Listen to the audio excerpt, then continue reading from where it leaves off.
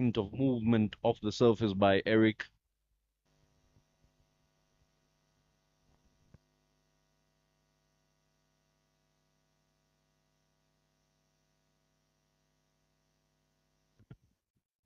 Just punch it down hard, just racing away to the boundary. But Chancelier is there to stop 2 runs for his team. There is a runner chance, but umpire Ange Diozo decided that it was not out. Yeah, a bit slow outfield in the morning here. There's dew still in the outfield, not allowing that ball to race away, but they still managed to scamper along for 3 runs. Excellent running between the wickets. Very excellent to start.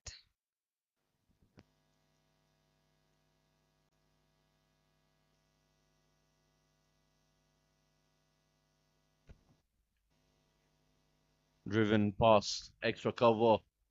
Will that be the first boundary? Yes, it will. Just gets there. Just enough power behind that.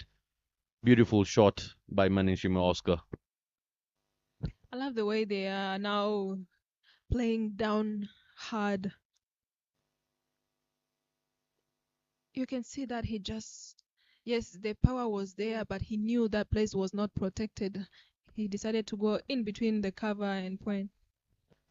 Yeah, piercing the gap properly there. Hitting it on the ground, waiting for it, playing it late. Brilliant shot to bring up the boundary. Yeah, easy 8 runs so far without trying many things. Just punching the ball down hard, trying to use the power play.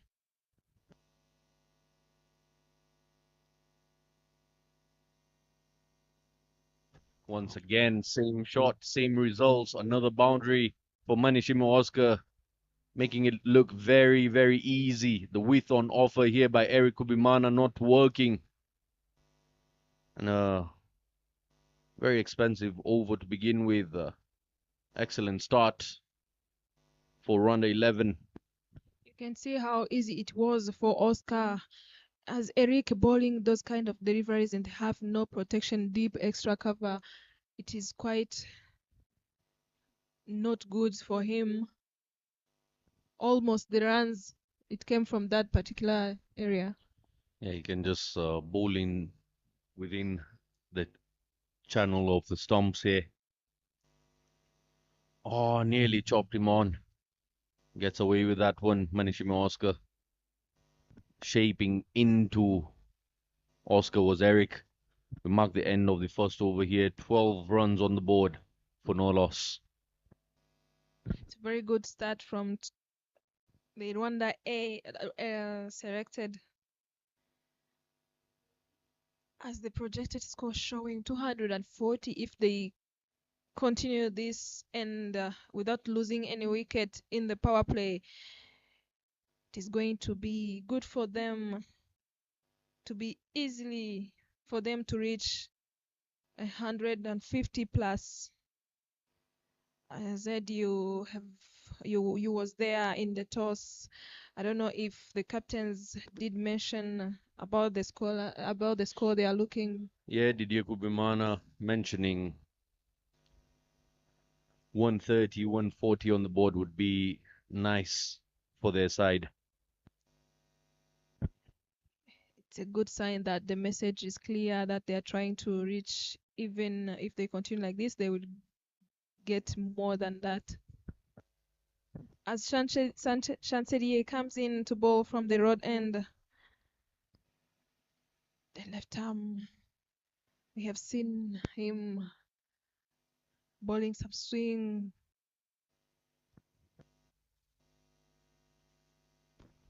Yeah, keeps it in line of the stumps there. Just driven down on the ground for a single. Having two protection outside the ring, deep fine leg and long off.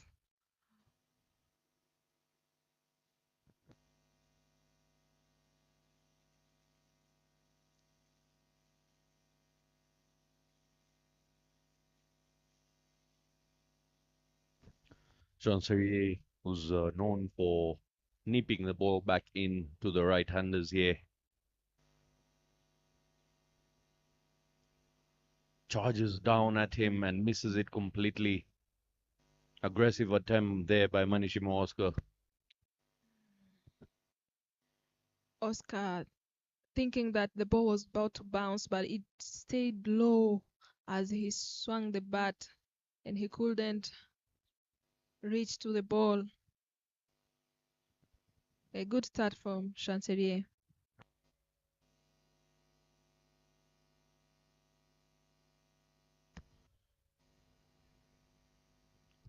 Very good running from Didier, running while the ball was just near the keeper. He misses it, and Didier was already took off and landed safely.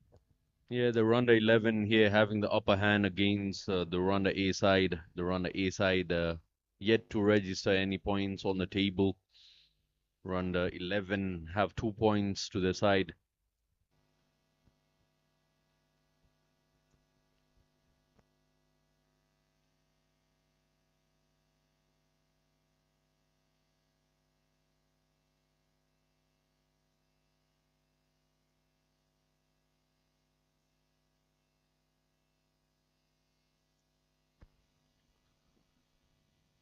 Excellent effort there by Theophile at point, but so quick between the wickets is Manishima Oscar and Didier.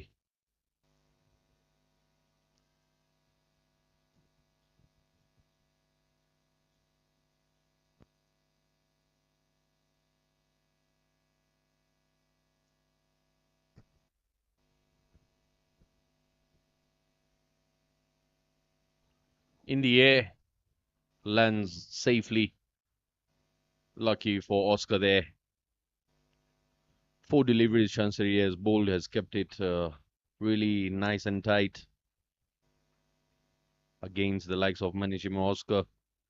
It's pretty humid. The sun is coming out now.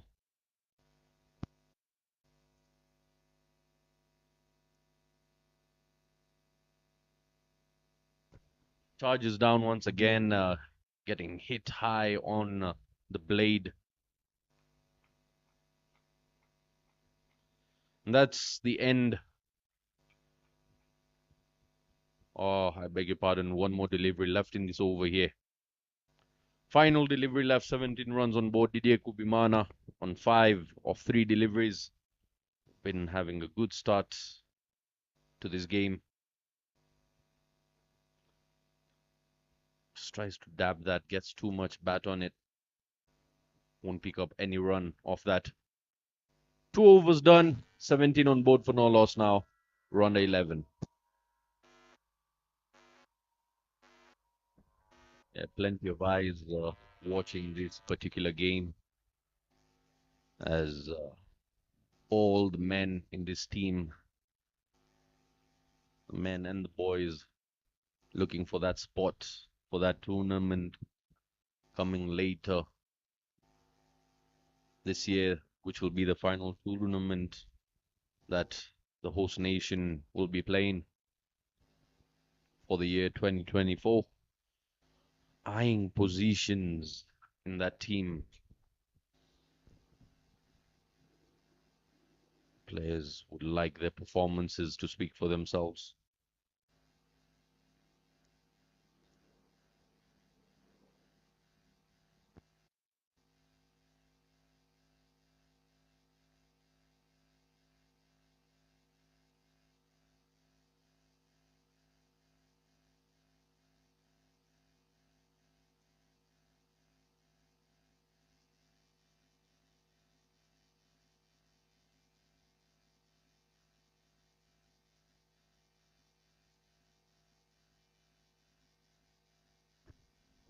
Yeah, the delay just being there, the official mentioning how you've got to take the bandit off as it can be a distraction to the batsman. Michael Iradukunda will be coming in to attack from the mountain.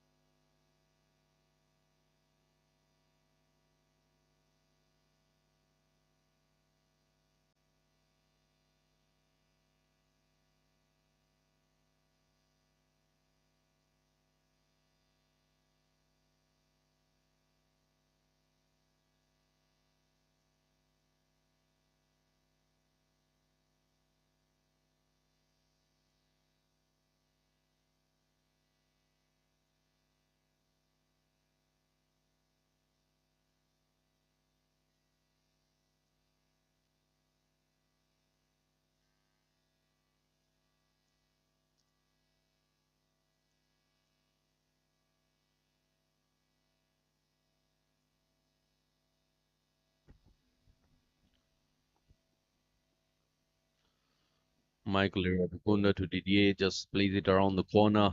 Excellent running between the wickets there. Michael, who's played 2 innings so far, has picked just 1 wicket with an economy of 12.25. So he'll be hoping to pick up a couple of wickets here. Can he provide the breakthrough, the early breakthrough? Because if they don't take care of this partnership early on, can cost them plenty of runs.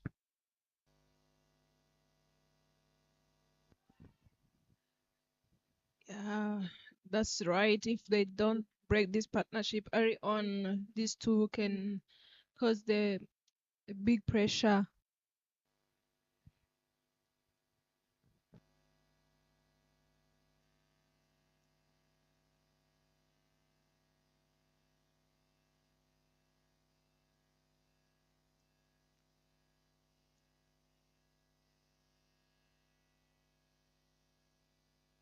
Up in the air, who wants it? It landed safely.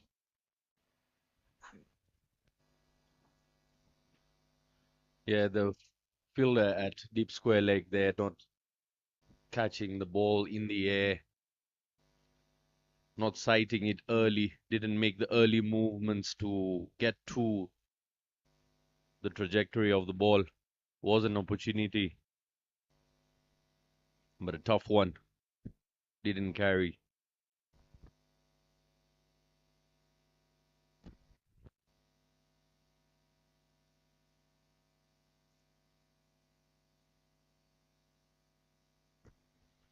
Didier Kubimana, 73 runs to his name in 4 innings, averaging 24 with a strike rate of 82.95. Is the is number 5 on the top batters in this tournament. Manishima Oscar with 57, averaging 14.25.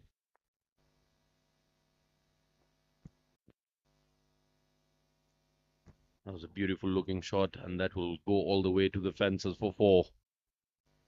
Lovely attack this by Didier. It's lovely to see this partnership having strike rate of more than 100. Just have a look at that use of feet, and the ball was just in the middle, and he made it easy to take it on the onside where there was big gap. What's really impressive about that shot is the placement, just closing the wrists at the right time and shaping it in the gap.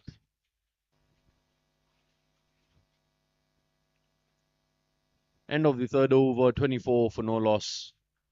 Cruising along is the Rwanda 11 side. The advantage they've got playing against each other is that they're well aware of each other's games and each other's weaknesses.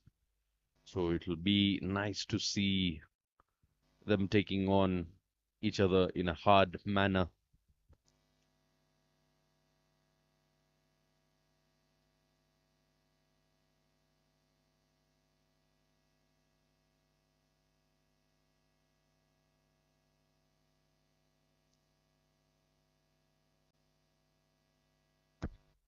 Oh, just slips through the hands of Kevin there, puts in the dive, big man.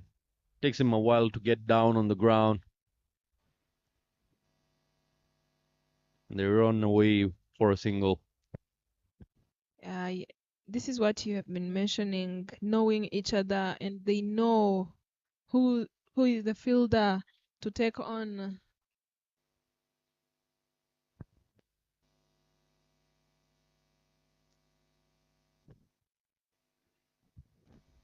Keeps it on the ground, no run taken. Chansiri not giving too much width on offer, just keeping it tight to the stumps, bringing it into the right-handers. He's got that delivery that nips away from the right-handers. If he could only put like a slip in place, that would be interesting to see. Driven and driven powerfully, but will it have the legs to reach there? No. Christian Benihirwe puts in the effort in the deep. saves valuable runs for his side, and they run 3 runs yet again.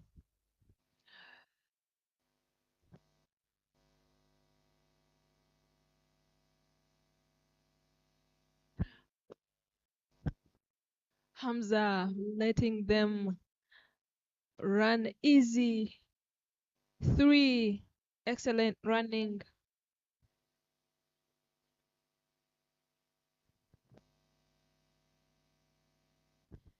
Zed, so far, I think the fielders are not putting much effort in stopping the balls or stopping them early on. They are making it easy to the batters.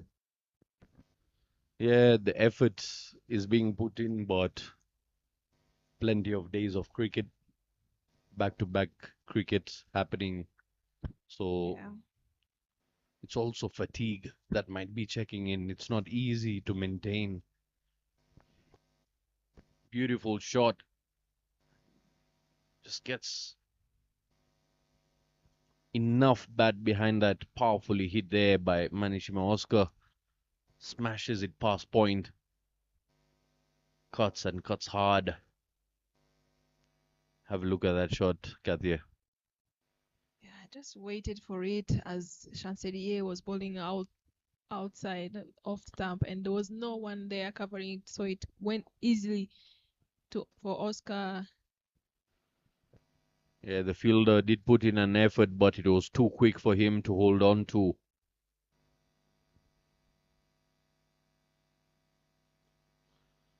Keeps it on the ground.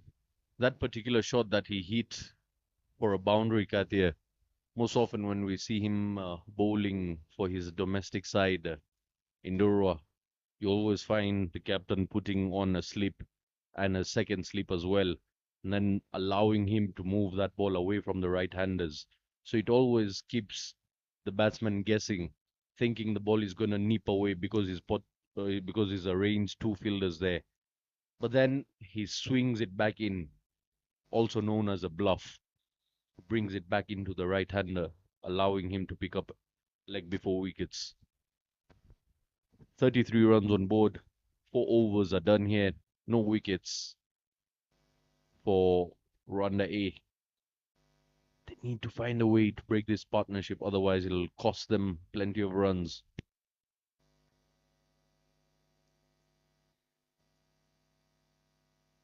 Up in air. Is it going to be maximum? Yes, it is. It is the first maximum of this inning. Oscar picking it easily. That was a beautiful shot. Michael Iradukuna not happy with the efforts of the fielder in the deep, didn't make his ground and just took a dive to it. He's not feeling well. He was on the ground there.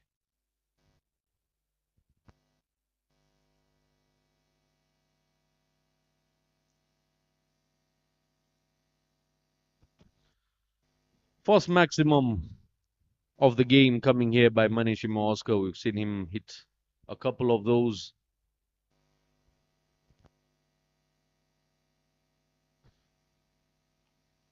High score 42 of 31 against Team Uganda, which was yesterday. Lowest being a 2-ball duck against Zimbabwe emerging. Last time that he played the Rwanda A side, he scored 14 of 10 runs. So far, he's struck 5 maximums.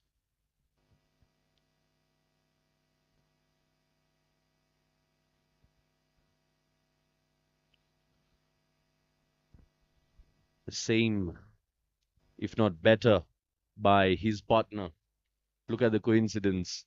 Highest score of 42 not out yet again by Didier Kubimana. So they're neck to neck and similar.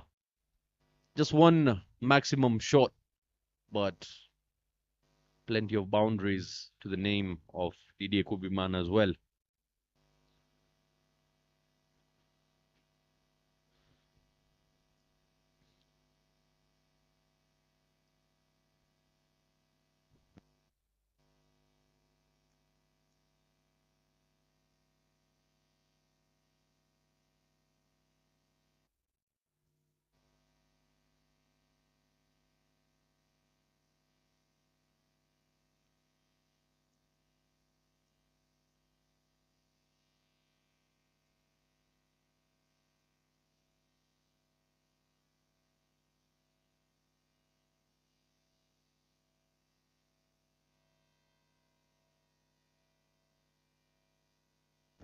Michael Iradukunda once again comes in for his second delivery.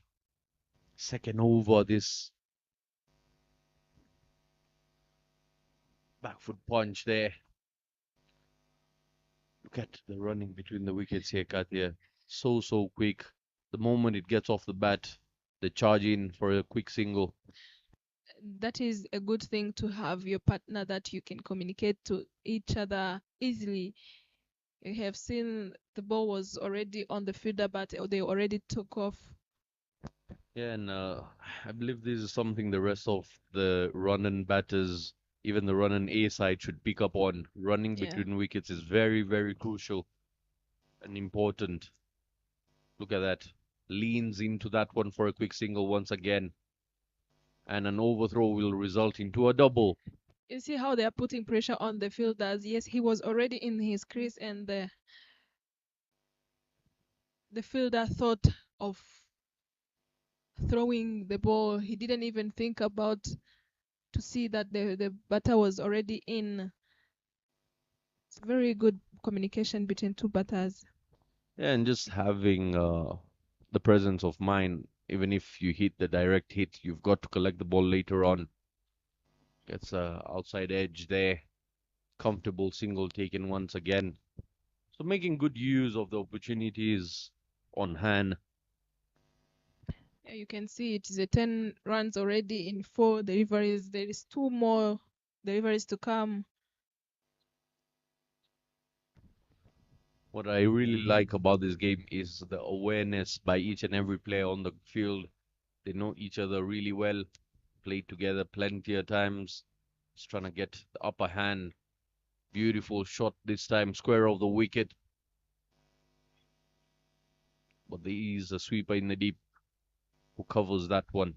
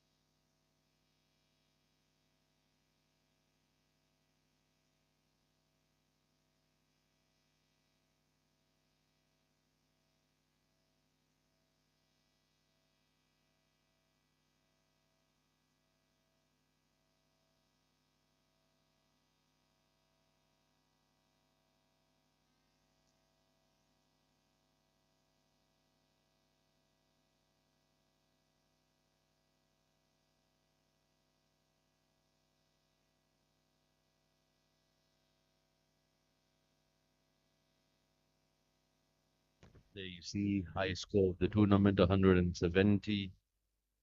That was by Team Zim against Rwanda A.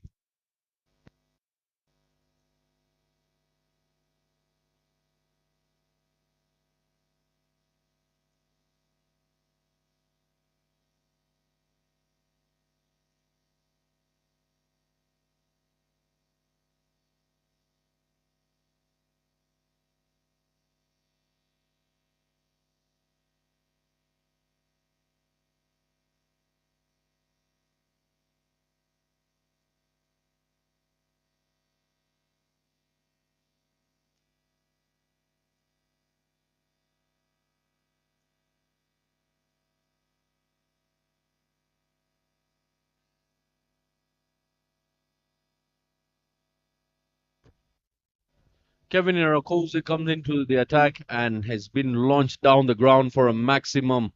Huge, high and handsome by Manishima Oskan. Defended the first delivery and takes him for a ride off the second downtown. Lovely flow of the bat. Once he hits it, it stays hit. It nearly came in here to come box. Oscar on his 32 in just 19 deliveries.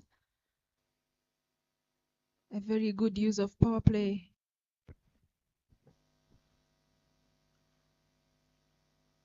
Oh, slips through the hands of Hamza Khan there as they come back for a double. Then if you look how he took off while the ball was about to reach to the fielder, it uh, it helped them to get an easy two. Yeah, it's almost as if he knew the ball is going to slip out of. Exactly. It's just knowing your field as well. And that's what I told you, players knowing each other really well here. Did. So much turn, and that was a chance, should have been taken. Kevin Irakoze, not happy with that. Yeah, lots of turn. Awkward position, awkward shot that by Manishima Oscar gets away with it. And he flies off to 35 of 21 deliveries in no time. Turn and bounce this time. No shot offered there by Didier Kubimana as he was being watchful. There is a lot of turn there, but that is the moment that they are going to regret. That catch was very Yeah, he could have close. got them Mm. the breakthrough here. Again, turn and bounce. Beautiful delivery to end the power play here.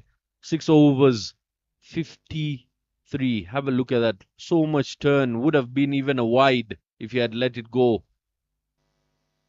He puts in the dive, he puts in the slide, but he puts in the slide having a look at the ball, not reaching towards the ball.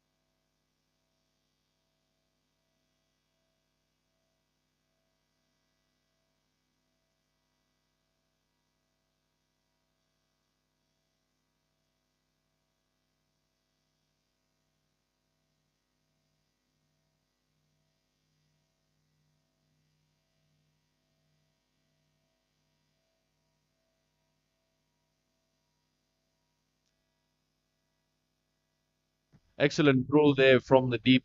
Theophile has come in his 3 deliveries, he's given away 5 runs. Excellent turn of the ball. Love to variate with pace.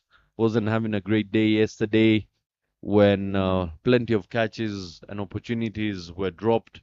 Wasn't happy with his teammates, but it's just a day in a life. It's part of the game. So much turn once again. Excellent delivery by Theophile. There's so much he's got to endure and then prosper later on, understanding the experiences. Flicks it around the corner.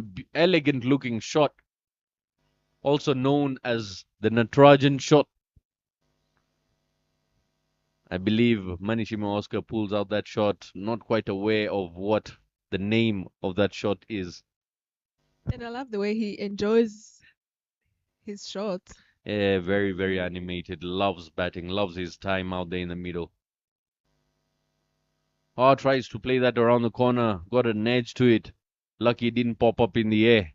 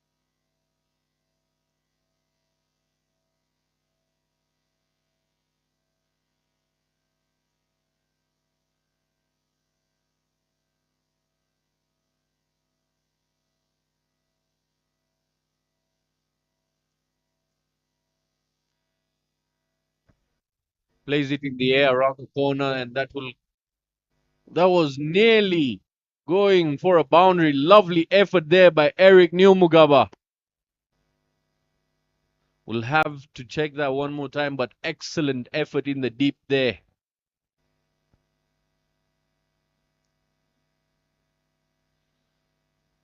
Saving valuable runs. Didier Kubimana plays that shot. Deep square leg, and the effort being put in by Eric Nyomugaba. Loud appeal, and umpire says height is of concern. Not sure about it. Would have been very, very tricky. Very, very tight call. We'll see that on a replay at some point. Pops it in the air and goes over the fielder's head for a maximum. Manishima Oscar thrusting that one down the ground. Yes, there we have it. A lift off. He just showed all the stumps and he gave himself a room to clear that to the maximum. Yeah, just a bit fuller there by Kevin Irakoze, and had to pay the price. Kevin Irakoze getting a bit agitated. It, Why not after being struck for a beautiful shot like that? Hard hands through covers this time.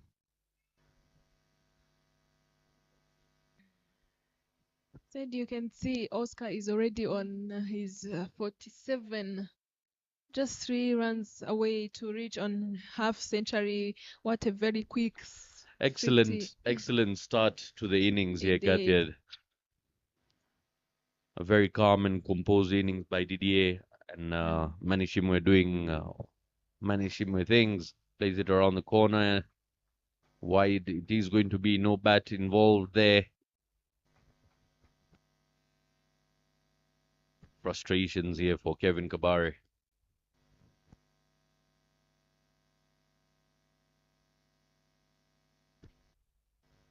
Lots of turn on that, but got into a position, swatted it onto the leg side for a single.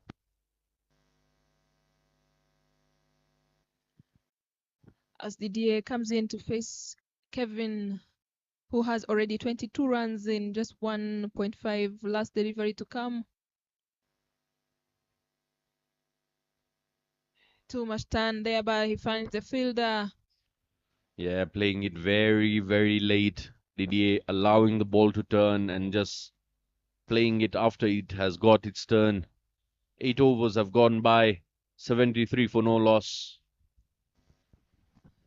As they mentioned, they want 130 plus, but you can see how they are going. I think they are going to get over that, going a 9 per over. And with these two batters, how they are batting, I don't see them coming out any soon unless bowlers It's doing something else. it is very unusual, Katya. Usually when the captain mentions about 150, 160, they end up scoring 110, 120. This time around, the captain mentions 130, Yeah. and the tables have flipped. Theophil back into the attack. So much turn, but pitching it wide, wide of the crease, and Eric Nyomugaba there. Not clean with the throw back to the keeper. Don't want to risk giving away extras here.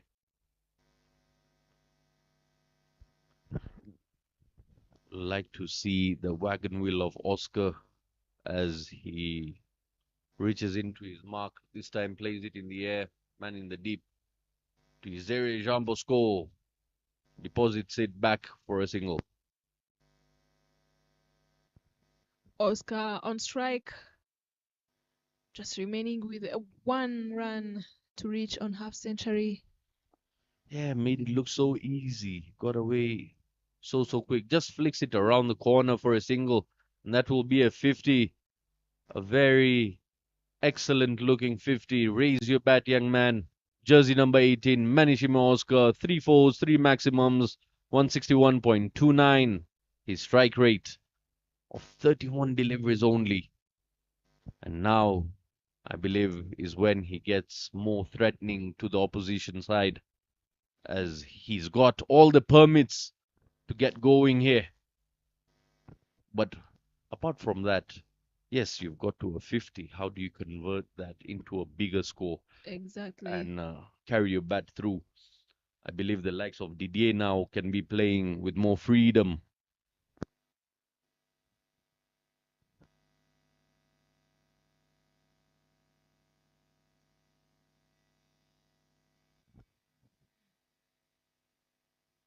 Yeah, the thing you mentioned about having a 50 this early on and how you're going to carry it through, it is going to be good as one of them stays or even both of them can stay.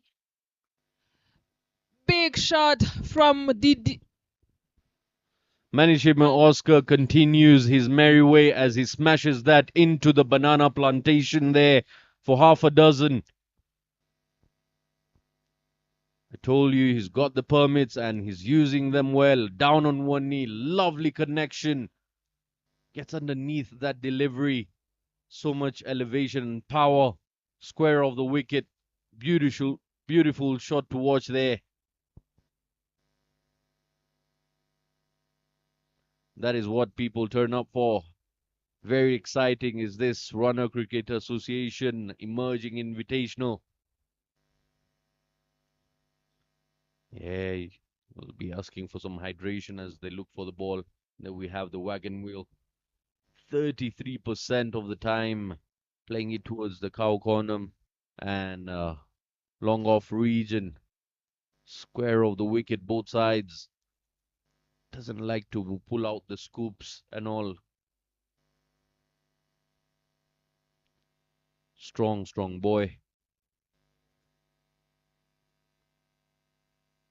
Registering his highest total in this tournament against the home side. 56 of 32 deliveries.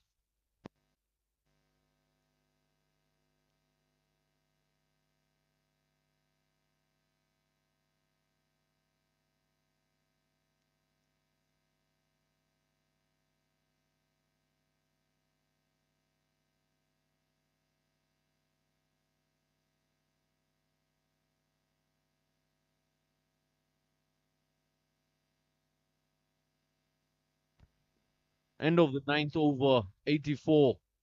And there's still yet another single. So it's going to be 85. How late was that called? We'll have to see that one more time. What just happened out there in the middle? Disappointment by the keeper as well. An extra throw and a very, very cheeky little run taken between Didier. Lots of turn on that occasion. Just an underarm throw and very casual there. Very, very casual and careless by Theophil. You've got to collect your own ball, young man. Never looked back to coming to his popping craze there. And presence of mind by Didier and Manishima Oscar. They pick up that single.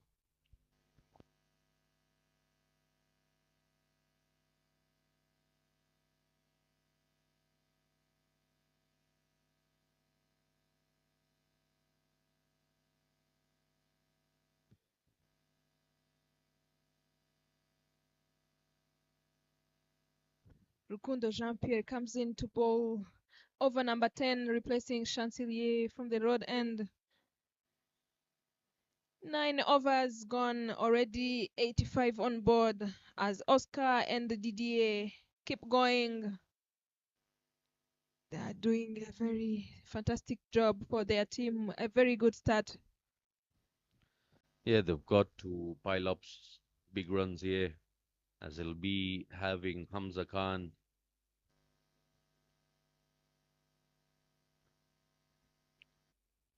Irakoze Kevin.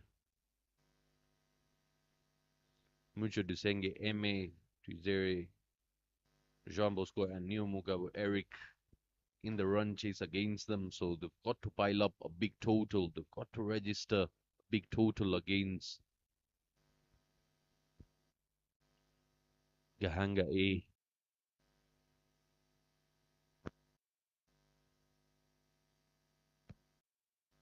Tight delivery.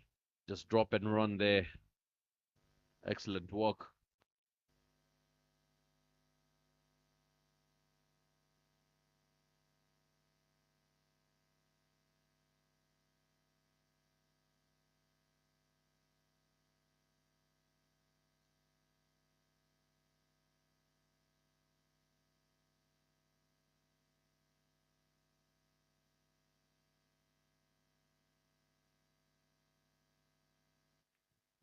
These two batters making it easy to the middle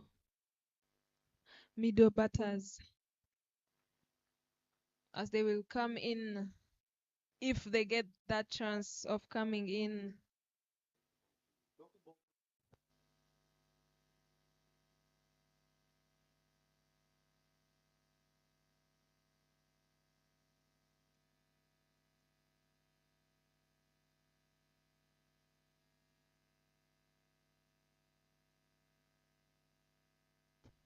Plays it over there through covers. Kevin Irakoze, the big man, collects that. And they were dealing in singles. Yes, the big shots have been coming in, but regularly we've been seeing the rotation of strike. Projected score far, far beyond the one that they mentioned at the toss. Who do you think will make the breakthrough for Team A here, Kathia? Rwanda A need a breakthrough desperately.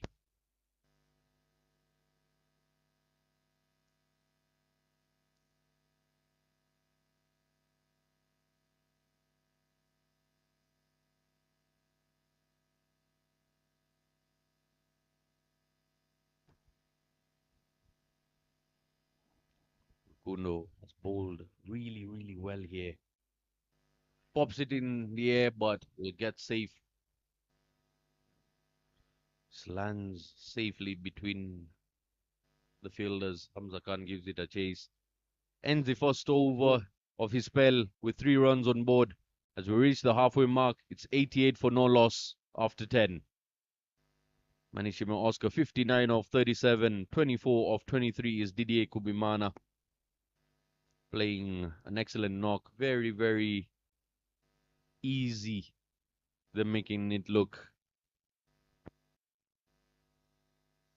And Eric Kubimana will be coming into the attack now from the mountain.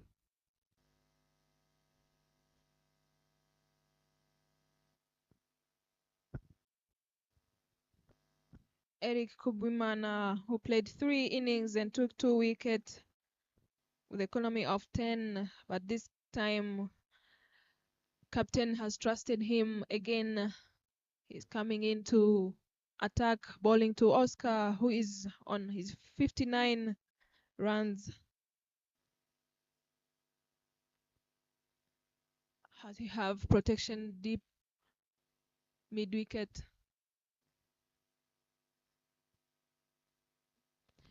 And the big appeal, but umpire was not interested in that.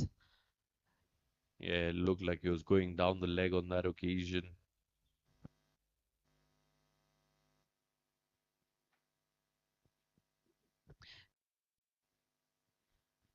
I love the way batters now are trying to rotate more as they know that the fielders has opened. They are all on the outside the ring. Has protection everywhere. Yeah, they can take on the fielders in the deep and very, very good between wickets. These two are occasionally also taking on the bigger shots like that one. You can see going on all the way through covers, launches into that one for a 6. Beautiful shot by Manishima Oscar. He tried to bowl on the offside and that was full, and Oscar just making it to look easy to get a maximum from that. Yeah, smokes it down the ground. Beautiful shot. One for the photographers. Can be watching it over and over again.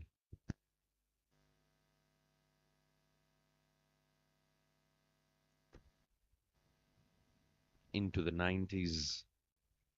Now, Team Rwanda 11, Manishima Oscar on 65 of 39 deliveries.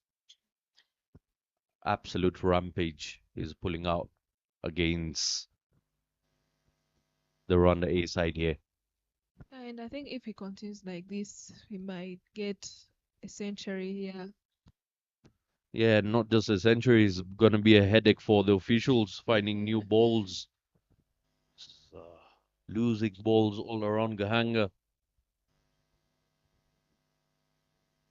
Strong, strong lad we've got here.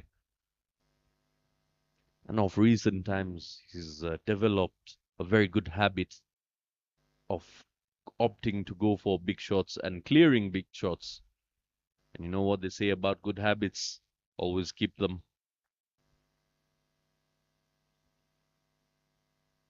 Let's see that shot one more time.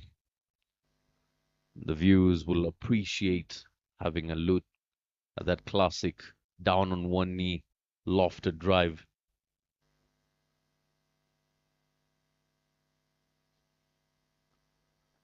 Absolutely crunched that. Nearly getting into the tens there.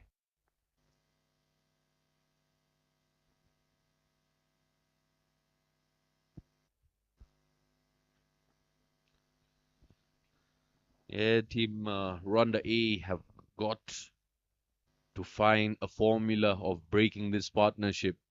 I mentioned earlier, if they don't find a crack in this shield, you'll find it very, very difficult later on. Oscar having a look at the new ball. Very good partnership. 94 in 62 deliveries. Oscar and Didier doing a fantastic job. And they normally say once you get a good start, you will come in with freedom. Kubimana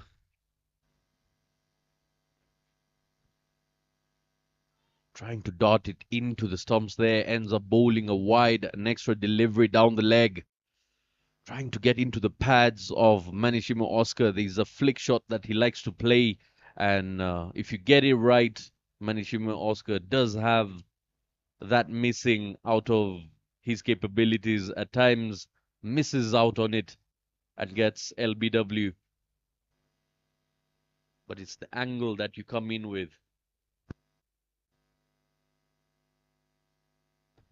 Smashes that right underneath the chin of the fielder there. Benihirwe will collect that for just a single. A very good fielder. Benny Hill where he is. You can see that many times fumbling. He put in effort to stop runs for his team. Yeah, and it's something, Kathy, that Manishima Oscar has been working on technically, trying to play around his pads there, trying to glance it the right way. Oh, look at that shot. Look at the control of the bat, keeping it on the ground, knew exactly what he was doing. And the support by the skipper Didier Kubimana towards Manishima Oscar, providing him the strike. And one thing I discovered is that Didier is not trying so many things, not just to go for big shot. He's trying to give a strike to Oscar. You can see the example of this previous ball that he faced. Yeah, just a run per ball. This is the sort of performance, hard hands, smashes it down the ground, the sort of performance that would have been expected against Uganda A yesterday as they were chasing 120. But there were some difficulties at that point facing the bowlers there, challenging with a spin. But tough lessons learned out of that. And we move on to the next game. New day, new performance. Oh, slower full toss down the leg. Completely outfoxes him.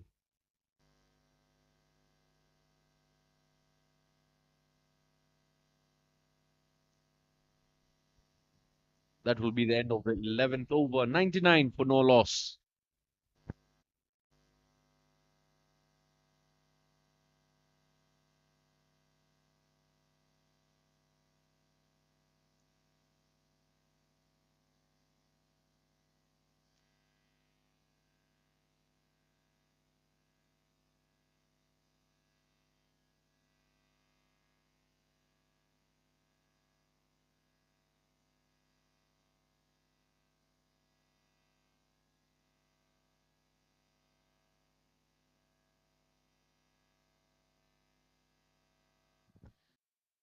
Oscar Manishimwe, who has 67, and he's now becoming a top batter as he was on number 10. He has moved on to number 1 after getting 124. He has played 4 innings so far, and he scored 57 runs, but now he has 67. That makes it 124 total of runs.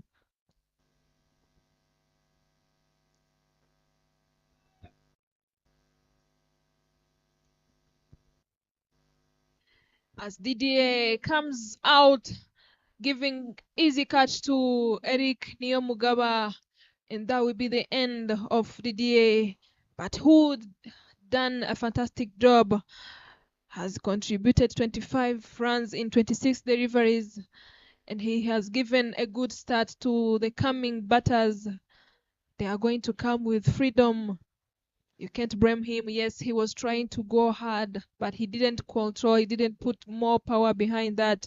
But again, now I will take the opportunity to welcome Mr. Lee as Zaid taking a little break. I don't know if that counts as a commentator's curse, getting the first wicket as I come into the commentary box, but you were just saying last over, Didier doing the right thing, just knocking it around, giving the ones, getting Oscar back on strike, but attempts the big shot on that occasion. Doesn't clear Neo at long on, and the first wicket does come down, and a real shame they didn't get to put that 100 partnership, but it's a very different game to what we've seen normally here. We were discussing yesterday, it's on the same pitch, how difficult it was to bat on. Well, they've made it look very easy so far today. Oscar Manishimwe looking in imperious form, striking the ball over the ground. And here will be an interesting one. So Isai definitely struggled yesterday. But what a nice time to come into bat with 99 already on the scoreboard. Oscar going well at the other end. Great time to come in and bat. He should be able to knock it around and let Oscar continue. As Isai comes in to replace Didier, and he is on strike. He has played 4 innings and 28 runs he scored. Yeah, certainly struggled yesterday. Couldn't really rotate the strike. See how I feel first up, just nipping away. Good ball, just back of a length. Rukundo, he's really impressed me throughout this tournament. Rukundo, I like everything about his action. Brought into the attack and at least making the breakthrough. And in all of the chaos, his figures so far, the standout, just 3 runs, 1 wicket from his 8 deliveries.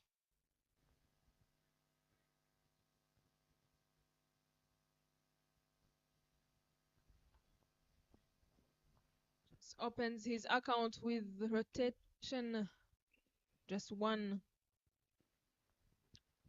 Coming back to Isai, who had not good moment, I may say, because the 4 innings he played, the highest score was 17 runs against Uganda A. Hopefully this time he gets something to put on.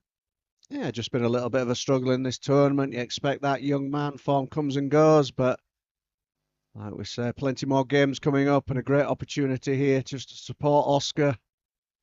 Shouldn't need to feel he needs to do too much, certainly for these next 5 or 6 overs while Oscar's there. Just bat on ball. Unsurprisingly, with 101 on the scoreboard, just 11.4 overs gone. The field is set far and wide. There's lots and lots of gaps. So bat on ball is all he needs to do at this stage.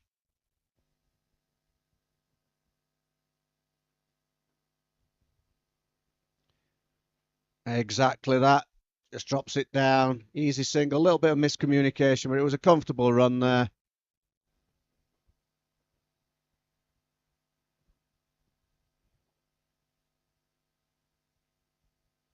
But what's happened to this pitch overnight, Katya?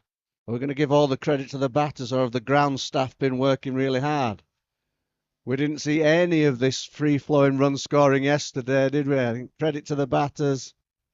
They batted superbly, adjusted well. Oscar again just knocks that out to long on.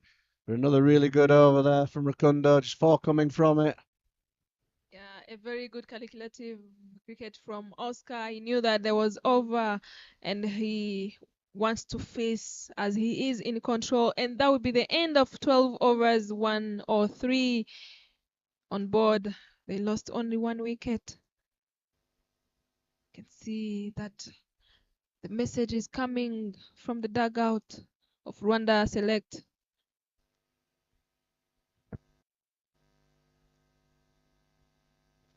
Just need to keep trying things in the field here. Rwanda Select, keep rotating those bowlers. So now just find a way to get back into this game. See big Kevin Irakoze coming on at the hill end. A little bit of treatment early on, particularly from Oscar. Be looking to bounce back.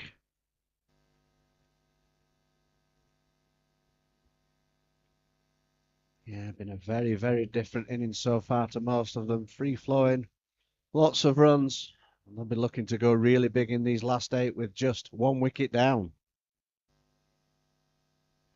There's an example of still plenty in this pitch. Big turn, skidding through, beating the batter, beating the keeper, comes down. Chase from short third for Eric Kubwimana. 2 byes on the board. It shows you that it's still a tricky pitch. There's plenty in it for the bowlers. Big, big turn there from Kevin.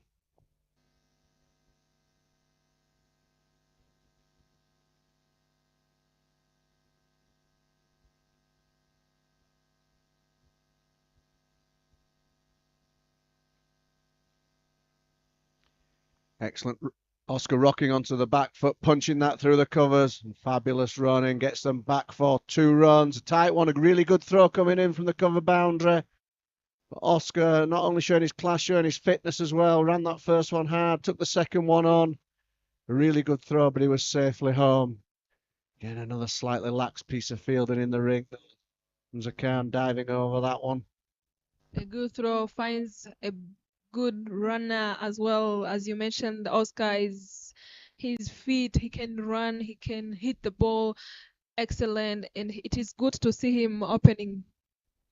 Definitely, and lots of games coming thick and fast. They must be a bit tired, these boys, but you know, why be tired when you're on 71 or 45? It's not a good time to be tired. He wants to really cash in today. He's done so much of the hard work. These opportunities in T20 cricket don't come along that often, so go big when he can. Kevin Kabare haven't picked a wicket in this inning. He played 4 innings and took 3 wickets. The economy of 5. But this time he scored. He gave away 25 runs in 2.3. That's a lot. Yeah, gone for a few runs today. Can happen. Difficult art leg spin, but yeah, I'll be disappointed with that wicket total. These have been turning pitches. Decent economy for the tournament, but I'm sure he'd like a few more wickets before the week is finished.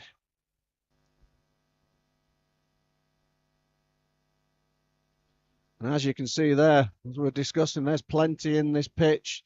Turn and bounce that time. As I can just ride that, but gets enough bat on it to go past the keeper. I saw some balls staying low and other balls just having an extra bounce.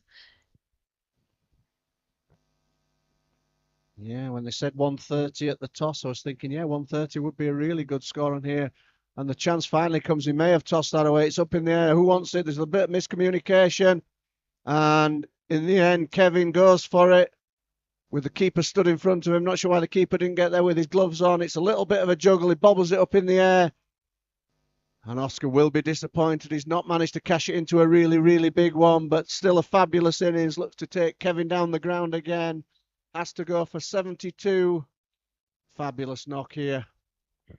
Indeed, Kevin Irakoze finally getting rid of Oscar, who was danger man, 72 runs in just 47 deliveries. A very, very good.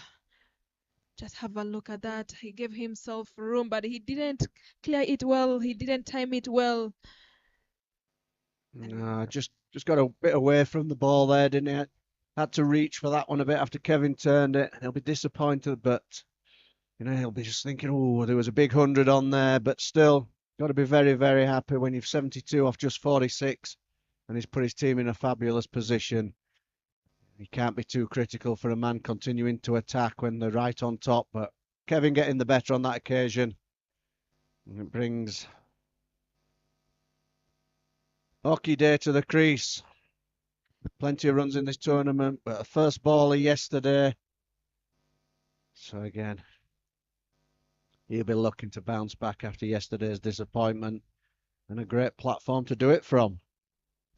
Yeah, it's good to see Oscar being replaced by someone who also plays very good inning as Orchide has played four innings and he has 95 deliveries. I beg your pardon, 95 runs. Good to see the selector A side just bringing a slip in, still attacking. Kevin turning that one, spinning that first ball past the bat, still trying things. Good to see.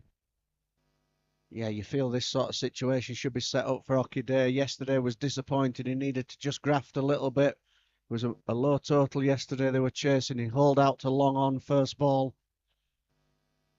Should have a bit more of a license today in these last 7 overs, shouldn't he? And it is very good to have long batting lineup. You may take a big wicket, but again, someone who comes in might be more dangerous than the previous one. Yeah, he's a powerful striker of a ball. Couple of wickets though, just starting to drag themselves a little bit back into this game. That run rate just dropping slightly. Still going to be a very big total to chase in this second innings.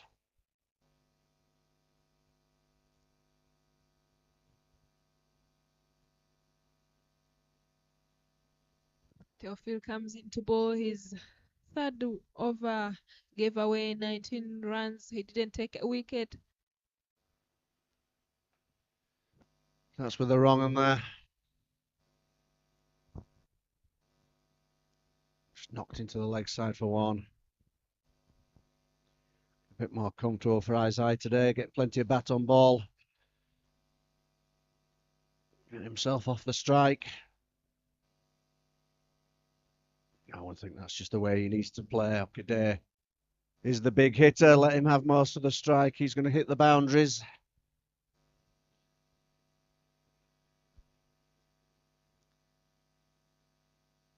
Big turn again. Oh, and he isn't got a bit of turn in. Hockey Day fails again. Second day in a row. Last couple of deliveries this time. Caught behind, and yep, the fight back is continuing. Good wicket there. Good spin. Orchide not having a good time in these 2 days. Yesterday, he went out without giving a run, and this time exactly happens the same. So disappointed as Teofil gave him a good delivery, a good turn. Orchide thought it was on the fourth stump, almost fifth stump, but it came back in.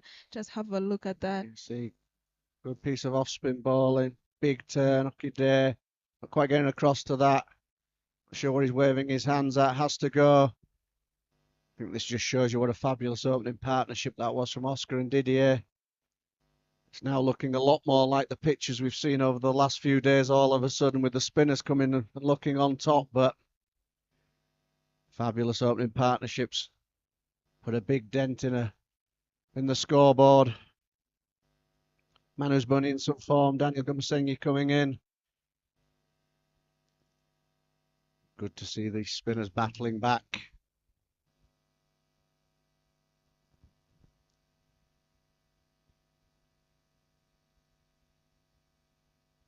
Daniel Gumusenje, who played 2 innings and scored 25 runs.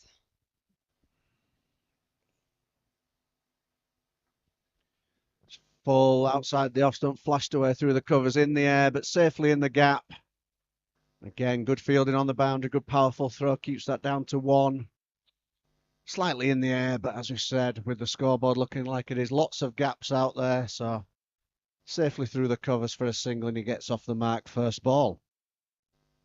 As these two batters knew and they got a good start, I think they just need to hang in there. Again, big turn, cramping in for room, trying to cut that ball away, but follows him. Just shows you the power of a couple of wickets. That projected score's just dropped 20 or 25 in the last few overs with those wickets, the slightly tighter ball in. As I sweeps on that occasion, doesn't make really good contact, but wide open spaces there, backward a square, so comes back for a single. Yeah, you mentioned about projected score when you lose 2 wickets like consistently, and now it is 112. Yes, we are expecting this slow scoring. But what I was mentioning is to these two batters, they need to hang in there and try to rotate, and they get used to the pitch and to the bowlers as well, so that they can start moving from there. Yeah, it can take a little bit of time, but again, with only 6 overs remaining, 7 wickets in hand, I think again, just keep attacking, keep positive. If they lose a Exactly. few more wickets now, it's not the end of the world. You see, there's plenty of batting still to come. So, yep, by all means, you can have a look at a few deliveries, but what you don't want to do is let that really good start go to waste by just going too defensive now. With 6 overs remaining,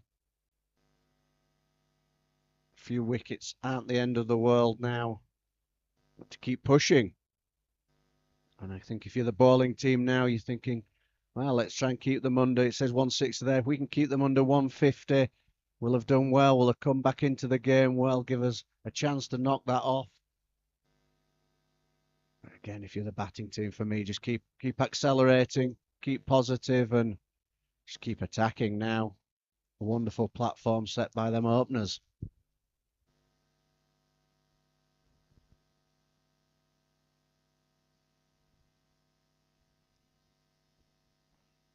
It's good by his eye, good use of the feet down the wicket. Knocking that out to long off for a single.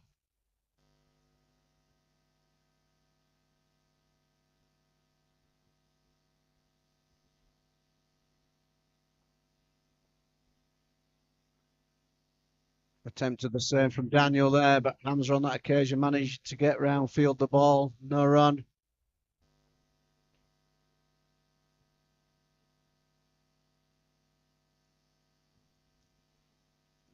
Push to the other side of Hamza this time and can't stop the single.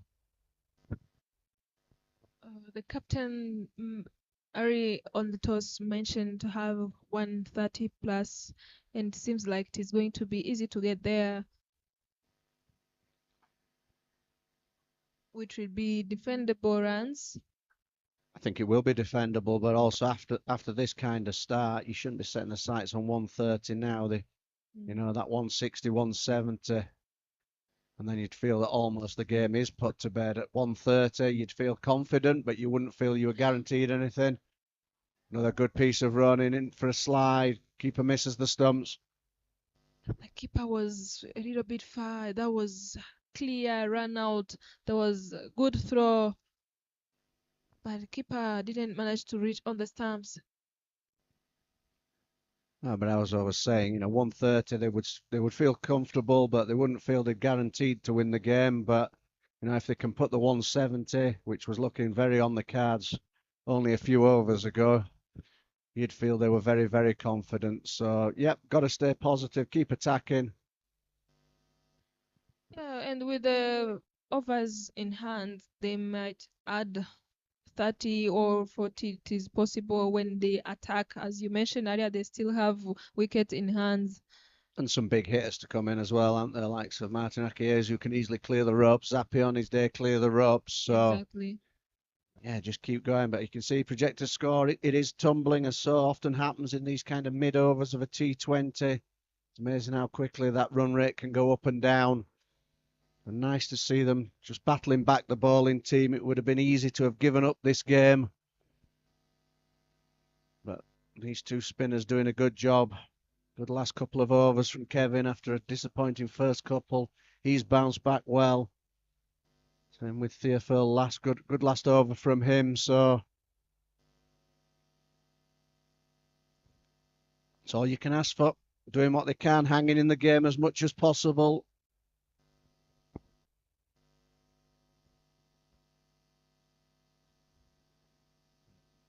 Really positive intent zone from Isaiah trying to come down the wicket, not timing that, but gets enough bat on it to get it down to long off for a single. That's the right way to play for me now. Again, just 5 overs remaining.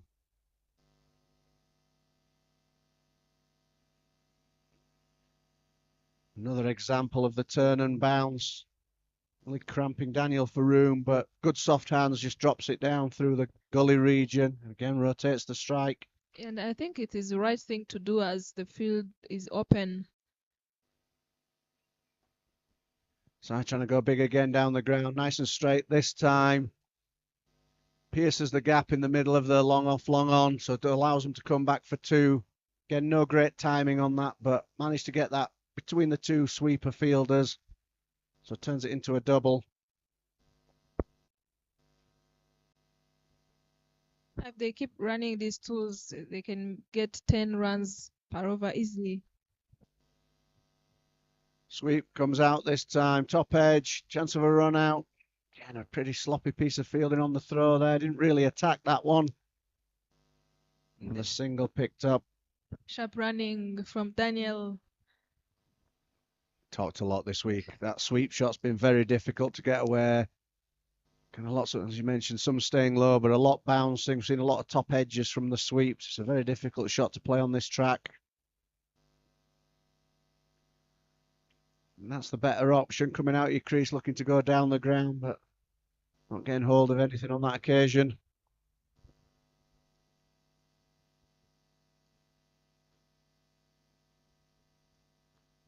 And again, that looks like another chance into the covers.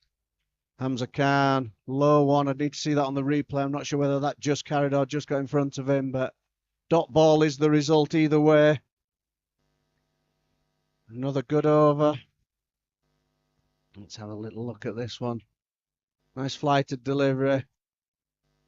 Yeah, still just one of those really tough ones, just on the half volley, I think, to Hamza in the covers.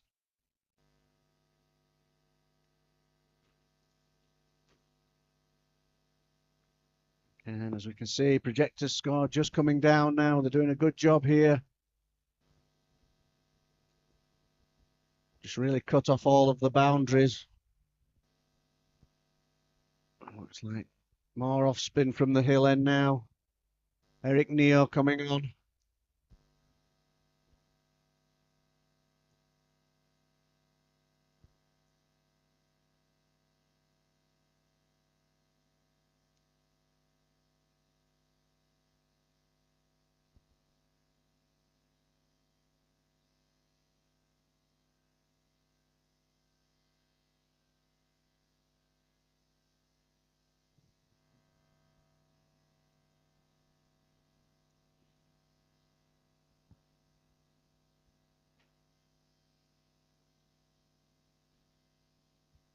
Again, same result.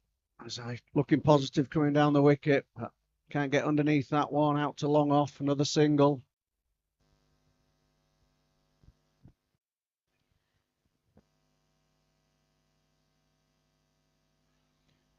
Big turn, beating the bat on that occasion.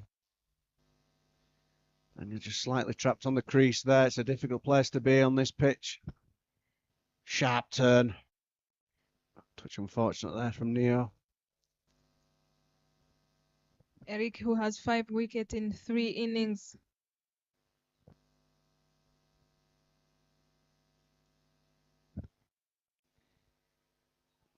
Another dot ball, and as you can see, for the first time, that projector score just dips under the 150. Wider on this occasion. Cut hard out to backward point. Shy at the stumps. Would have been interesting with a direct hit, but Good gambling. I think it is time to take some gambling with the running as well. It's hit powerfully to backward point Kubwimana, but both batters just set off immediately. Some good running. And has he got some more on this one? No, he hasn't. Tried to go aerial, but doesn't get enough. And a good catch running round at long off, just inside the ropes there. Michael Iridakunda picking up the catch.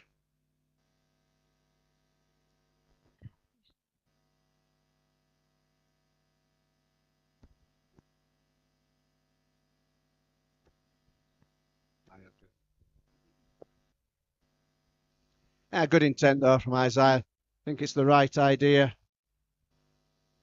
Trying to go down the ground. So he just doesn't quite get enough of that. A little bit off the toe end of the bat. Yeah, he didn't connect it well. And Michelle took easy catch. And that will be the end of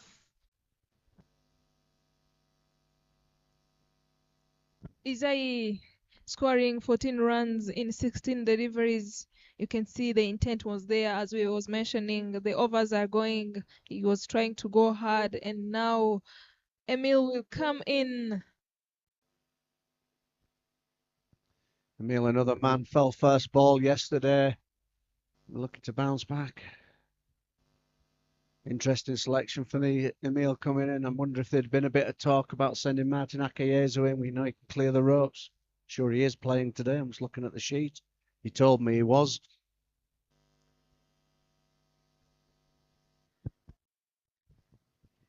A very good over from Neo Mugawa Eric. Taking a wicket, gave away only 2 runs. And that will be the end of 17 overs, 124 on board. 3 more overs to come, Lee. What the total do you guess they can add on?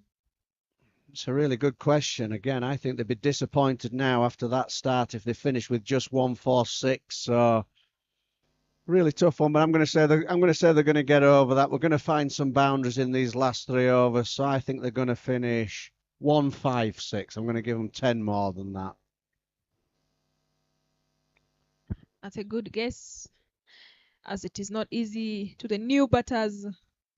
No, it's looked really difficult, hasn't it? Again, just showing you how well those 2 young men batted up top in that opening partnership. Nobody else has looked really comfortable since coming in, so certainly still not easy out there. This might be where it gets a fraction easier. Pace on the ball. Jean-Pierre Rukundo to come back into the attack.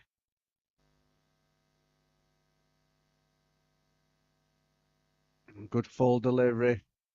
Angling in, darting into the pads. Squeezed out to short fine leg. Shy at the stumps, but 1 run is the result. Nice bowling again.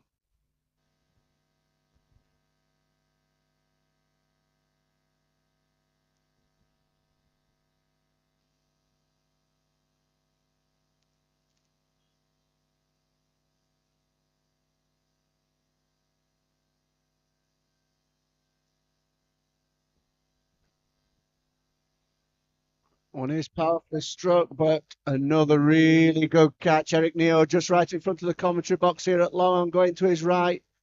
Emile going for the big hit, right idea, just didn't quite get the elevation, but we could see there he was only 1 step in from the boundary rope. Very good catch.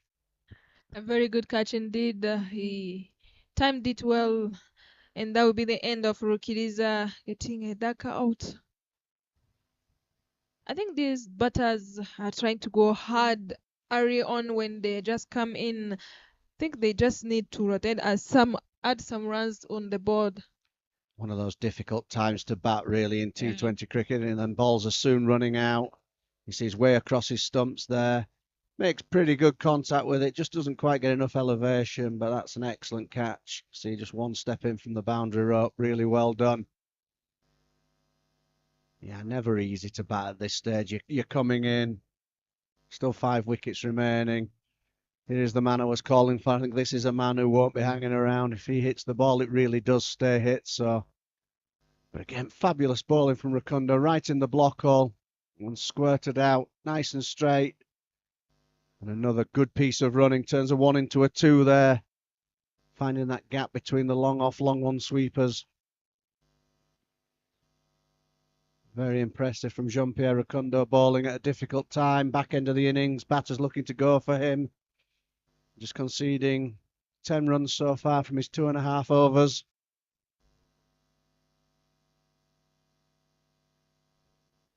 Oh, commentator's curse again, a bit slower, tries a little bit of a change up, but pushes it too wide and given as a wide.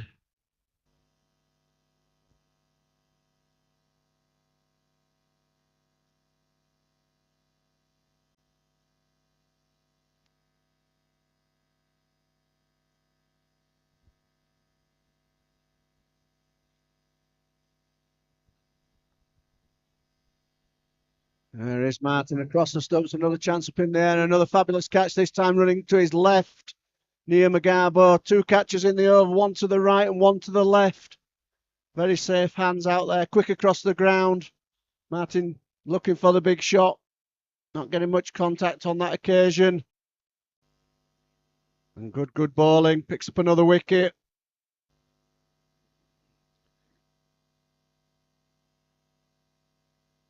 Too disappointed. Akayezu, who was looking forward to add some runs, a big total of runs, but he ended up giving away. Just have a look at that. He used the feet, but again, the leg went a little Going bit away a bit. behind. Yeah, good bowling again though, keeping it full and straight, mixing up his pace from Rukundo. Another fine catch. Yeah, it's just stalled a little bit this innings. My 156 is looking a long way away now. Gotcha.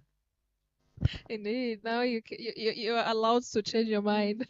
No, I'm good. Someone somewhere's going to find me some boundaries, I'm confident. I don't know where at the moment.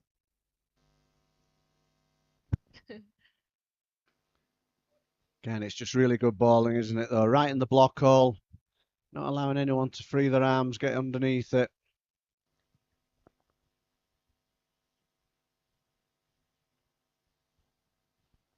They've just done a really good job these last 6-7 overs of drying up the boundary count after that onslaught early.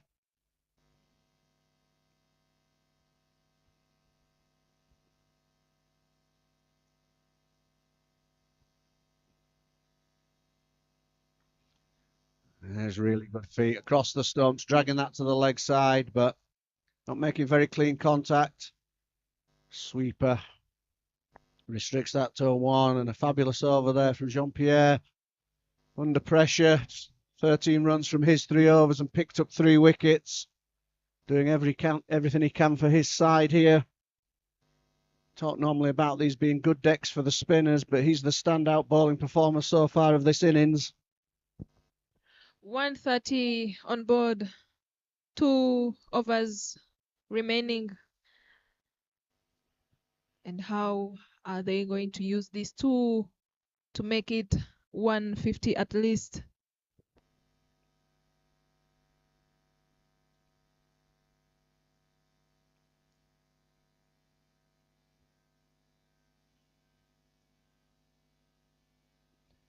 Interesting last 12 balls here. You know, who goes into the changing rooms the happiest after this? I think no matter where we are, this is a decent score, but the batting team will certainly feel that they've left some runs out there unless we see a really big onslaught in these last 2 overs, whereas maybe the bowling team, after being really under the pump for the first 10 overs, will feel that they've dragged themselves back into this and given themselves a really good chance. So, yeah, big 12 balls here. This extra sort of 10 or 15 runs could be huge in this game. So, change of bowling. Chancelier coming back on at the hill end. Left arm quick. And if you're the bowling team, you're just thinking, oh, we might even just keep them under 140, which from where they were would be a really good effort in the last 10.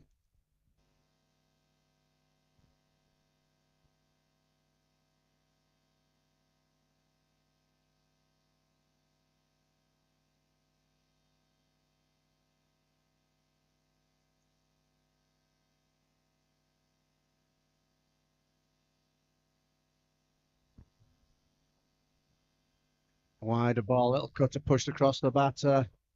Flirting with that wide line, but getting away with it.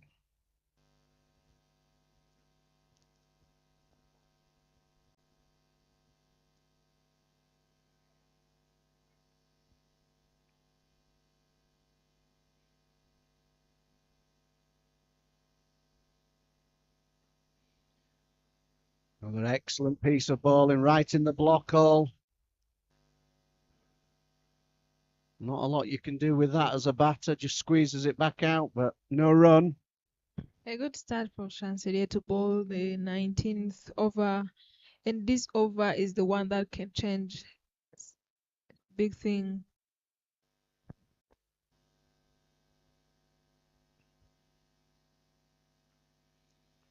Another cutter again. Just squeezed back, bump ball. Trying to put the pressure on with the run in between the wicket, but collects the ball, knocks the stumps over, another wicket falls. An excellent start from the bowling team here. 2 dots and a wicket. See there, down into the pitch, looking for the single. And Celia picks up that ball and calm as you like, just returns it back to the stumps.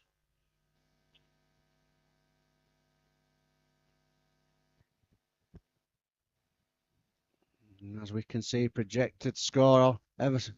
I think the batting team will be cursing me coming to the commentary box. There were no wickets down, going at nearly 9 and over when I stepped up to the plate. It's been a very different story since then.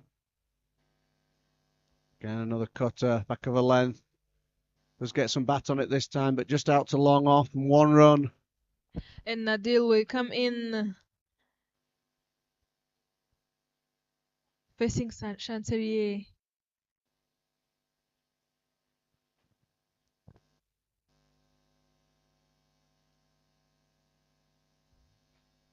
Two more deliveries for Chanceria.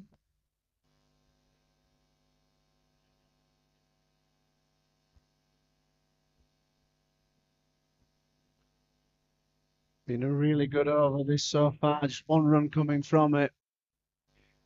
Just tremendous effort in the 19th. Another slow ball there again. Totally deceiving the batter. Good thinking from Chanceria. I think it's good to see these boys are learning from yesterday. Oh, they watched them Ugandan boys. They bowled a lot of cutters, a lot of slower balls. Difficult to get away on this track. Good to see.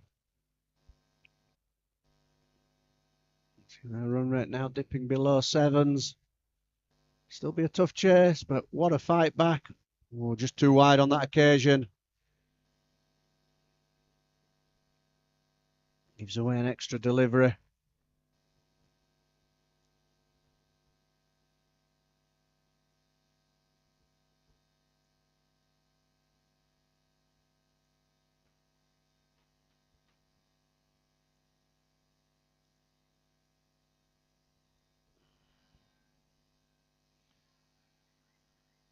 A big appeal and given out on the field. Yeah, doesn't look overly impressed with that. And that was too And wide. he's just waving his arms around.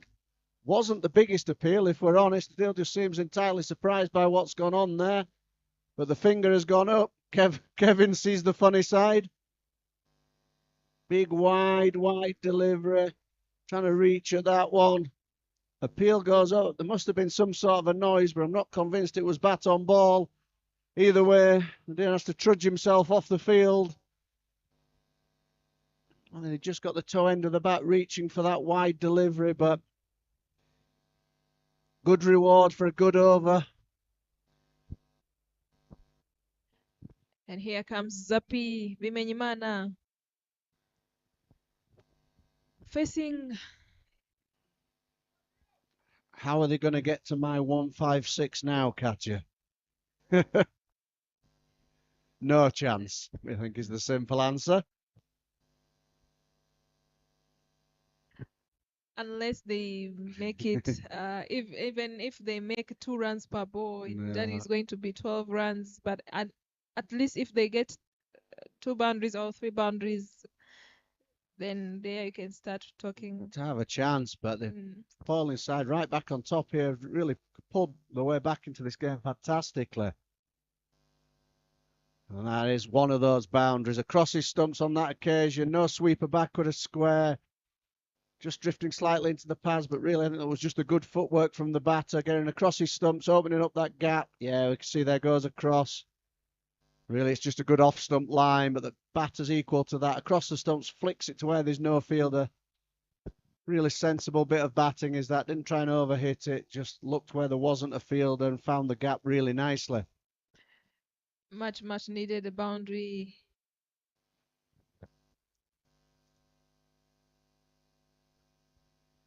This time he's down the wicket. Doesn't make as good contact on this occasion. Taking on the fielders though, 2 runs.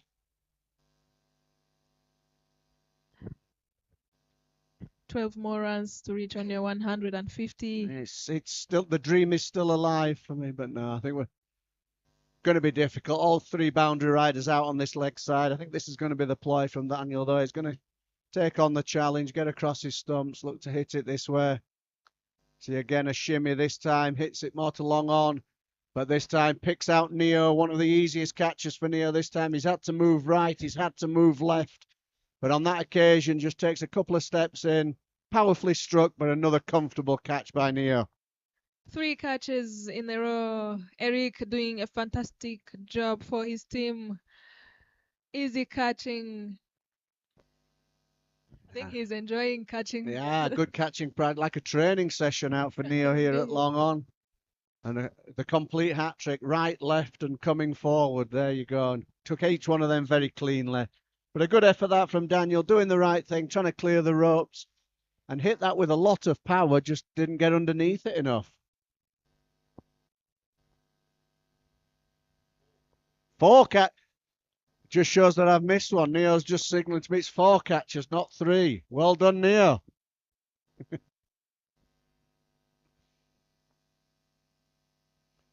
Oh, trying to bowl a slower bouncer that time, loses the action, pushes that outside the off stump, wide delivery. But it's 4 wickets for Jean-Pierre Rukundo. Be nice to get a 5-4.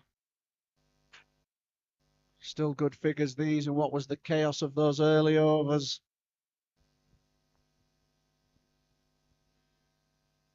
And you get one more through.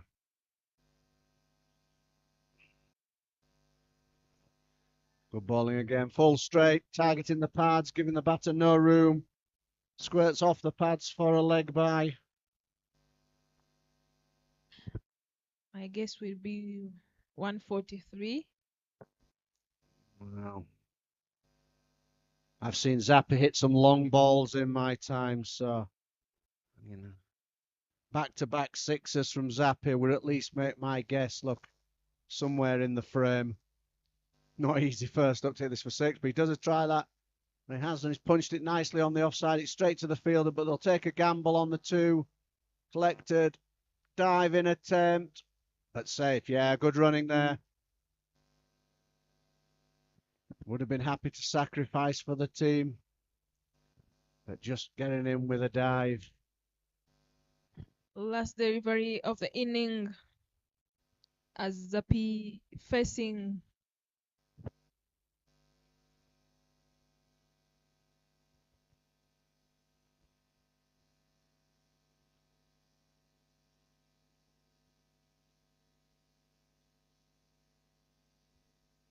Here is the last ball.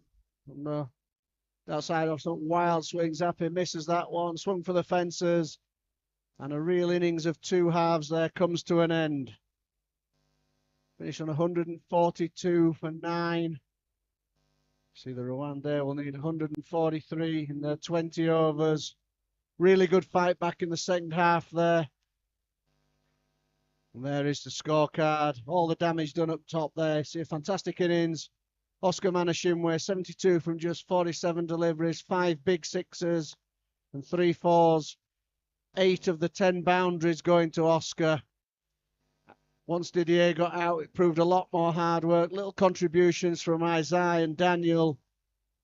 But the bowling team coming back right into this one to join us after the break for the run chase.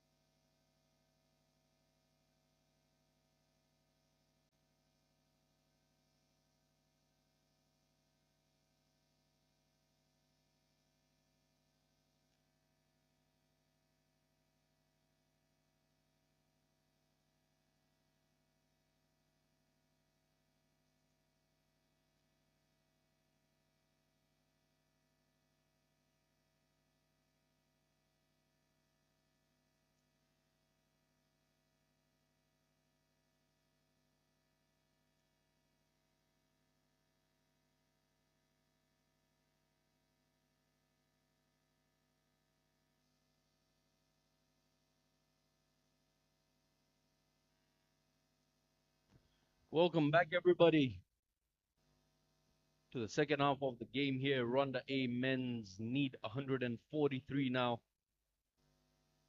from 120 legal deliveries. Yeah, quite a way to end first innings here. Wickets tumbled like a deck of cards, and something the emerging boys should be learning. These are the games you look back and try to correct. 1+1.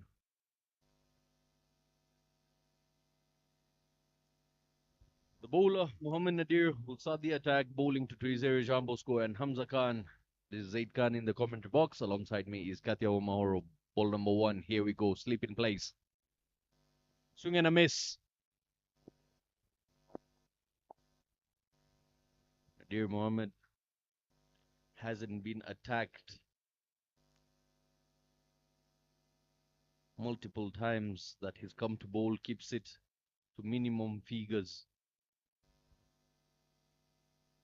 Bowls it outside off stump, and that should be the first boundary. Aggression. Oh, no, no, no, no, no. The outfield is too slow. Still slow this point around. Not enough power behind that by Bosco.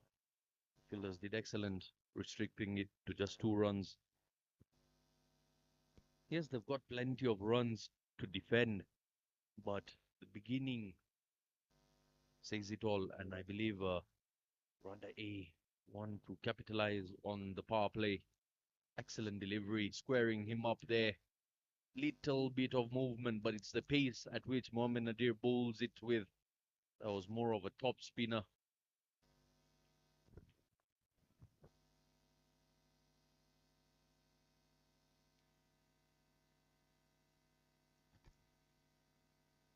Same delivery, same results. Bosco having a close look at the pitch. Where did that one turn from? Talking about Nadir, who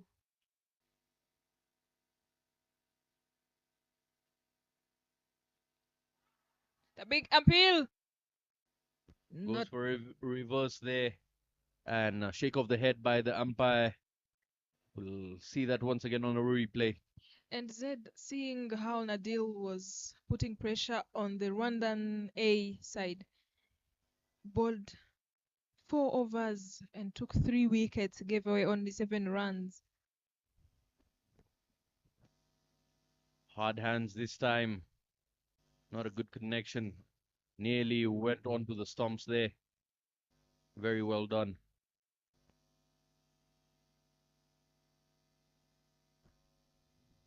Yeah, hit him on the hands there. Got away with it.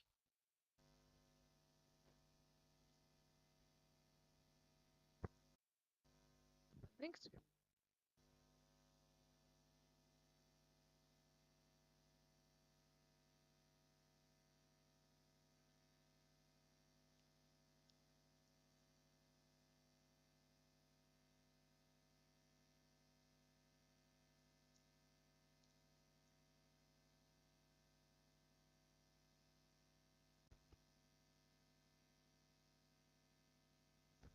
Hamza Khan will be facing now 2 runs after the first over. Hard hands goes up and over. Just makes it barely outside the 30-yard circle. The running hard confusion between the two batsmen. And they make it back comfortably. The communication between Hamza and Bosco here being questionable earlier on. Pressure building to the batting side. You can see the difference between these two batters. Zapi Bimenyimana from the road end tries to keep that on the wideish line. A tight call there by the umpire. He was so close to the wide line there. Indeed. Got away with it. Zapi never looks into the eyes of the umpire after that. He just walks back to the top of his run up. Hamza not convinced. But it is what it is. He's going to be facing the very next delivery yet again. They've got to manage the power play here for a successful run chase. And this time beats the keeper, beats everything, and that will race away for four. Never took a bounce, just rolled off the deck. Widen a boundary. 5 runs it is. Yeah, you can see Zapi trying to bowl there, knowing that Hamza is going just to swing the bat, and this time beats the keeper. And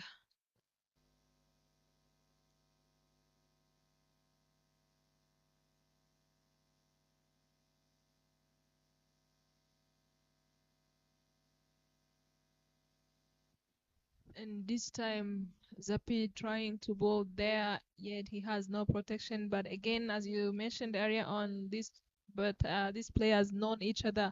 Maybe he know the weakness of the batter trying to bowl there and to create chances. Yeah, earlier on, Hamza Khan taking leg stump guard. And Zapi Bimenyimana trying to keep it out of the arc there, just trying to bowl on that line. The same line as the letter D of the alphabet right behind it.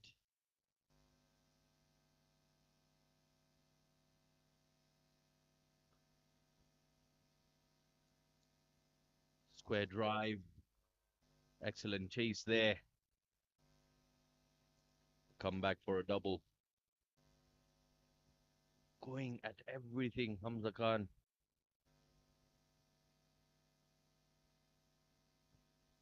His wicket means a lot to the Rwanda A side. He's got to capitalize on this opportunity. A couple of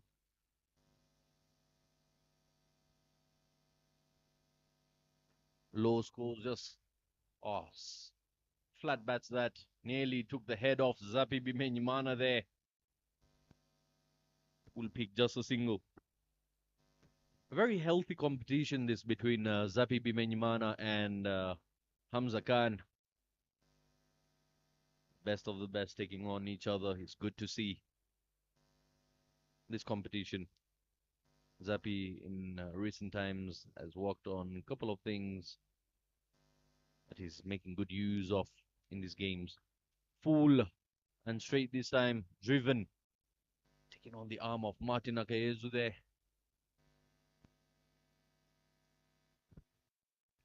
And that will be the end of 2 overs, 12 on board.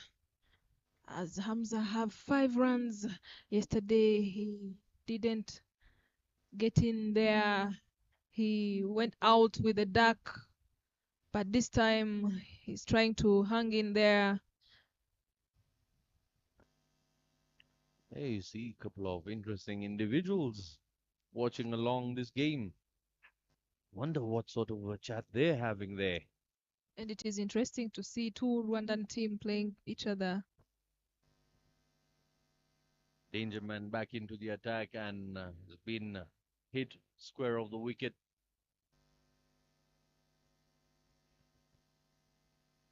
Nadir Mohammed will be drifting the ball, turning it.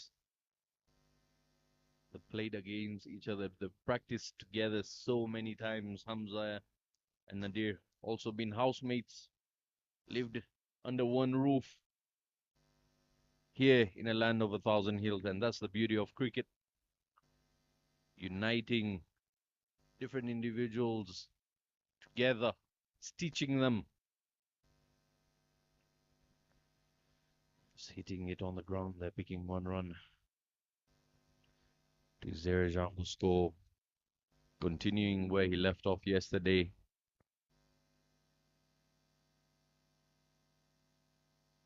Oh, look at that delivery. So much drift, so much turn. Nadir Mohammed really allowing the pitch to work alongside him.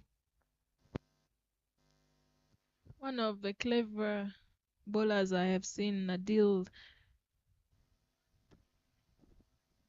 is someone who can make it hard for you.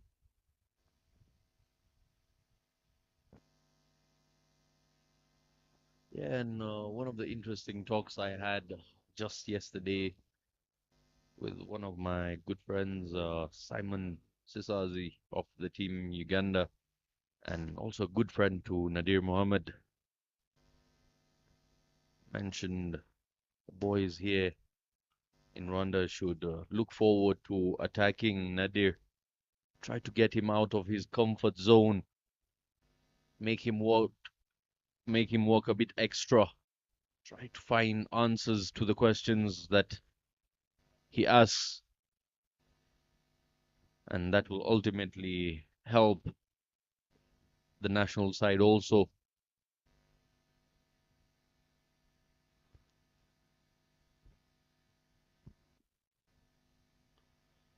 Pops it in the air, should be taken, and just goes over his head for four. Nearly had him. Hamza Khan gets away with that. A sigh of relief for him as the ball races for four. And just have a look at that. Nadil tried to make it a little bit bounce, and he is so disappointed. That should have been taken. End of third over, 17 on board. As Zapi will come in to bowl his second over. They will need 122 in 102. Yeah, the likes of Hamza Khan. High score being 29 runs off 31, that too against Zimbabwe, emerging in the very first game that he played in this tournament. He's got plenty of work to be done. Chance of a run out there. He's gone at the wrong end. And an appeal there, not given. So close. At some point, both bowlers, both batsmen being at one end. It all happening there. We'll have a look at that one more time. Tuizere.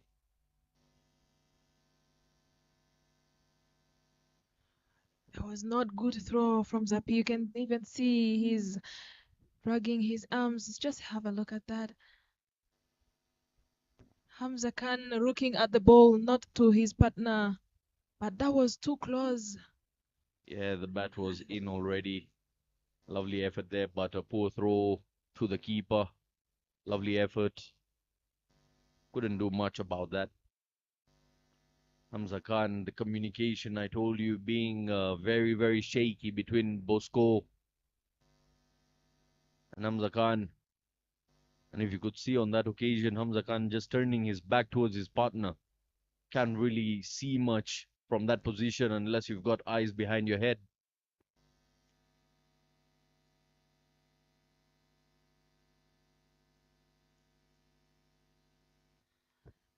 The run seems okay. They can reach there, but if they keep doing this, we're going to see a run out here.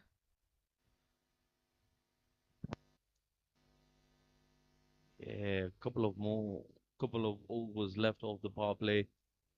Still trying to go hard at it. Zabibi Menyimana with a bumper there. Sun is out. You can feel the heat here. It's humid. Not too much of wind blowing around. Very little breeze. Sun keeps coming on and off. Cloudy skies here at Gahanga. Hard hands through covers. The chase is on. Excellent chase there by Martin Akayezu. What an effort. Puts in the dive there. Yeah, sometimes putting a dive, he slided, not allowing them to have 3 runs. It helps a lot while you are chasing the ball and you end up following it instead of sliding and stop it. Yeah, Martin Akayezu, one of the gun fielders of the Rwanda 11. That one keeps it on the ground. Feel if Tuize Jabosko can find the middle of the bat, it would really help him put on some score for his side. Final delivery of the fourth over. 24 for no loss. We've seen Hamza getting himself restricted into the 20s. Does he break the shackles this time around?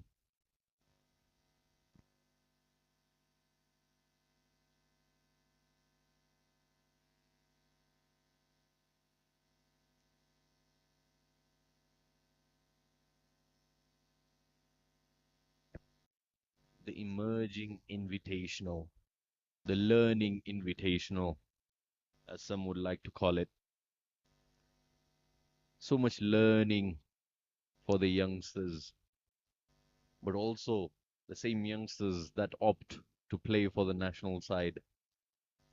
Very little time to learn. Very little, but in the little time you can learn more from it. Partnership of 25 and 24 deliveries, Bosco and Hamza trying to stretch the inning as they will need only 7 and they are going on 6 per over. Much possible as Nadil comes in.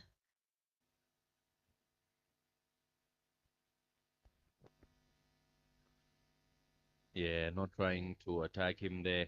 Just watching the ball. Just getting lots of drift, lots of turn.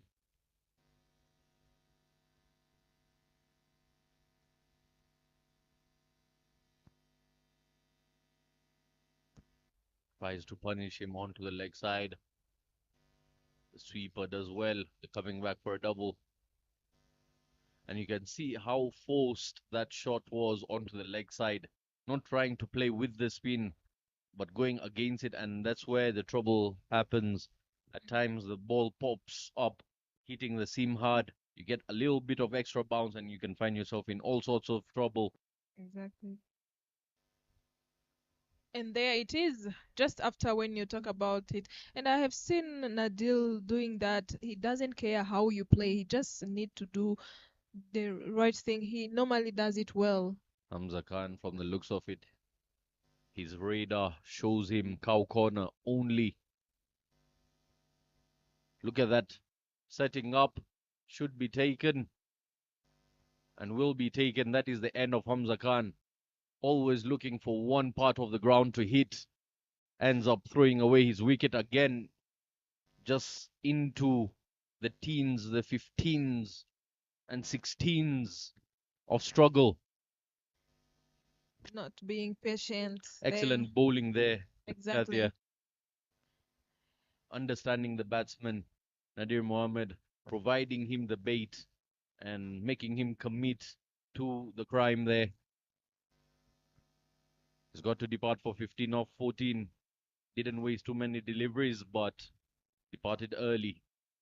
And now his partner, have a look at that. Just throwing in a short arm jab, an excellent take by Emil Rukeriza. Look at the efforts, putting his body behind the ball. Yeah, and the MA, Michoto Senye, will come in to join Bosco, and these two can communicate well and can run between wicket hard. And they are quick runners, if I may say. So I hope the communication is going to be different from the openers. Bosco, 8 runs in 14 deliveries. This time Mucho is joining him, so they know each other, they are friends, so it is going to be easy to communicate. Tuizere Jean Bosco, 4 innings, 43 runs to his name, averaging 10.75. Number 14 in the top scorers in this tournament. The first game got out for a golden duck against this very side,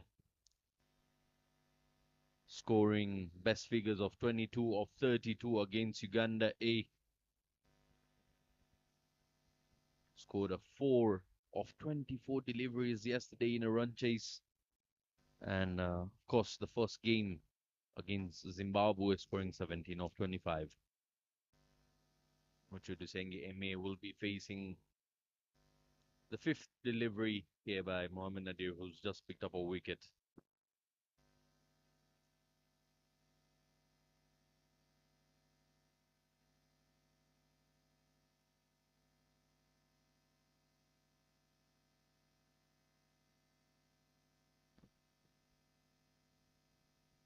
Mucho Dusenge Eme, high score of 16 in this tournament,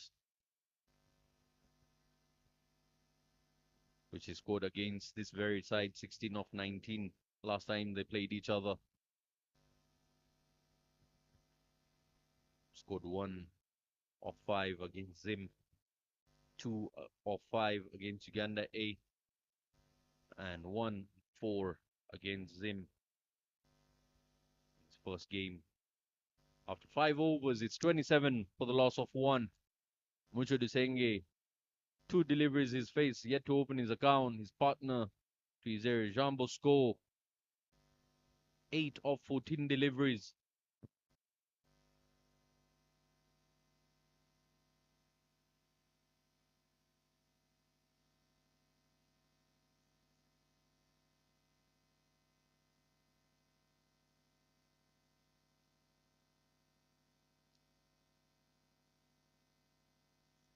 And bowled him. Zappi to Bosco. Bosco has to depart. 8 runs, just 8 runs in 15 deliveries. Yeah, just not reading the delivery off the surface well there, and excellently bowled by Zappi Bimenyimana, the speedster. Takes his first. Heading back to the dugout. Strike rate of 50. 16 deliveries he's faced. Have a look at that. Late movement and misses it completely. The bat moving diagonally on that occasion. In search of timber. Zappi Bimenyimana. Quick and straight and full, and the man that has taken 4 catches in the first innings, Eric Nyomugaba, comes out to the middle.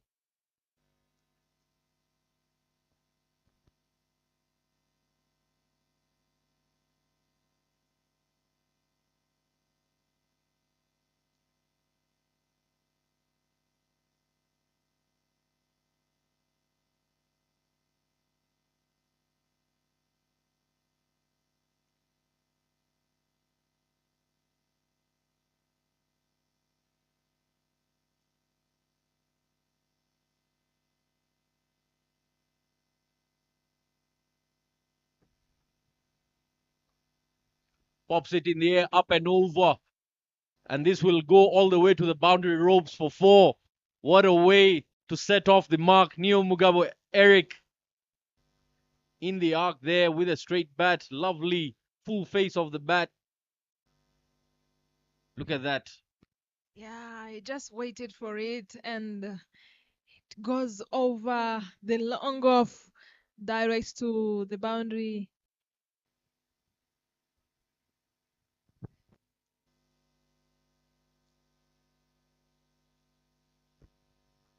Once again.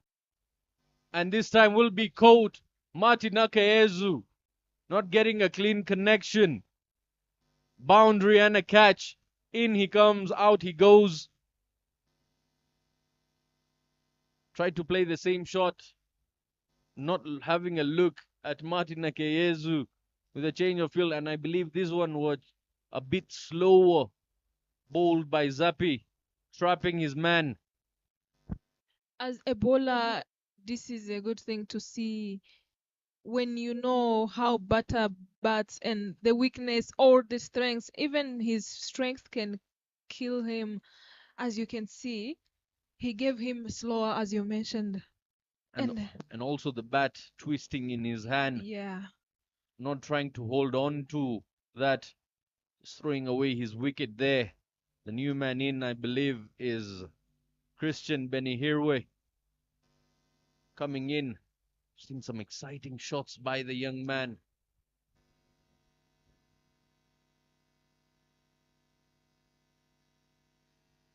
He put on some runs on the board for his side. Muchud Disenge Eme stranded out there in the middle. Those 3 names you see there, caught by Martin Akaezu, bowled by Zappi Bimenyimana. Batsman Eric Nyomugaba. Very good friends. brothers almost.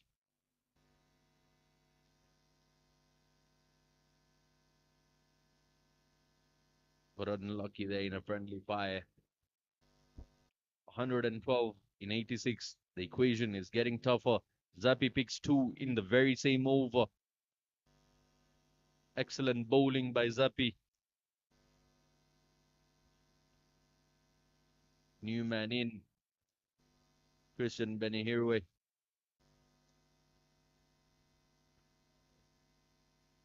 Lovely bit of a push there.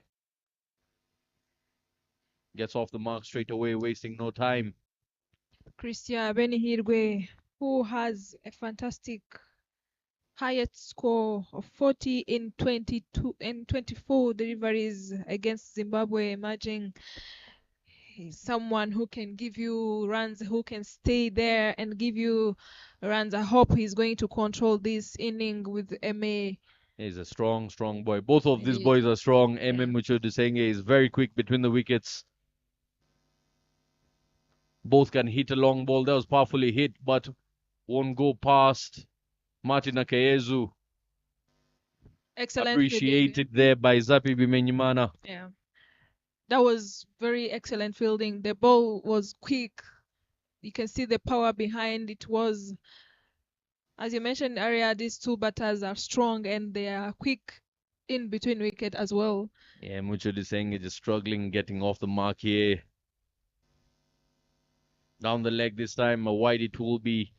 An occasional delivery there by Zappi.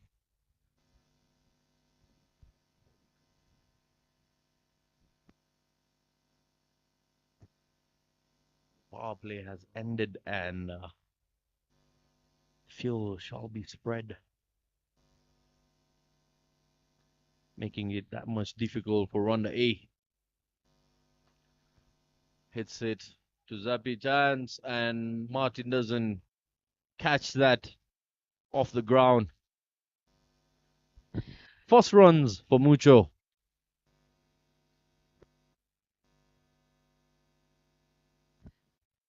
End of 7 overs.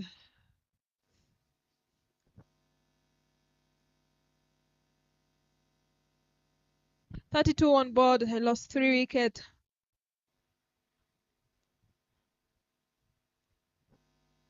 Yeah, the opening partnership between Hamza and Tuizere Bosco. Short-lived, 27 of 28. Nothing much after that.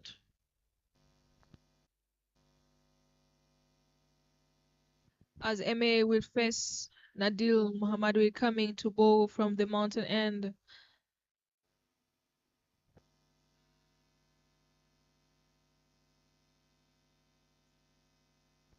Lovely bit of drift and turn. He's been doing that consecutively.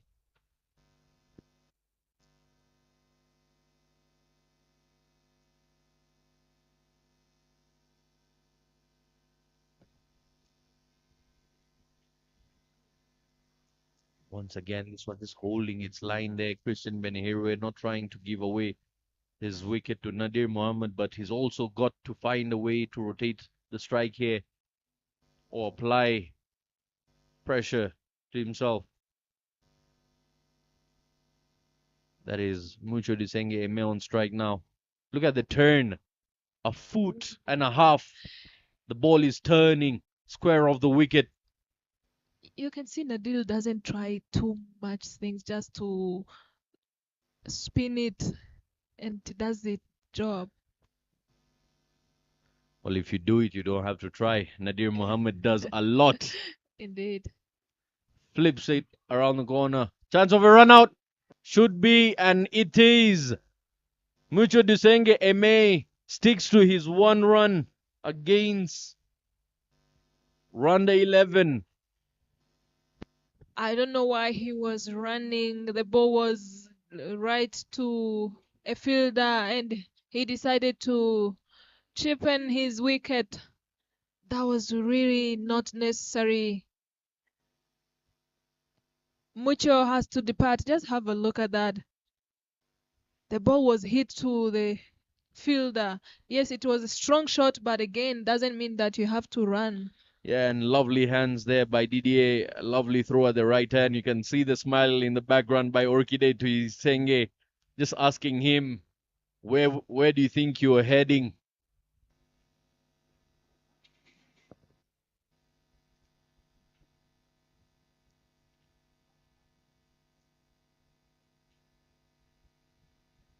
As we have a change in the commentary box, Kathia Uamoro will be taking a short break.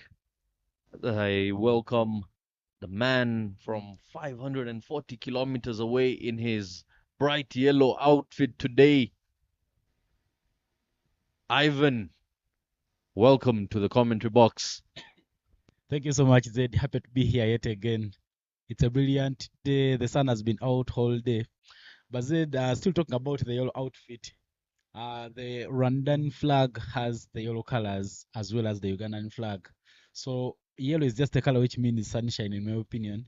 Though some people love attaching it to political parties. But 33 for a loss of 3 wickets. I beg your pardon, it's 33 for 4 there. We'll have to have a look at the scoreboard, the physical scoreboard, as I feel there's a bit of a technical delay. Dear Mohammed with 2 slips in place now. Of course, Nadir Muhammad has those balls that turn away from the batters. So when you put 2 slips, it means that you have created yourself chance. Of course, having Isai Nyomugabo there at first slips, a very, very brilliant catcher. Yeah, Rukundo Jean-Pierre on strike now. The new man in. Oh, look at that delivery. Much, much quicker and flatter by Nadir as he ends the 7th over. There you see your countrymen watching along the sides as they've got a game this afternoon against the exciting Zimbabwean emerging. Of course, it will be an interesting game, Zed, because Zimbabwe emerging is also at the brink of making a very, very sweet revenge. So Uganda A versus Zimbabwe A could be an exciting game, which is coming shortly just after this one. What do you have to say about the conditions on offer today? Afternoon game, the sun is out, the pitch is turning as you see Nadir Mohammed. If you, as a Ugandan side, were to win the toss, what would you do this afternoon? Of course, Uganda has shown that it struggles when while batting first. If I win the toss, I'd try and make sure that I may be ball first, limit the other team to about 120 runs, then come and chase. Of course, we've been using the same wicket for all the games, including the semi-finals that were played. So it means that the wicket is tiring out a bit. But 39 for 4 after 7 overs is now the score, as Emile Rukiriza now comes into ball from the road end.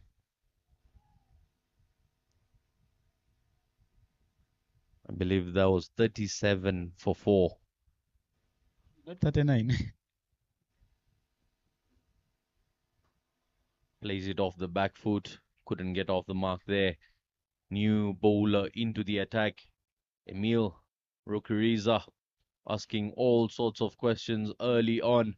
Plenty of turn he's getting out of the surface like we've seen by the other spinner, Nadir. Of course, Emile Rukiriza has a lot of variation in his bowling. He has the balls that turn into the batters and those that turn away. But he comes into this game with a very, very good average of 3.88. In the 4 innings that he has bowled so far, he has picked up 6 wickets and is the highest wicket taker for the Rwanda select side. That is hit, but hit up in the air. There is a man. Well, that will be enough to clear the boundary. A half a dozen there for the Rwanda A side. Yes, that is the power of Christian Benihirwe. He hits it and it stays hit. Goes for a maximum over cow corner as the fielder just watches it sail over his head. Nearly hit my bike there.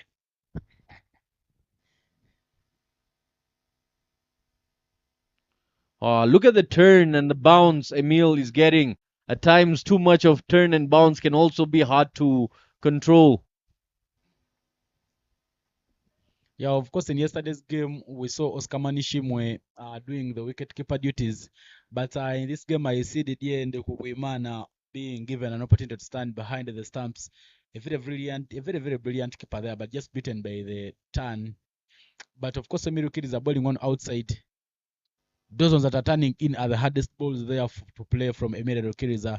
Just doesn't let batters get a lot of room. Yeah, I feel the toughest ones he bowls are around the good length and just slightly outside off stump, which turn back sharply. But if he goes short of a length and then he turns, it most likely ends up on the leg side. Much fuller this time. And quick hands by Christian Benihirwe. Strikes, loves striking the ball hard. And quick hands.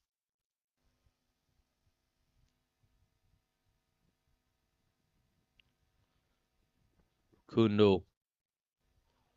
Oh, just squeezes that lucky. Gets a inside edge on that one as it goes to the man at short fine leg.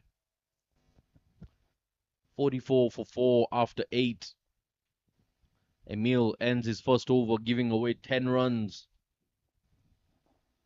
99 in 72 balls. Still very possible.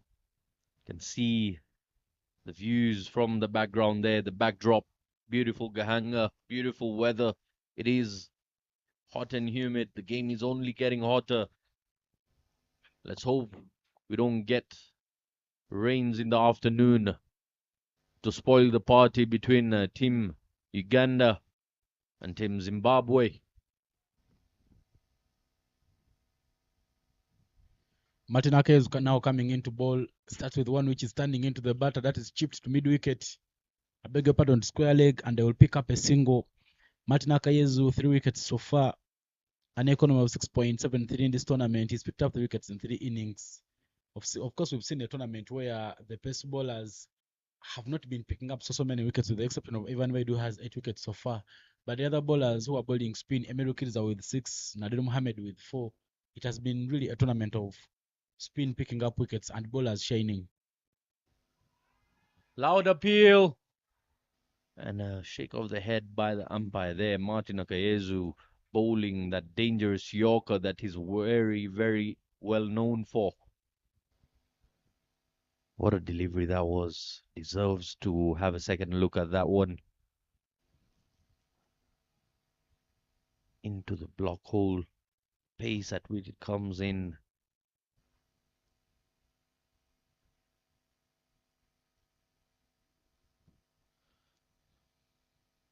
Oh, nearly had him one more time. It's the movement of the surface that's troubling Christian here. Have a look at that delivery. Oh, just angling in and looked like he was going to miss leg as it hit the back pad.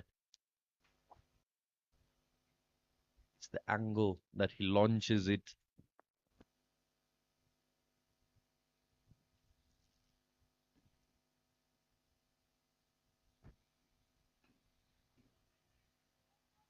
Defensively played there, pick up a single.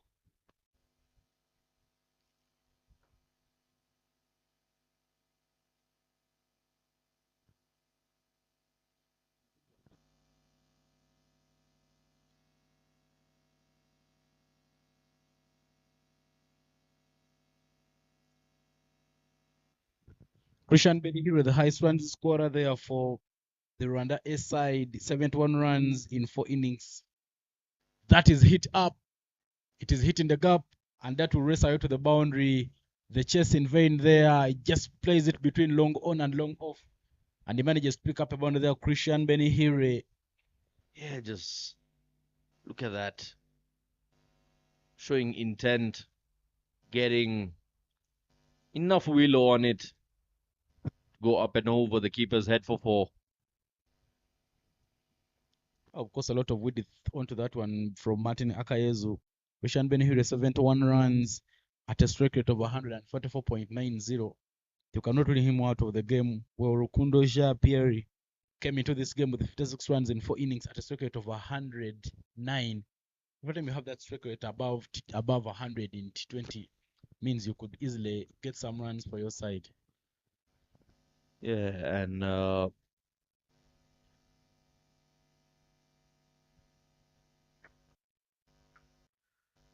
has launched that one that will go the distance for a maximum. Gets a whole lot of leather behind that beautiful shot to end the over. He has muscled that on the leg side for a maximum. Yeah, of course, brilliant shot there to end the over. Martin Akazu's first over has gone for 13 runs. And after 9 overs, the score is 58 for a loss of 4 wickets. Current run rate at 6, but required run rate is at 7. They are now trying to make sure that they close in the gap between the dot balls and the runs. 85 from 66 is now what they need. As Emile Rukiriza comes back to bowl, his first over has gone for 10, but just respecting the ball there, making sure that I didn't get damage. As Emile comes back to bowl from the road end. Yeah, they should be checking the quality of the ball after being struck like that. Because not off the bat, but where it lands, there must be some rough areas, some rough rocks, some rough landings of the ball, damaging vital parts. And that's why the officials always have a look at the condition of the ball.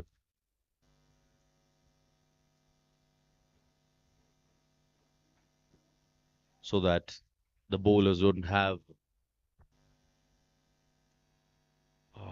very, very hard hit there. Hamza Khan, I beg your pardon, Nadir Mohammed on that occasion takes the catch. He's injured. It's called the physio. Really, really hard hit there, but that will be the end of Rukundo Jean-Pierre. He can't believe that's been taken. And first wicket for Rukariza Emile. 2 of 8 deliveries. See that on the replay. Oh, absolutely smashed and straight chest height. Can see him feeling the pain instantly. It's a bittersweet moment for Nadir. It's hurt him, but celebrations for his side, so he should be happy. Yeah, of course, now the joy for Nadir Mohammed will be that they have now gotten the 50th wicket, making sure that now half of the batters have gone back to the dugout.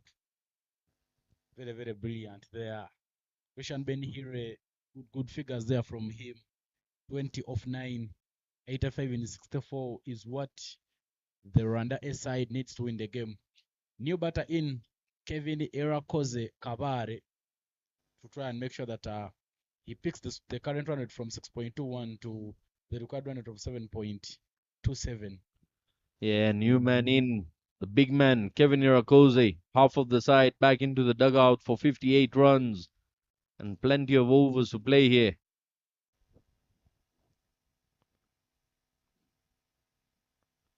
Does he play the senior role?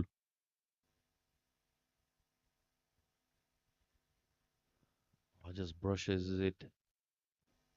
Oh, I beg your pardon. He missed that and it's gone for wide.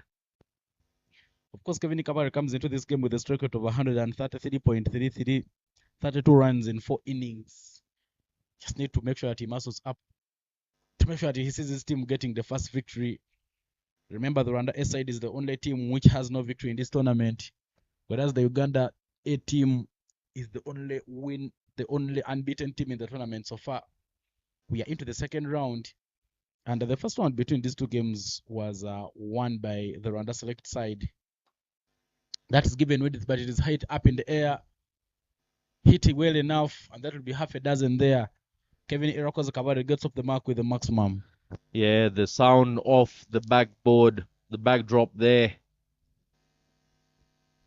confirming it is a maximum. Very, very hard hit by Kevin Kabari, just getting it in the arc. He doesn't need all his power, just some of it, and he can deposit you down the ground for a maximum, like he did on that occasion. Baxaway once again played it hard on to the leg side.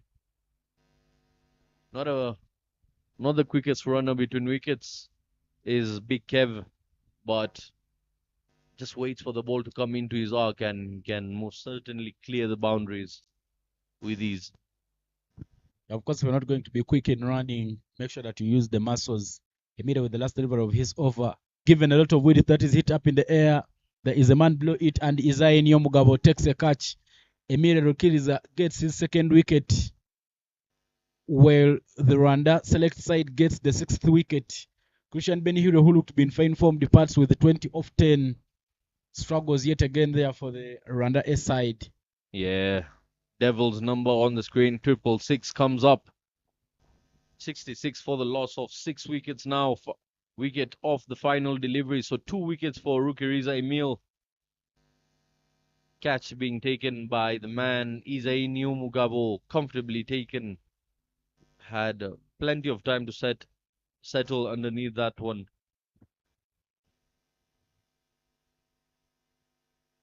Of course, Christian Benihiro there departs with a good strike rate of 200. Unfortunately, just couldn't manage to help his team to get a little more runs. The current run rate is 6.60, while the required run rate is 7.70. But after 10 overs at the halfway mark of the innings, 66 for 6 is now the score for the Rwanda A side. There will be a change in the bowling attack as Martin Akayezu, who came into the attack and considered 13 runs, will be taken out of the attack. Another spinner will come to bowl. Rindiro Blaze will be the spinner to continue bowling there. But the new batter in for the Rwanda A side is Eric Kuwimana. Yeah, and the conditions here are plays it in the air. Who's getting underneath it? 3 fielders trying to land safe between 3. Kabari Kevin will have a sigh of relief. And he didn't go too far in the air, but just land safe right behind the bowler.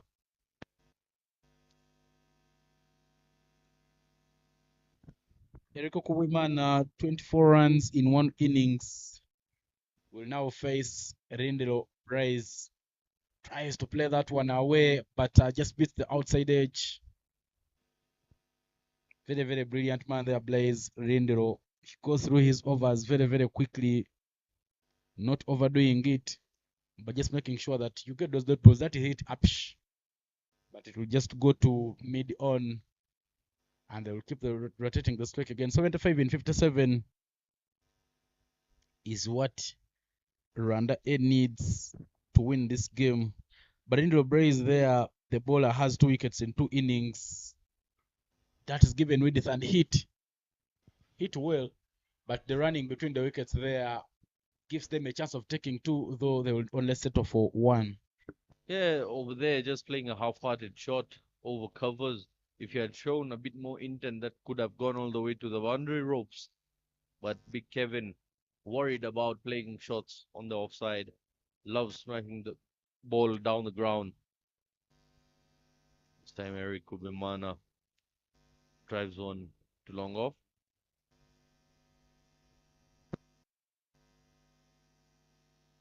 These 2 batters, one plays for Redguards Cricket Club in the local league, where the other plays for IPRS Cricket Club. We are both in the finals of the RCA Men's T20. Tries to muscle it up, but muscles it straight. Does he hit it enough? Oh, it is stopped. Kevin Irakoze just trotting between the wickets. That was clearly a chance for him getting a double. Yeah, the struggles for the big man have been around. Very occasionally do we see him rotating back for a double. Yeah, of course, Indro Blaze, who has replaced Martin Akayezu at the hill end. Martin Akayezu's first over went for 13 runs, but Indro Blaze comes in and bowls a very, very economical over where he concedes only 5 runs. But the equation there right on your screen, Rwanda A needs 72 runs from 54 balls. The gap between the balls and the runs still growing a bit bigger. But Eric Kuwimana with 2 of 3 and Kevin Kabare Irakoze with 10 of 6 are the batters who are in now. for the Rwanda A side. To bowl for the Rwanda select team is Emile Rukiriza, who's picked up 2 wickets in this innings. Yeah, very exciting youngster. And knocks him over. Look at the turn on that one. Flat and turning square of the wicket. Knocks the timber. Eric Kubimana will be left stranded on the ground while Kabari Kevin takes the long walk back to the dugout. Emil turning it from such tight spots. Yeah, of course, Emile Rukiriza has 2 balls. He has one which turns away, but his most dangerous ball is that one which turns into the batters. Look at that one there. Kevin Erakoza swinging with all the power, but just misses the line of it. And it crashes into leg stump, not even off stump. Look how far that was. Way out of off stump. Magical delivery by Emil. 7th wicket as Kevin Erakoza Kabare departs with the 10 off 7. Current run at 6.45, and the required run we're starting again to shoot up. It's now 8. 72 in 53 is now what is required by Rwanda A to win this game.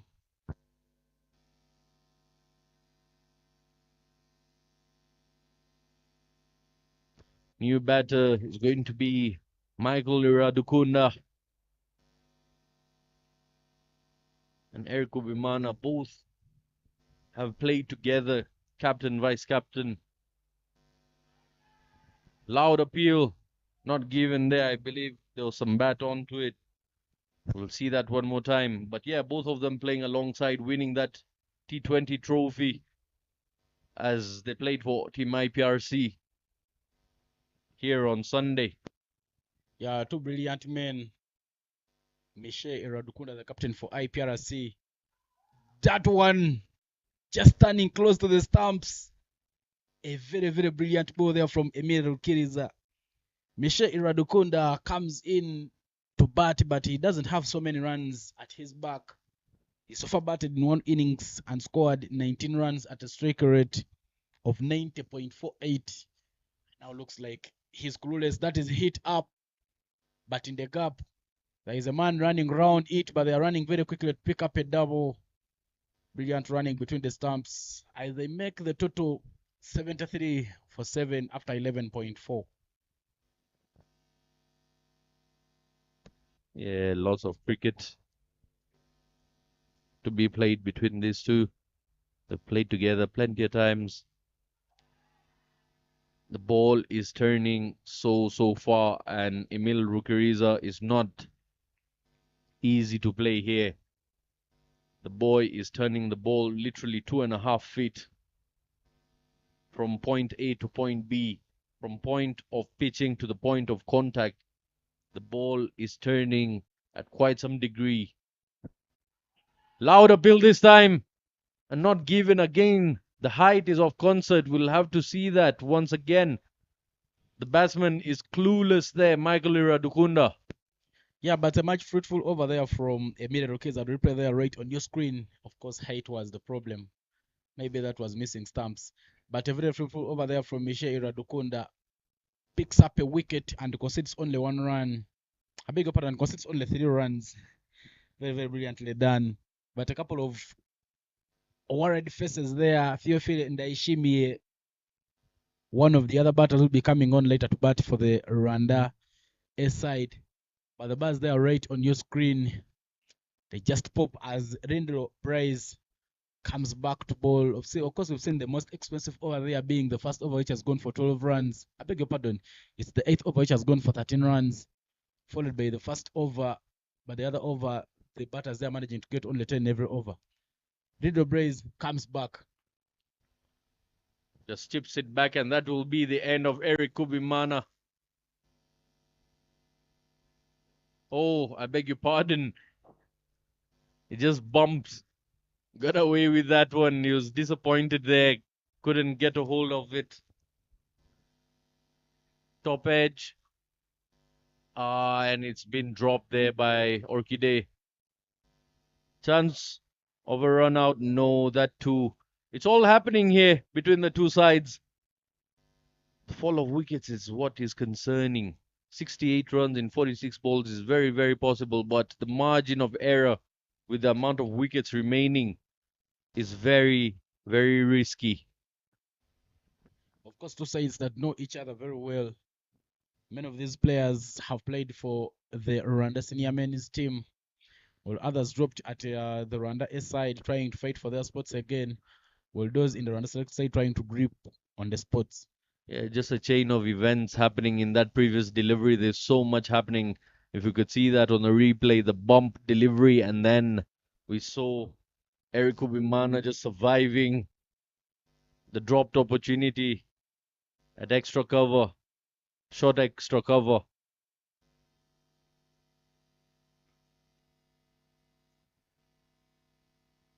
That man there, Blaze Rindiro, very bright future ahead of him. He keeps working with the same ethics and discipline. He's been bowling really well. The youngster picks up key wickets when important. Running back for a double, and the finger will be raised. And Eric Kubimana cannot believe the finger has raised. Yeah, of course, that was played straight to the fielder, and the throw also very, very perfect to Didier Ndikuwimana, who just managed to wipe off the bails. Look at Eric Kuwimana, they are very, very disappointed, but unfortunately, will have to depart. Rwanda A loses the 7th wicket. 68 in 44 is what is required. Current run rate 6, required run rate 6, required run rate 9. And that's by the look of things, it's now shooting and going to 10. Look at that one. It was hit straight to the fielder there at extra covers. The pickup very good. The throw very good. The replay there right on your screen. Eric Kuwimana there just not grounding his bat. I think even if he looks at this replay, Yeah, he'll be and convinced that he was out. the reason he was shocked is because he called that run and he couldn't believe he couldn't make it to the danger end.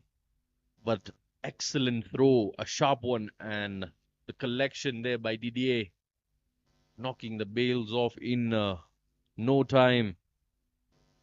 Excellent team effort. New man in, Theophile Daishime.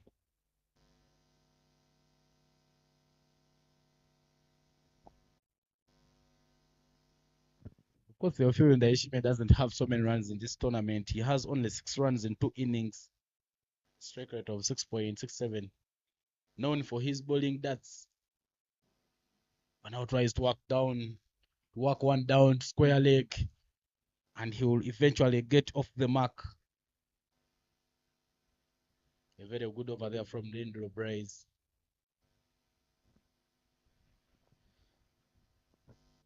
He's coming to the end of his second over. He's given away just 9 runs, yet to pick a wicket here. Out of all the 8 wickets that have gone by, he hasn't picked a wicket yet. Down the leg. Not given. And that will be the end of his second over. Michael Iradugunda survives that over. It's 77 for the loss of 8 after 13. The game is being wrapped up very, very quickly here. 12:25 the local time here in a land of 1,000 hills. The sun is out. The suns are out, must I say. Team Uganda in their bright yellow and red. Team Rwanda in their bright yellow and blue. Emile Rukiza back to bowl his last over in the innings. Super picked up 3 wickets and considered 20 runs in the 3 overs that he has bowled so far. Rwanda A needs 63 in 42. That one will knock him over. That inwards sharp turning delivery there from Emile Rukiri is a very, very dangerous ball. As the Theophile Ndaishime will depart with only 1 run after facing 2 deliveries. Yeah, getting 9th wicket there for the Rwanda select side. As we'll see on the replay, Theophil getting a taste of his own medicine. Emil Rukiriza just showing him class. He can't believe he's just got a smirk and smile on his face as he goes back to the dugout. Got to see the amount of turn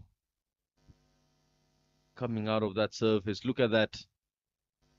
Way outside off stump and boom! Knocks him over.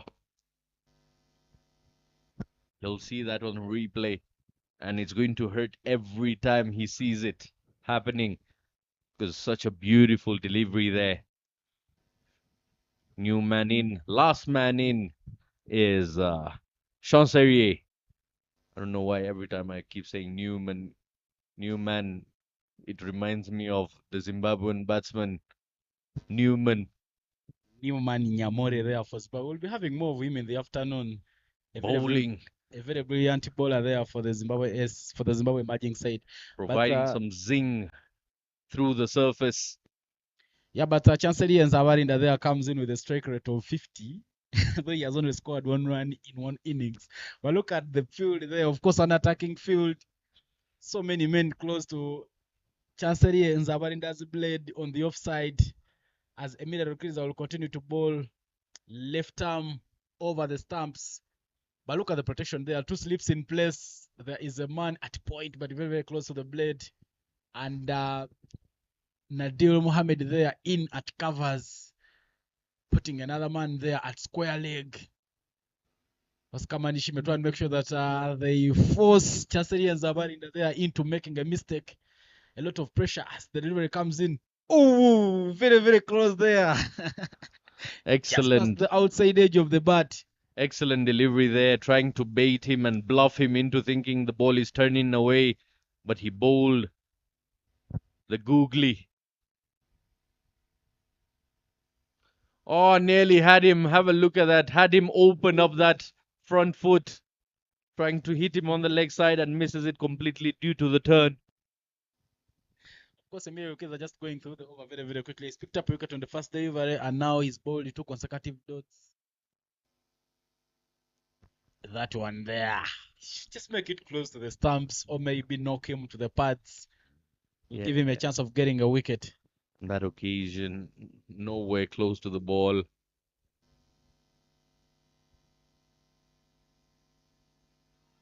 Nearly catching an edge. Look how close the ball is being bowled, closer to the edge every time. Emil Rukiriza can almost sniff a fifer here. He's picked up 4 wickets. He's given away just 20 runs. 1 more delivery to go. And what an over this final over for Emil Rukiriza has been. A wicket and 4 dots. And that will be the end of his spell. He ends for 420. Yeah, but he's bowled brilliantly well. That has been a wicket maiden over there from him. His last over. Because picking a wicket on the very first delivery. And when Chaseri and Zabarinda came in, he managed to face those 5 dotty balls. 66 in 36 is now the equation. But look at the number of dotty balls. 45 in the innings. 45 in the second innings, where there were 45 in the first innings. 53 singles so far, 25 singles in the first innings. And clearly there, the extras in the first innings, 13, I beg your pardon, 10, and in this innings only 10. But the difference has been in the number of sixes which have been scored there. Dindro Blaze comes back to bowl from the hill end.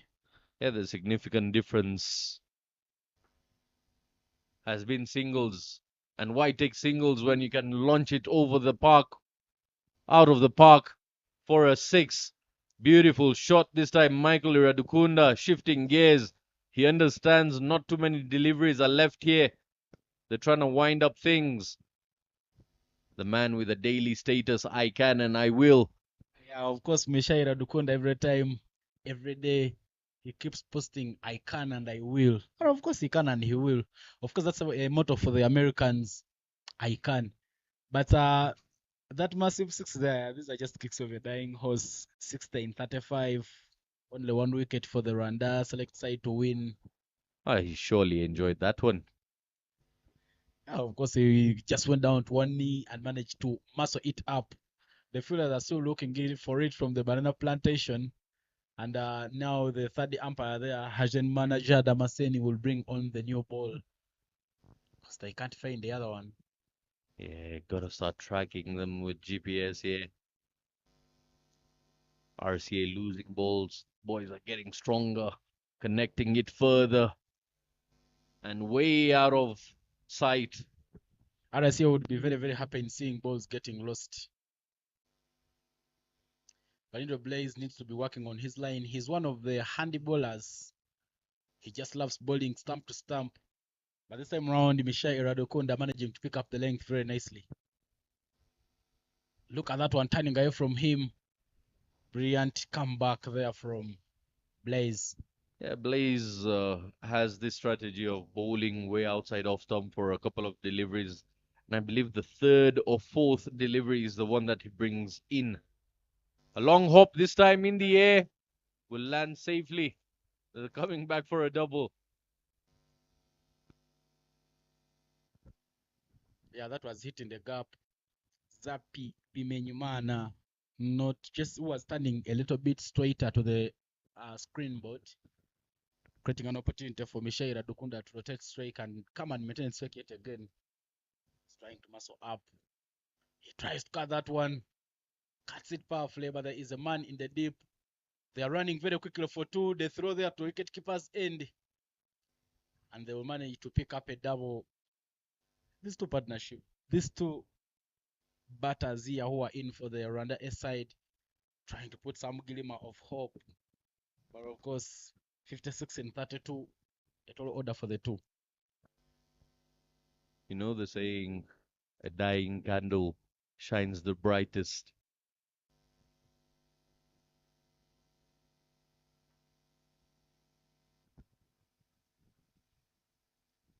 I believe there are so many selectors who are watching these games. So every time you try and make sure that you get for yourself runs in your name, maybe you could promise them to maybe give you a chance. Because what this emerging tournament is setting an opportunity for people to go and fight for the spots on the national team. We've seen Mishaira Dukunda coming and playing brilliantly well. Chaserians are in those first five and yet to pick up a run will face the last delivery of the over. Yeah, most commonly used to having a ball in his hand. This time around with the bat in his hand.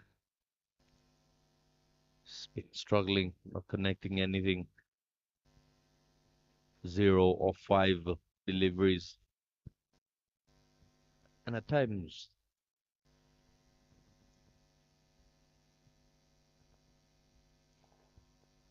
just the number 0 signifies an insult. It always looks like, why? Why that number?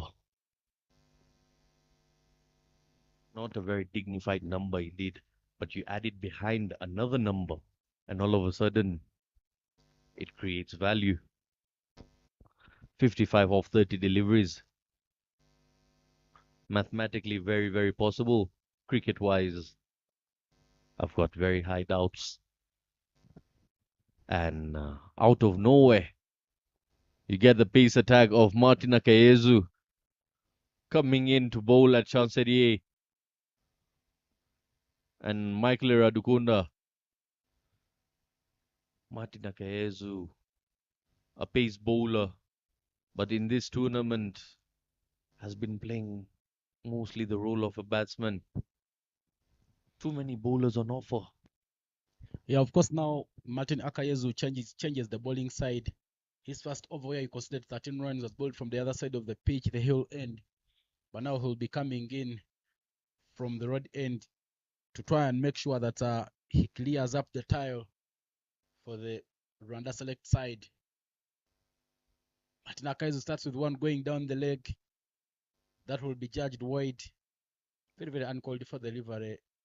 You're bowling to a bowler and a bowler. Mishaira Dukunda and Chanseri Nzabarinda both known for bowling. Just be bowling it stump to the stump and make sure that you see them make mistakes. Pick up an easy wicket. Take your team to rest. Because indeed, even tomorrow is a rest day. But ladies and gentlemen, after this game, we will be having the Rwanda emerging taking on Uganda A. And yet another exciting clash. The first clash between these two was won by Uganda. It will be interesting to see who wins that one. Uganda unbeaten. Zimbabwe emerging has so far lost one. Martin Akayezu to Mike. That is given a lot of width outside off stump. A swing and a miss there from Meshe Iradukunda. Dot balls are coming in. 54 from 29. Current run rate 5.87, while the required run rate is 11.17. Not easy at all.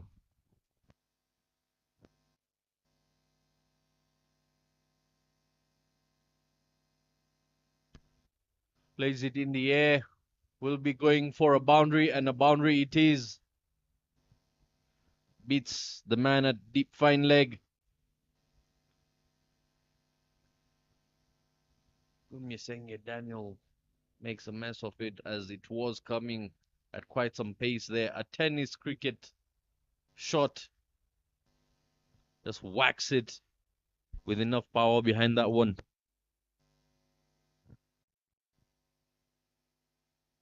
Of course, the skill there from Gumwesenge Daniel made it look like it would be very, very hard for him to stop that one. Martin Akayezu, after conceding that 4, will mean that he has conceded 1.2. I beg your pardon, we have conceded 18 in his 1.2 overs. Not so good figures. 50 in 28.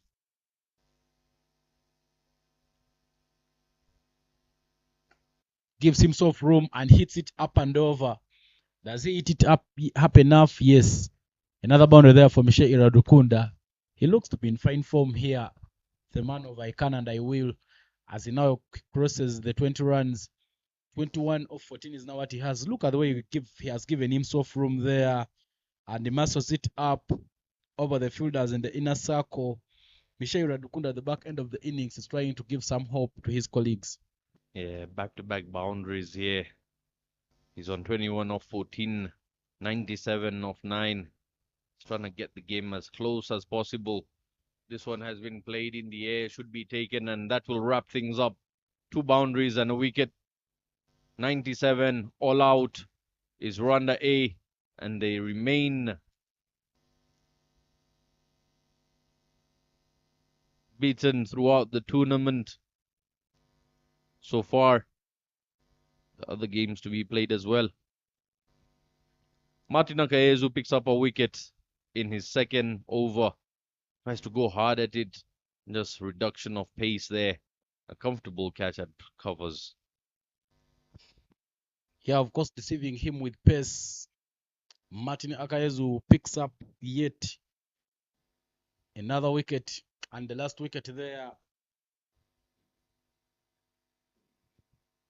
Rwanda A team has been bundled, and the Rwanda select side wins by 45 runs. Very, very brilliant there. Just looking at the batting card there.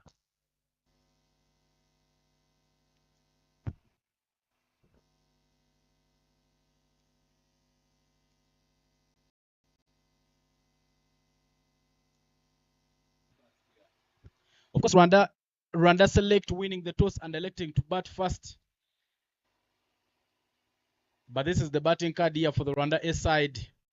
Martin Akayezu building some hope at the back end of the innings there with 21 of 15, a circuit of 140, but eventually being caught by Francois Rahangaje off Martin.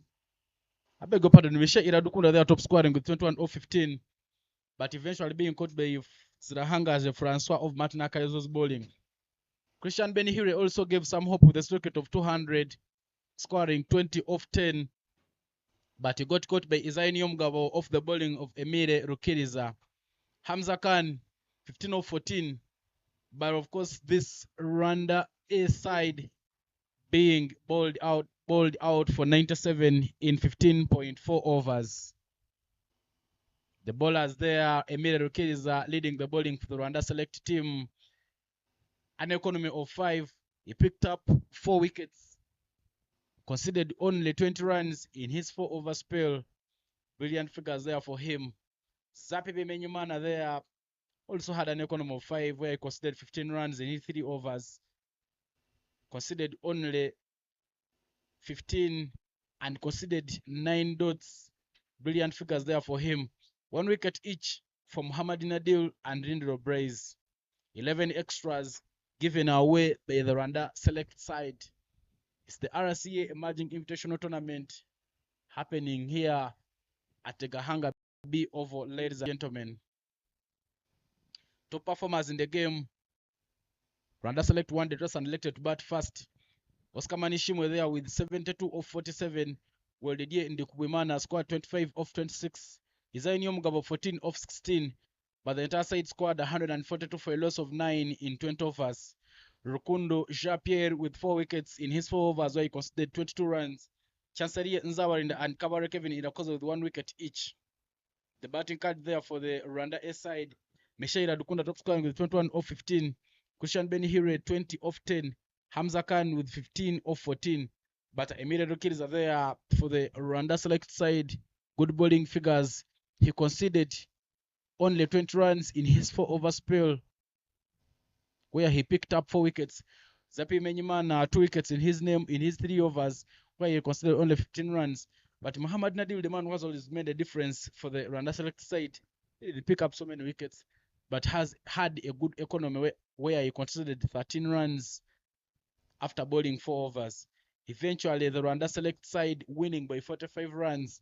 And at this moment, the only winless side in the tournament is the Rwanda A side. Ladies and gentlemen, there will be a game in the afternoon between the Zimbabwe Emerging and the Uganda A side. But for now, we will take a break, but the post-match presentation will be coming right on your screen by one of our co-commentators, Katia Wamahoro. Here in the commentary box, I've been Ivan Cyprian Sajabi alongside Zedi Khan. We catch up in the afternoon match.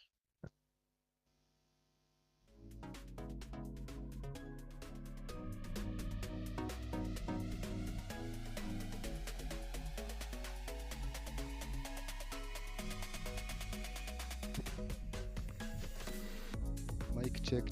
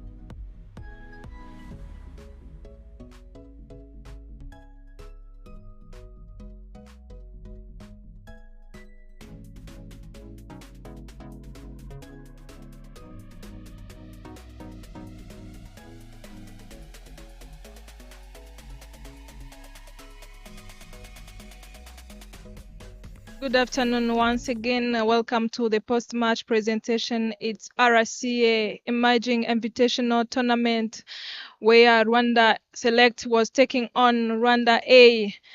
Rwanda 11 has scored 142 and they have won by 45 runs.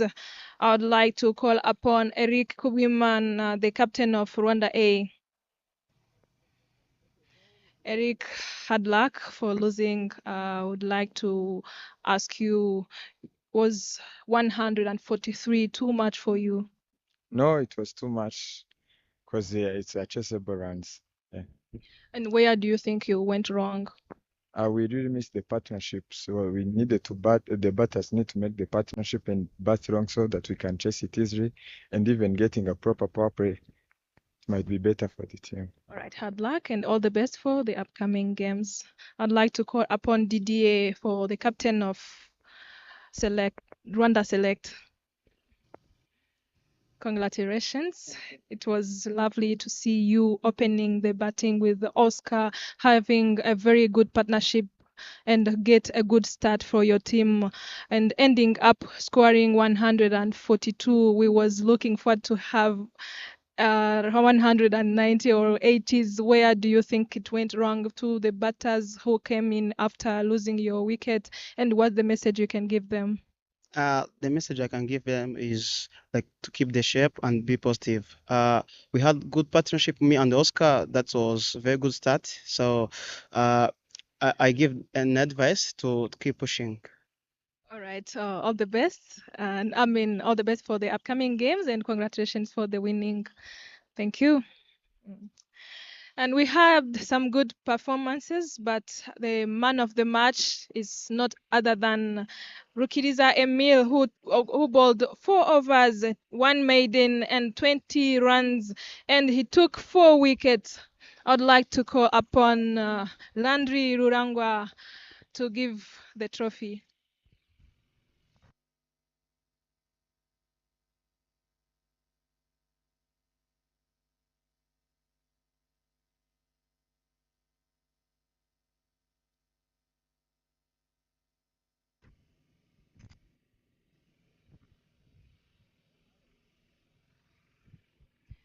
Emil taking 4 wickets in 4 overs.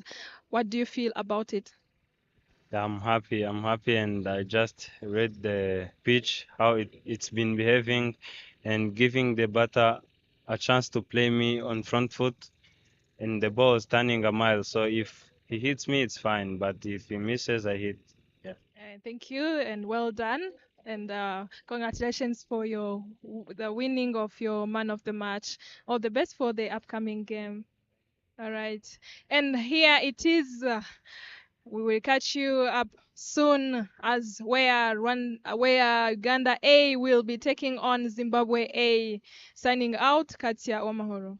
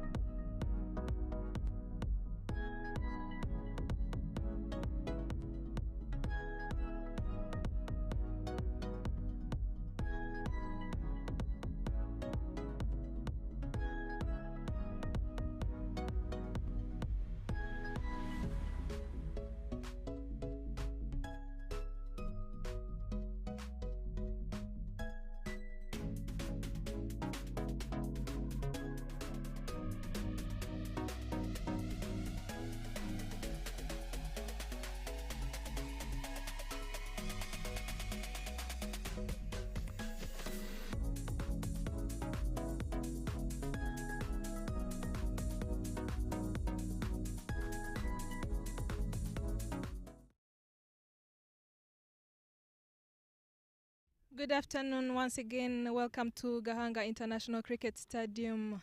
It's RCA Emerging Invitational Tournament where Zimbabwe A is going to take on Uganda A. Here I'm with two captains, Roger Mkasa for Uganda and Lennox for Zimbabwe, and the third umpire, Ange Nicole. Uganda being home team will flip the coin. Tail is a call.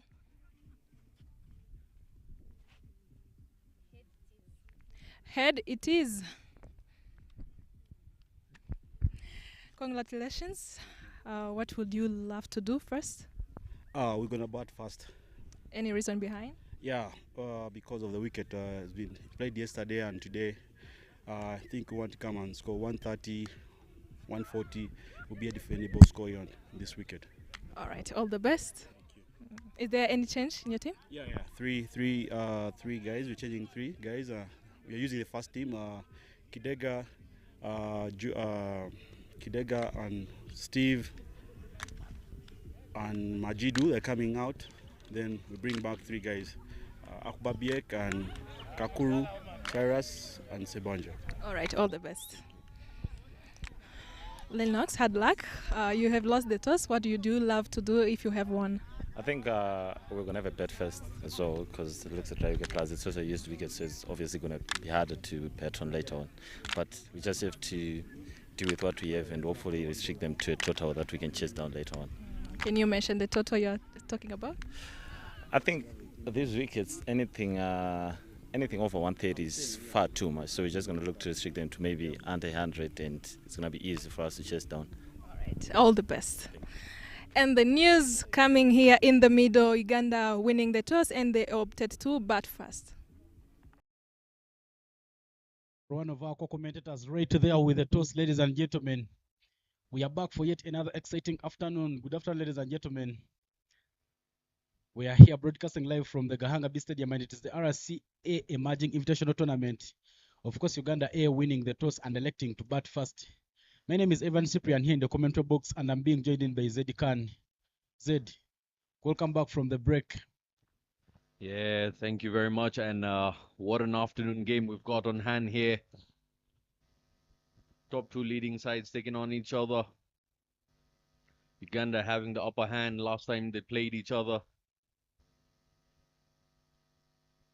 Much more mature Ugandan side playing against the Zimbabwe emerging.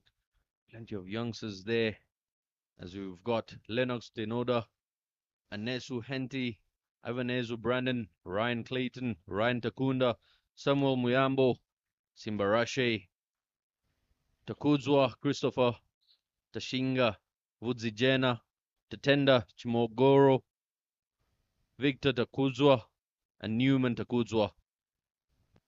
Of course, the Uganda lineup there with 3 changes from the lineup that played yesterday. But this is the very lineup that played against the Zimbabwe emerging, where Uganda managed to win by 5 wickets. Roger Mukasa, Anas Bay, Calvin Watoa, Cyrus Kakuru, Ivan Wade, Jonathan Sebanja, Joseph Baguma, Pascal Murungi, Ronald Lutaya, Simon Sesaz, Siraje Subuga, and Stephen Wabose. Right there. Henty Anesu Kamariho will be the opening bowler there for the Zimbabwe emerging side. First ball of the innings. Soft touch there by Roger Mukasa. Didn't get enough bounce off the surface, and that just played straight to covers. Of course, the 3 changes that Uganda has made from yesterday's lineup. The 3 men who have come into this lineup: Anas Beg, Calvin Watoa, and Cyrus Kakuru. Wabose, Musa Majid, and Christopher Chidega have all been taken out of the lineup. That is hit straight, but over the fielder at mid-off, racing to the boundary, and yes, Roger Mukasa has the first boundary there for Team Uganda. Yeah, he's off it. He's off the mark in style there, holding the pose.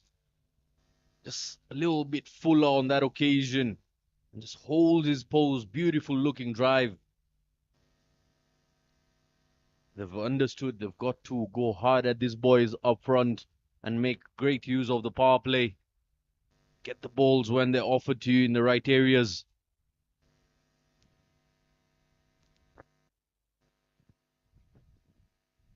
Roger Mukasa with the shimmy down the track. He will hit that. Somehow we missed the sight of the ball, but that is yet another max from there from Roger Mukasa. A nice shot which just clears long off. And Roger Mukasa has the second boundary there for Team Uganda. Yeah, typical Roger Mukasa shot that down the ground, holding his shape. Just an easy flow of the bat, and it goes over the side screen. Massive hit that. For half a dozen, Roger Mukasa is off in style. How many more of these can we see? Or does the youngster fight back?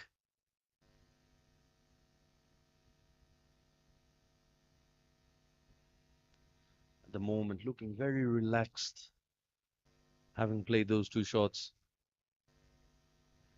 A few adjustments being made in the field here.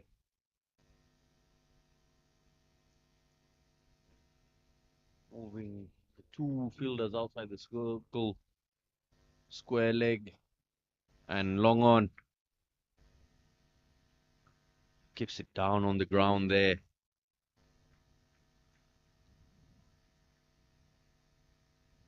You would have expected a short ball coming his way with those two fielders being put out. Roger Mukasa with a strike rate of 93 has 71 runs in 4 innings in this game, whereas his partner is the leading running scorer for Team Uganda, 76 runs at a strike rate of 81 from 4 innings. Simon Sesazi. These two are trying to give Uganda a very, very brilliant start, but you're off to yet another exciting afternoon. Roger Mukasa there hits it, but that is the leading edge. Beats the field at point. Roger Mukasa not interested in getting the run. He tries to play it to the onside. Just doesn't get enough contact there, Roger Mukasa. Yeah, no, why would he? He's got 10 runs off 5 deliveries already. Not trying to take any risk. Holding on to one end. Simon says he might have a start in the second over by himself. A great start this. 5 deliveries, 10 runs. Youngsters today, even in the morning game, you saw the likes of Manishima Oscar starting off really well, aggressively. What a knock that was by him. To the end. Not really the end, but one more delivery left. The physio just coming in to have a concussion test, as the previous delivery just striking him on the head there. Of course, it's something that we were talking about with Leonard Namburo yesterday. In all these games that we have watched, we have seen the balls hitting the helmets quite often. And I think we have hardly had a game where the game ends without the physiotherapist coming on to do that concussion test. Yeah, and you can see on the screen the stats between the two sides, the difference being just one in all aspects, winning one game, losing one game. Average runs 91 and 90. Anesu comes back.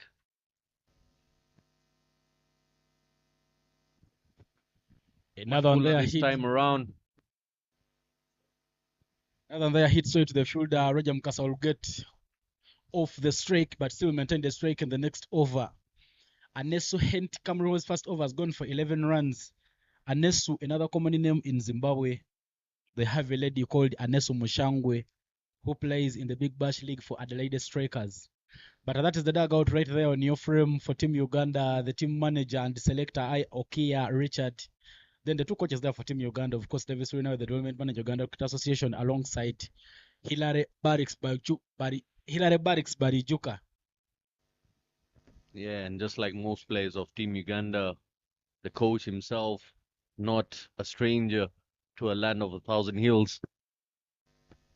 Davis Perinawe has been around a couple of times, also stayed here and worked here as the coach of the men's side as well in the past.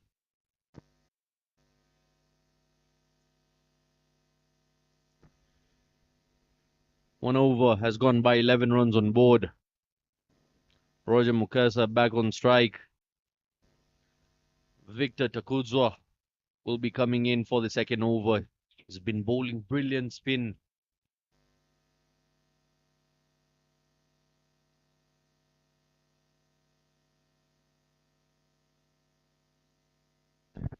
Of course, is the leading wicket taker there for Team Zimbabwe emerging. An economy of 4.19, and he has picked up 7 wickets in 4 innings. Brilliant spinner there he is, Victor Takuzwa Chira. Started the one turning into Roger Mukasa. Looked like he was good to get beaten by the pace, but that just kept low on this occasion. Brilliant start there from Victor. Yeah, just a few rough spots right in front of Roger there. Slight drizzle. Oh, and that one has been crunched onto the leg side for 4 in no time. Beautiful looking shot by Roger. Anything loose and he's pouncing on it. Wasn't a really bad delivery, but skidding onto him, he knew, got into such a position and swatted it onto the leg side. Well, that is the power of Roger Mukasa. Just goes down and make sure that all the weight is onto that ball. Massive shot there from Roger. Goes for a reverse sweep but doesn't make contact. Roger Mukasa, really very aggressive. He's a very good player of T20. And when we're coming for this tour, he said that he would love to get back his form and get into the T20 squad for Team Uganda. Roger Mukasa creates room again, but that will be played straight to the fielder backwards of the square. Much brilliant comeback there from Victor Takuzwa. Yeah, healthy competition this. It's been struck for a boundary, but also came back with 2 dots right after. Hitting it hard on the ground. Will pick up a single comfortably there. Excellent effort in the field. Was supposed to be racing to the boundary, and he's given a gift. First up for Simon Sesazi as he plays his first delivery as a free hit. A no ball it is. A rare no ball by a spinner. Victor Takudzwa. What better way to get off the mark knowing you're facing a free hit? Yeah, of course, it's now time for Simon Sesazi to try and hit that hard. But Victor Takuzwa will be bowling the balls that will be turning away from him. So he needs to be cautious. Well, Simon Sesazi goes down to one knee. But just doesn't have that away commitment in the show there from Simon. Yeah, and excellent take by the keeper as well. He made it look so easy, a couple of yards in front of him, but eyes on the ball. Basics coming into play there.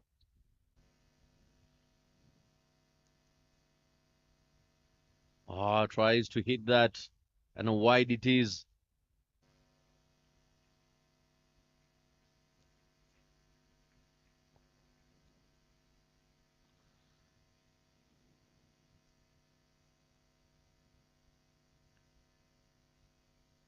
Turning back into the left-hander.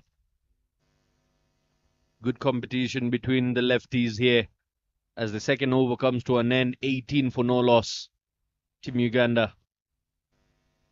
It's just 7 runs coming off that Victor's over. And you see now the run inside. You see the general manager, Emmanuel Girinjiro. Couple of national team players as well, just having a chill down moment under the shades of the acacia trees here at Gahanga. Cool afternoon. The clouds are coming on in bits here. But the game, super hot here. People tuning in for all the entertainment courtesy of Rwanda Cricket Association and emerging Invitational tournament sponsored by Darfabet. And this hint there back for Zimbabwe emerging. He has 2 wickets so far in the tournament.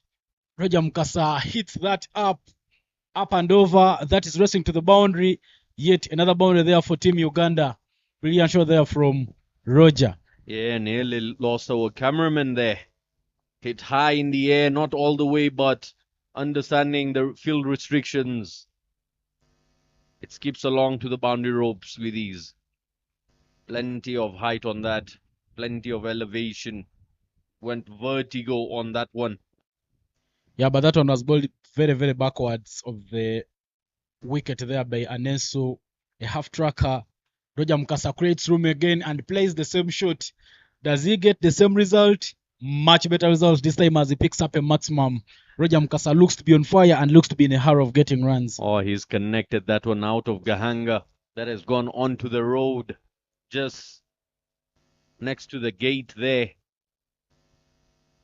Had a bit of a shimmy down the pitch. Wasn't too close off the ball, but long levers there. Look at that. Look at the elevation. It's been launched long and far. Beautiful hit.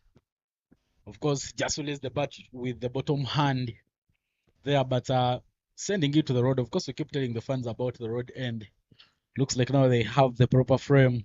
The captain there for the Zimbabwe side, Lennox Chanda, just talking to Anesu on how to get a good comeback delivery. Yeah, just having a word with his bowler because this is probably the first time they're on the receiving end of a rampage here in this tournament. Most often you find them taking on the rest of the teams, but today Roger Mukasa flipping the tables out of Gahanga here without breaking a sweat. 10 runs off first 2 balls. The ball finally back. Anesu Henty with the third delivery of the over. Let's see which length he bowls again. Another one full outside. Roger Mukasa says no problem. He will dispatch that backwards of the square. A lot of power there to pick another boundary for Team Uganda.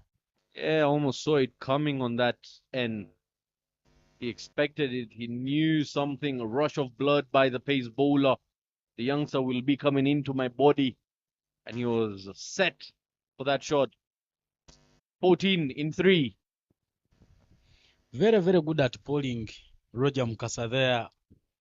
Every time you bowl it to his body, he will send it backwards of the square. But look at that growing partnership there between Roger Mukasa and Simon Sesazi.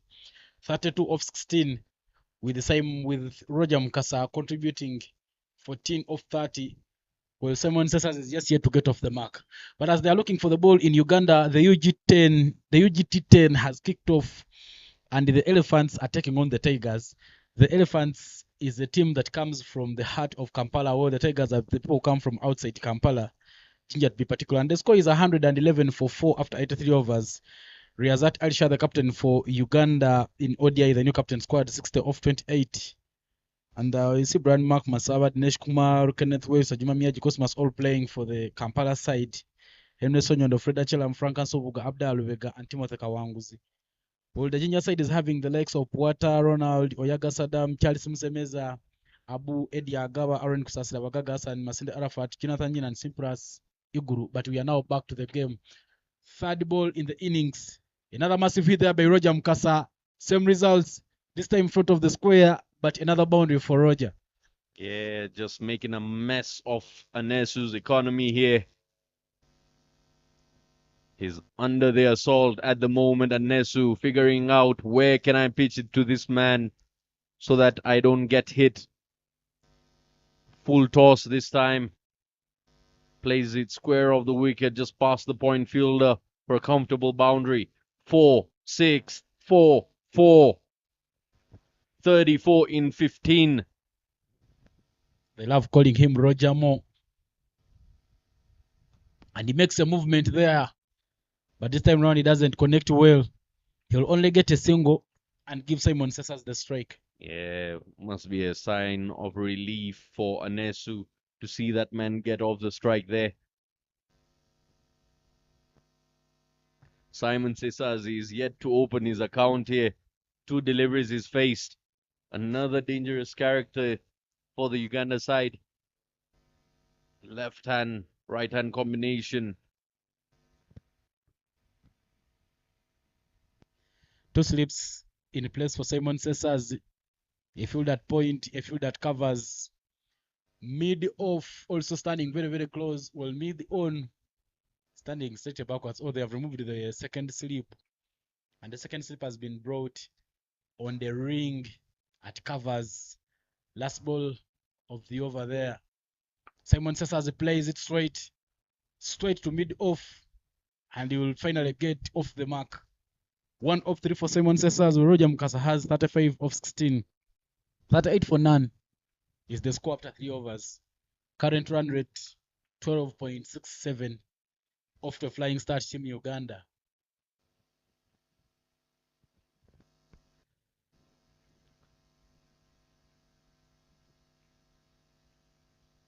They're making an impact here is Roger Mukasa. Victor Takudzwa will be coming in.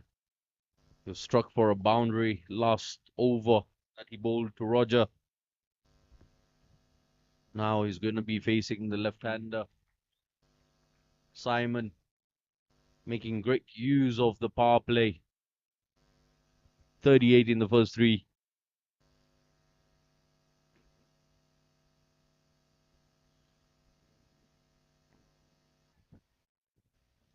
They're being a bit defensive here, is Simon. Is that part of the gameplay? Yeah, of course, they keep telling us that if one batter is attacking, maybe for you need to make sure that you play slow game, keep protecting the strike. Then later when a new batter comes in, the one who has been there earlier on will now take on the attacking role. Simon Sesase just doing that, but there is another field change. Of course, we've seen 2 fielders for Simon Sesase outside here in the power play. There is a man at deep square leg, while the other man is at extra covers. Simon hits it hard, hits it straight, but not enough bat onto it. He will only get a single off that nice looking shot. Yeah, Simon just trying to get off the mark here. But the danger man is back on strike. He's been watching the ball really well. Does he go to attack Victor?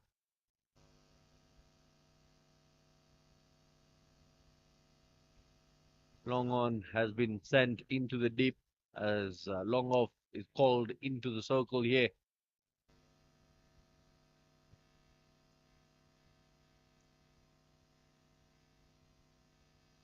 Oh, hard hands, powerfully struck. That should be racing away for 4. And yes, it is. Using the pace, a quicker, flatter one by Victor. And opens the face with such a deft touch. Bowling to Roger Mukasa in this game has been very, very hard. He's hitting the balls everywhere. That nice looking shot, he plays it very, very late. But he manages to pick up yet another boundary. Roger Mukasa now dealing in boundaries. Just needs to keep this momentum. Yeah, excellent looking shot that. Finding the meat of the blade.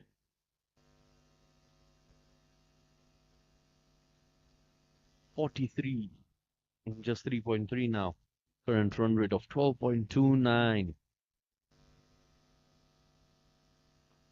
Goes big. Someone getting underneath it. Should be taken. Is taken. And that will be the end of Roger Mukasa's explosive innings. Comes to an end very, very quickly. 39 of just 17 deliveries. He gave them the start. Do they capitalize on this? He must be disappointed. He was playing in one gear. Has to pay the price for not connecting that one adequately. The final laugh coming off by Victor Takudzwa. Yeah, finally getting the danger man Roger Mukasa there. He departs with a 39 of 18, but he's really gotten Uganda to a flying start. Roger Mukasa, aka Papa Galiwango there, starting off very, very quickly. But look at the projected score, 246. Current run rate 12 every over. As another left-hander makes his way to the crease, Ronald Ultaya will be the other new batter in there for Team Uganda. Because Ronald Ultaya comes into this game with 75 runs from 4 innings at a strike rate of 84.27. But he's also a hard hit of the ball.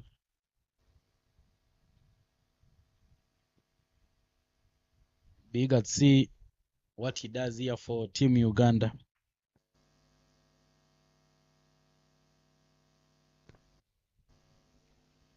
Ronald Lutaya.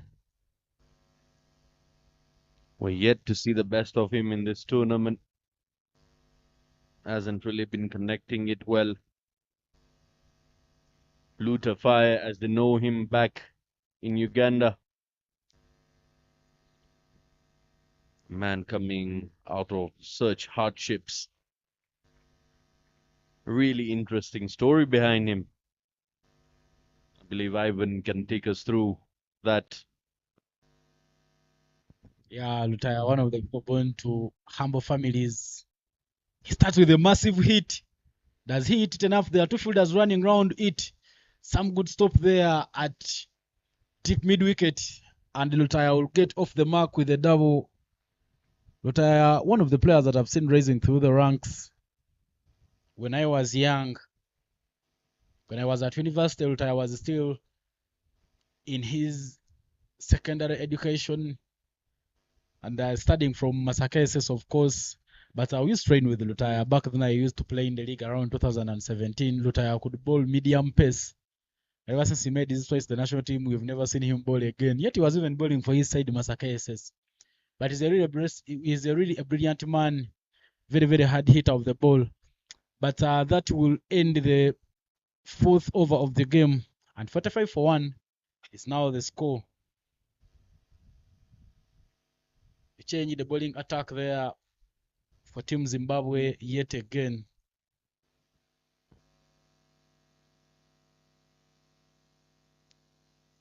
Simbarashe Mozengereri will be the new batter. Simbarashe Mozengereri comes into this game with an economy of 5.14.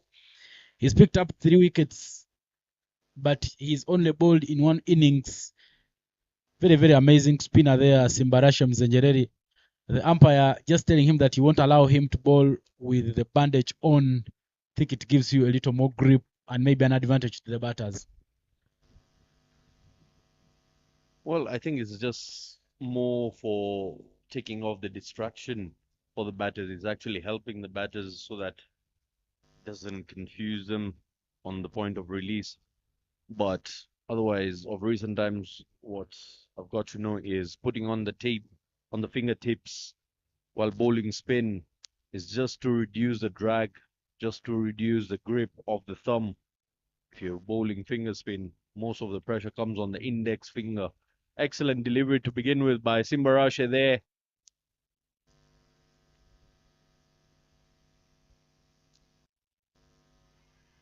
Plays onto the back foot, but missing leg clearly. Bowling at some pace is Simbarashe. He got some bite to his spin. I'm playing it away outside off stump. Trying to get through his over very, very quick. Not trying to give Simon Sisazi too much time. Goes. Doesn't connect that well. Oh, he's just done him enough. Will it race to the boundary ropes? Yes, it does. Fortunate there, Simon. Didn't connect it as well as he'd liked it to. But just beats the fielder there. Have a look at that lucky escape. Yeah, of course, the bowler trying to jump in, but this man who was fielding at mid-off, just standing very, very wide. If he was straight at the screen, maybe we could have had a chance of saving that one. Simon gets a boundary and goes for another massive hit. Whether he's a man at extra covers and he will only get a single. That single will bring up 50 runs for Team Uganda. And after 4.5 overs, 50 for 1 is the score, Team Uganda. Ronald Lutaya and Simon Sesazi, two left arm batsmen for Team Uganda. 50 comes up in no time. We're still within the power play here. 5 overs done here, 50 runs on board for the loss of 1. The score you see on the board is courtesy of Roger Mukasa, giving it a solid start, donking a few around the ground early on.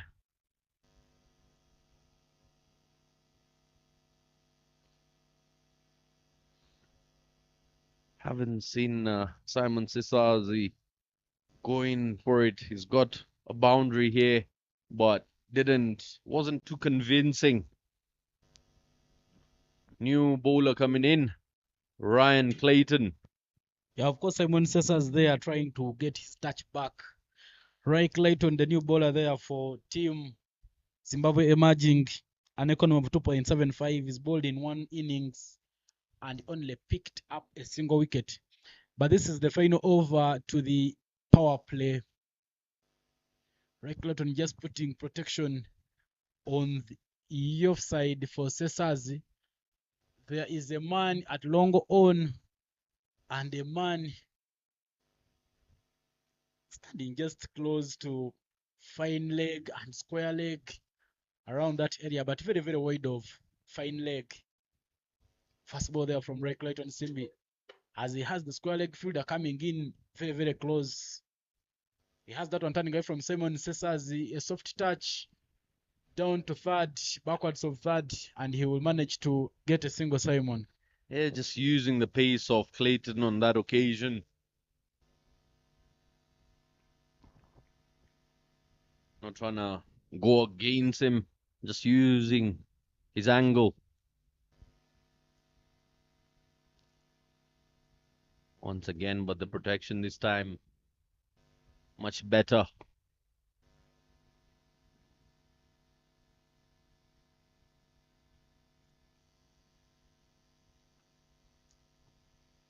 Leg side in the vacant region, and off she goes to the boundary ropes in no time.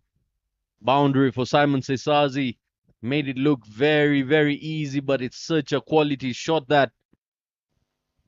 Of course, Zedkan, this is what I was telling you about. When Simon was there with Roger Moore, Simon Cesars was trying to be very, very handy with his knocks. But right now, this is the man who has been in for some time, 13 of 13. He will be now the man to take charge and make sure that he scores more. As Ronald Luther is just finding his touch in the game. A man of very few words, Simon Sesazi. Doesn't really talk much. Talks when necessary. Very stingy when it comes to giving out some words. Unfortunately, my opinion on Simon says about having many words is really very different from UZ.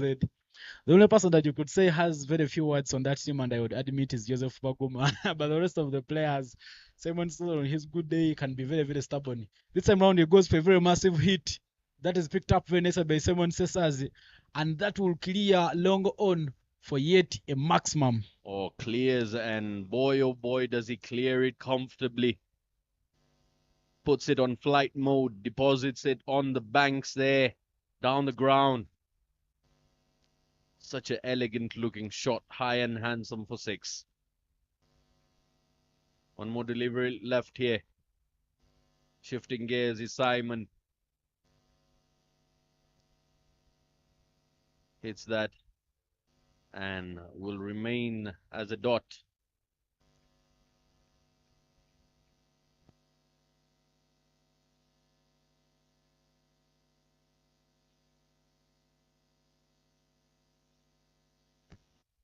Goes hard once again, same area, same results. Maximum it is 2 in 2. 2 in 3, I beg your pardon. But yeah, clears the front foot and launches it down the ground for a 6.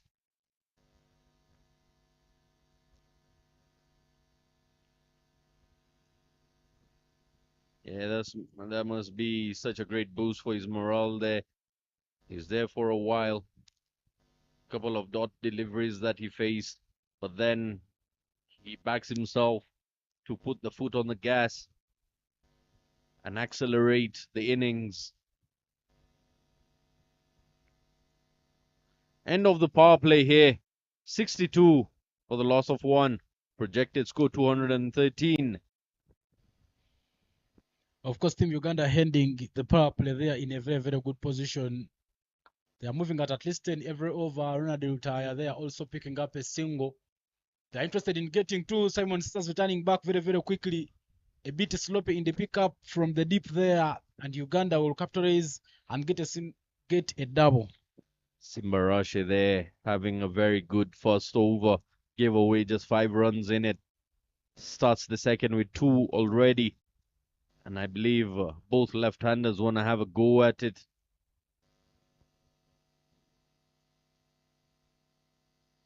Oh, skiddier one outside off there.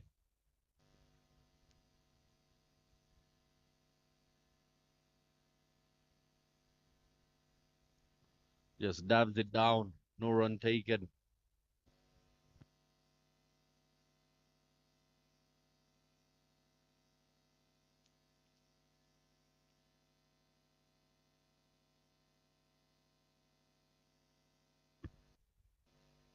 Wild swing, not even in the line, not even close to the ball.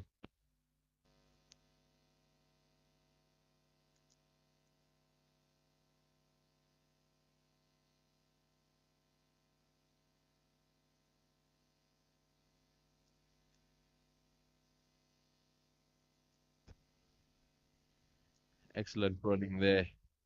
But good over, decent over here by Simbarashi. Not giving too much flight to the Ugandans.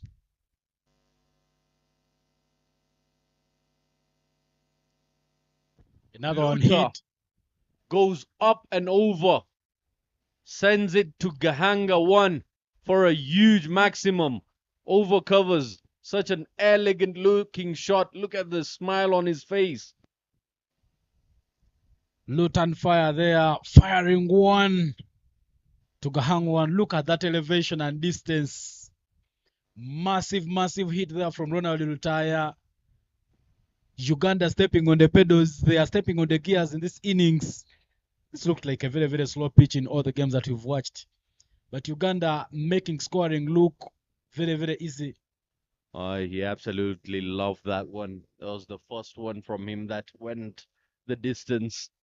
As you mentioned, hard hit of the ball, got underneath it and gave it the full treatment, crunched it. The sound of the bat, the elevation, the placement.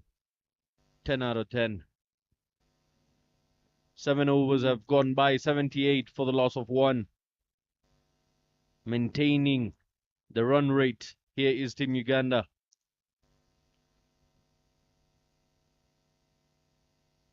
Lutaya letting Simon know, if you can clear a few, I can clear a few as well.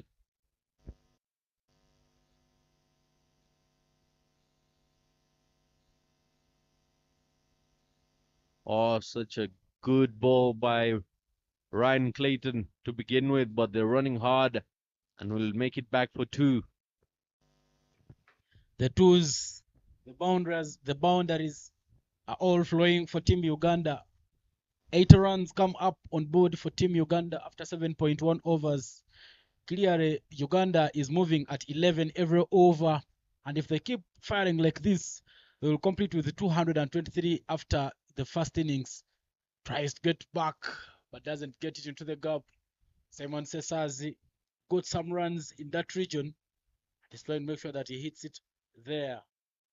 Ryan Clayton Simbi, 1.2 deliveries and is so far gone for 20. Simon Sessas gets down and hits hard, but that will go up and the catch is taken. Simon Sessas will have to depart.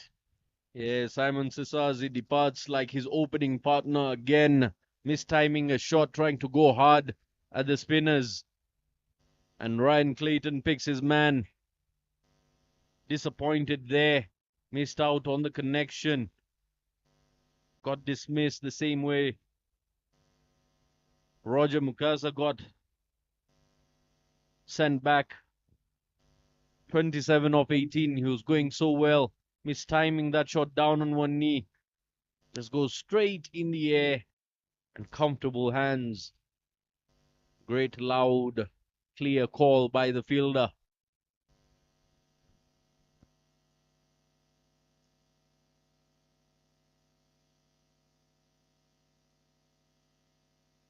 See the disappointment there by Simon. New man in. Pascal. Young Pascal Murunji. Yeah, Pascal Murungi, 39 runs in 4 innings at a strike rate of 73.58. He's not had a very, very faint touch so far, the way we know Pascal Murungi. But he knows many of these players because Pascal Murungi earlier this year, he has had 2 stints in the Zimbabwe League. It'll be interesting to see how he takes on these men. Very, very brilliant batter, Pascal Murungi. One which is turning into him, soft touch, but Pascal Murungi doesn't get it into the gap. Yeah, he's a player who loves experimenting, loves that reverse shot of his. You can see him almost teasing the bowler every other time. Plays it off the back foot. Just got away with the first slip, but excellent running between the wickets. Yeah, of course, that is the shot which causes Pascal Murungi so many problems. We've seen him dismissed on a couple of occasions on that same shot. But a much good over there from Ray Clayton Simbi, no boundary being considered into it. It is so far going for only 3 runs, and he's picked up the wicket of the aggressive Simon Sesazi. Owner will retire there with a soft touch, and it will be a dot ball to end that over.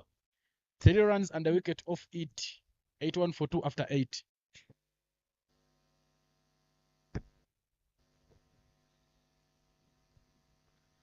200 still on the boards for Team Uganda if they continue. But the worry is the fall of wickets. Trying too hard, trying to punish the spinners here. Ends up gifting away wickets.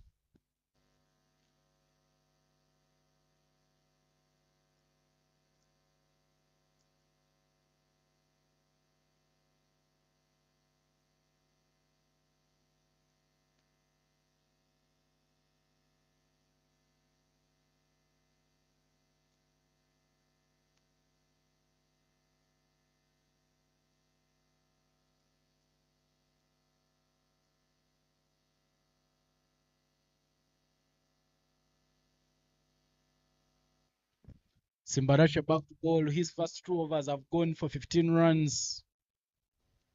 It's now coming to ball his third.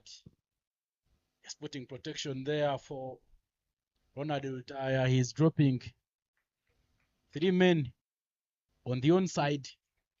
There will be a man at extra covers on the offside. But of course, deep square leg, deep mid wicket, and fine leg. I beg your pardon, and long on. Yeah, it'll be interesting to see how Uganda balance their ship as they've lost their 2 aggressive opening batsmen. They've put up a very strong foundation for the batting side. 81 and 8.2 right now. Just plays it around the corner. Such a risky shot. Does it get the full value out of it? Yes, it does, as there's a collision there. 2 players running into each other and crashing into the tent. I hope he's feeling all right. The physio should have a look at him. Of course, bad images there as the 2 collide. But there is a medical team right at the ground trying and make sure that they give the 2 players medication. But both men are up on their feet. One is the captain for the side, Lennox Tinonda Chando. And looks like we are good to go in this game. These 2 men are not injured. That is very good for the game. But a much needed boundary there for Team Uganda, Pascal Murungi. The boundaries looked to be drying up, but that shot brings up yet another boundary for Team Uganda. Yeah, it's good to see the sort of communication between the players here, between the bowlers especially. The bowlers unit having a little chat amongst themselves. Such a unique shot there by Pascal Murungi. Of course, you said he loves experimenting. He's got such a flexible wrist there.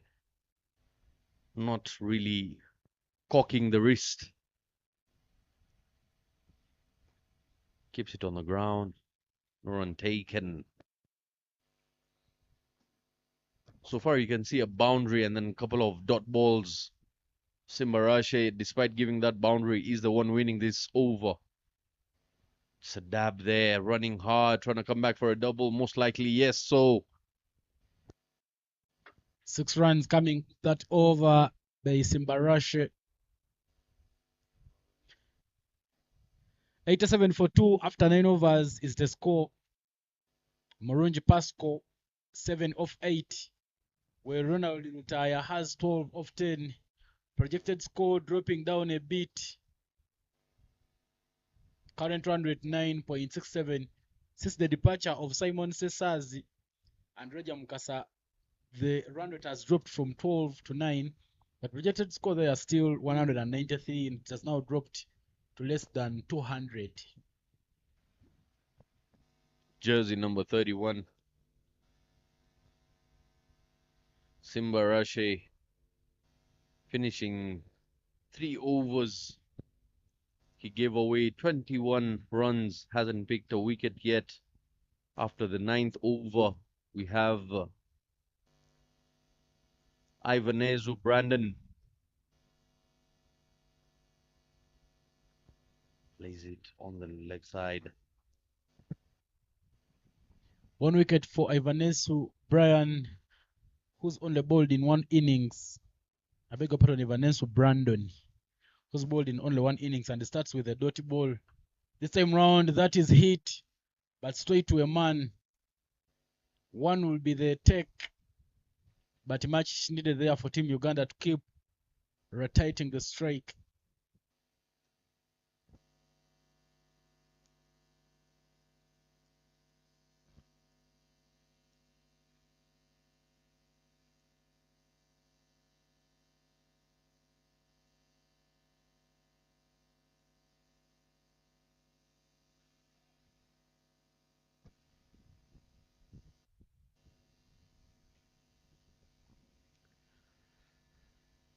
Making a couple of adjustments on the leg side there.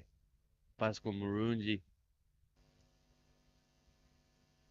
trying to get into positions there, but not working out for the line Ivanezu is providing.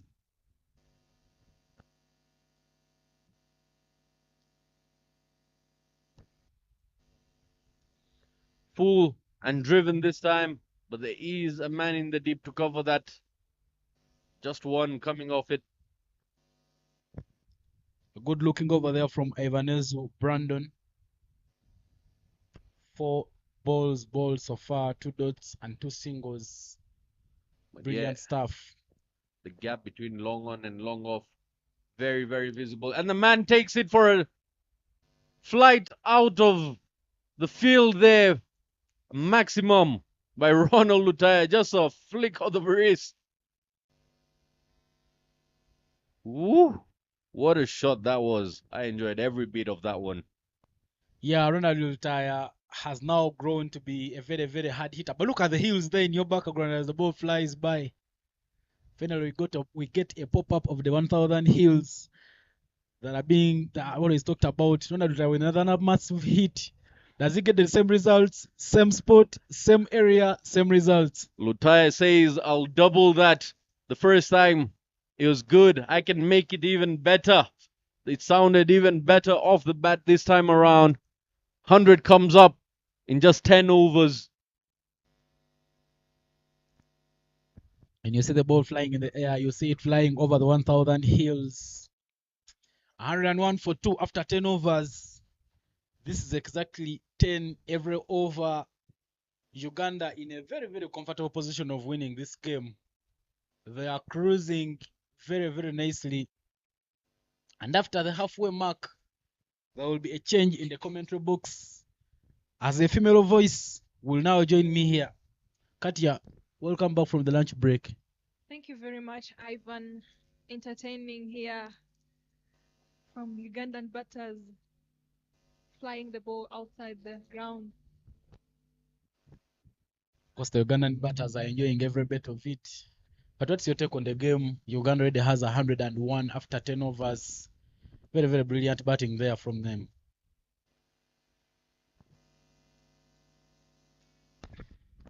Simbarashe Muzengereri comes back there to bowl for Team Zimbabwe, emerging from the road end. Starts with two vital dot balls. Zimbabwe having the maximum score of 170, and this time we are having Uganda trying to go more of that. Are they going to get like a 180? But if they continue like this, we are seeing a 200. Yeah, of course, the projected score there showing that Uganda will beat that highest total, the 171, which was scored by Zimbabwe, emerging against Rwanda A in this very tournament. Hits it, but hits it straight to the fielder. A match looking over there from Simbarashe Mzengereri. Only one run off it so far. Last ball of it yet to come. Goes for a massive hit. Ronald will retire. That is out to the road that we keep talking about, the road end. And a massive hit there from Ronald will retire to end the over. Very, very brilliant shot there from Ronald.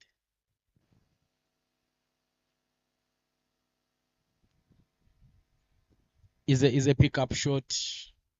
And Ronald will retire manages to knock that out of the park. 108 for 2 is now the total on board for Team Uganda after 11 overs.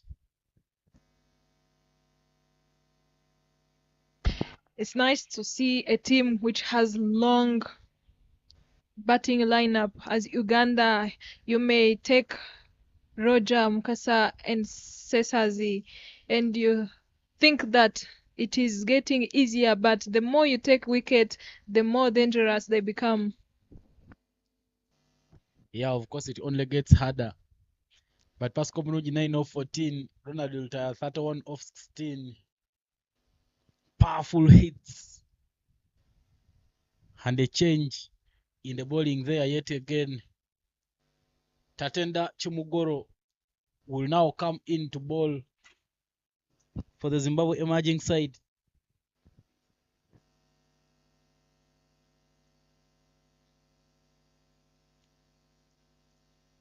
Tatenda 3 wickets in 2 innings. Will now have to bowl some pace from the side of the 1,000 hills.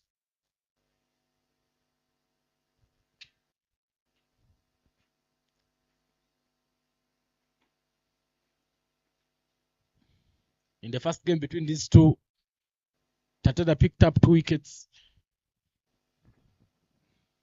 in the one over that he bowled, but he went for 10 runs. Now he will come back to bowl there for the Zimbabwe emerging side.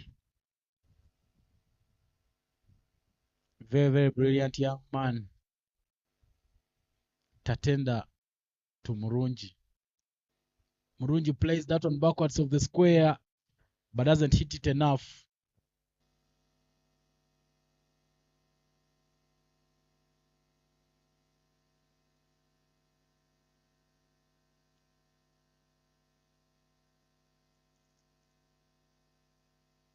A good start from Tatenda, starting with a dot ball.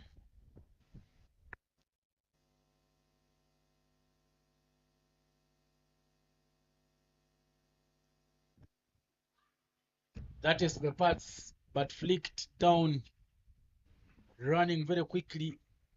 So there is a confirmation of leg by there from the umpire. I can see as a Zimbabwean, if they don't give up easily and they keep doing the right thing, they may end up putting pressure on the batters. If they break this partnership, it is going to be easy for them to catch up from there. Yeah, but there is still some batting there out for Team Uganda. Players like Cyrus Kakuru, Calvin Watua, Joseph Bakuma can all put some runs. Soft touch there from Ronald Ultaya. Brilliantly done there by Tatenda Chimugoro. One thing I've seen about Tatenda Chimugoro, when he's coming to deliver the ball, he keeps his ball behind. A skill that we have seen players from Zimbabwe like Skandaraza using. but very, very commonly used by a West Indian player called Sunil Narine. I think Skandaraza might be a role model of Tatenda, as they are coming from the same countries.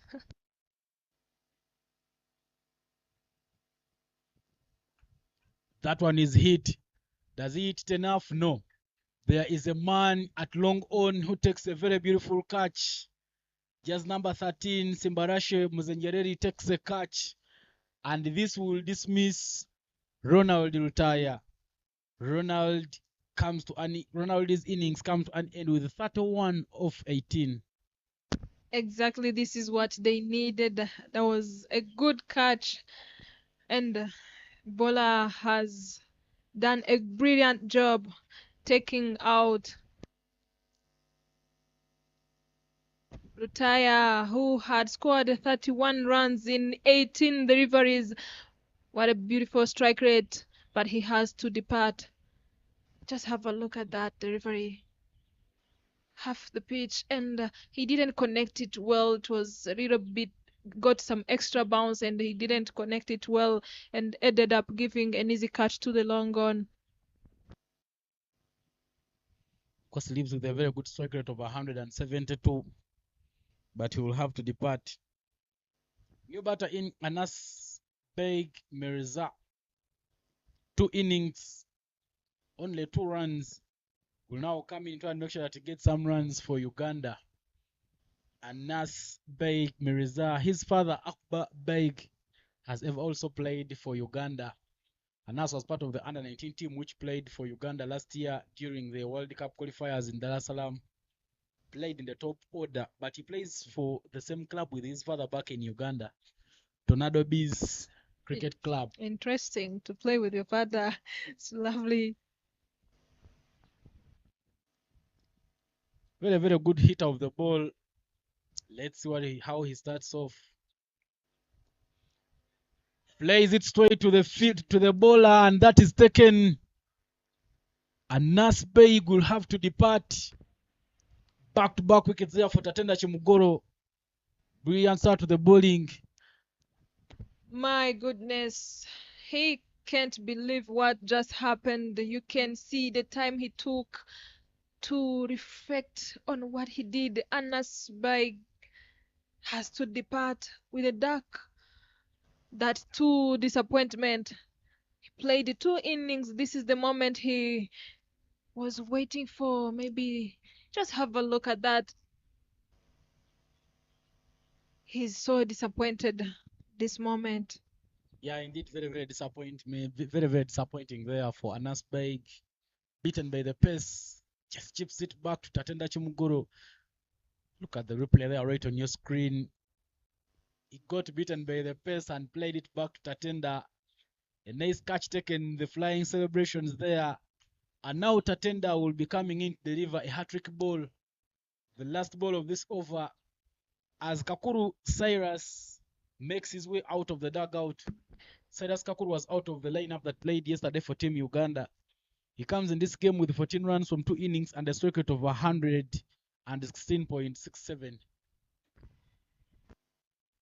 Hat-trick ball. Just have a look at that figures. Even the runs he got, it was a leg by. Just 2 wickets in an over. Hat-trick ball there coming. Play down the leg, and that will be a wide. Very, very disappointing to bowl a wide on a hat-trick ball. At least ball it stump to stump. Just after praising him, he comes in, boom, gave away a wide. But you never know. Sometimes you get a wide, and the next ball you get a wicket. Played it with soft hands, and there is a no ball call there from the umpire. A bit of overstepping there from Tatenda Chimugoro, and confirmation of a no ball.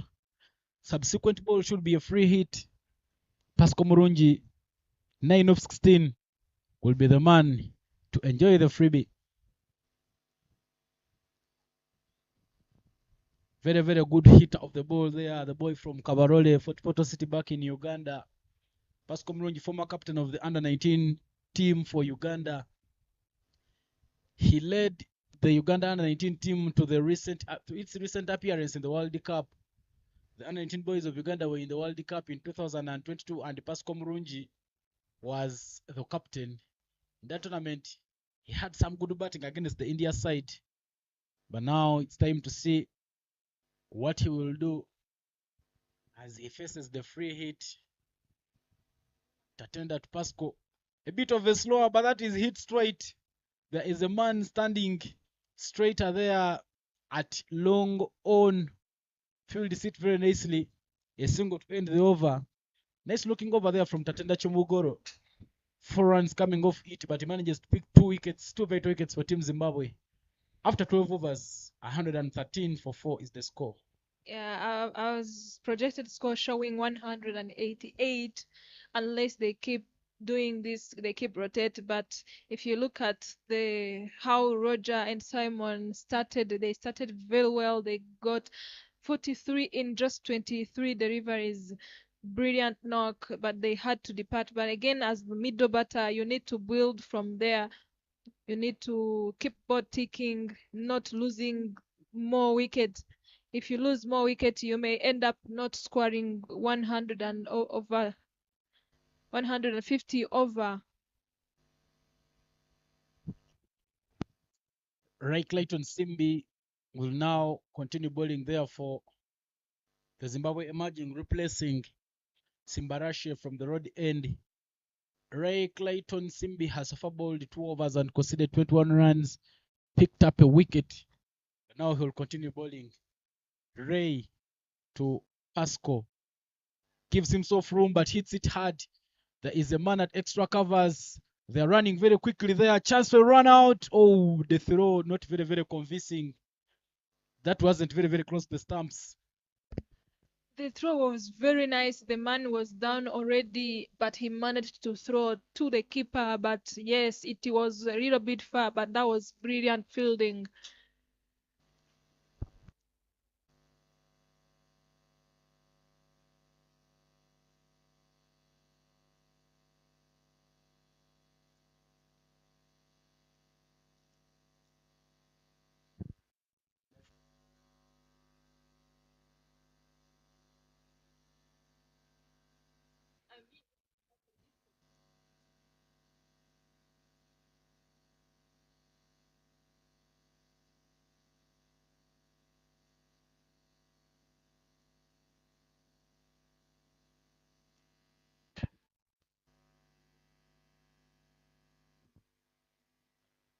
Ray Clayton Simbi there, back-to-back doubles there from these 2 batters of Team Uganda, Pascal Murungi and Cyrus Kakuru. Hits it, but just driven straight long off. Fielded very nicely. The boundaries are now being played up by the Zimbabwe emerging, and this has consistently kept pulling the required run rate down. Look at that mistake there, fielding mistake, and Uganda will pick up a second run.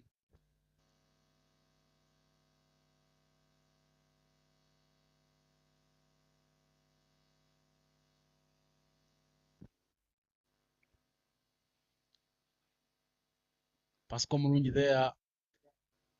1 of 2, projected score 188 still there for Team Uganda. Ray Clayton Simbi there picks up a dot ball, very, very vital there for Zimbabwe emerging, who looked like things were getting out of their hands. 119 after 12.4. Will still keep it close to 10 every over.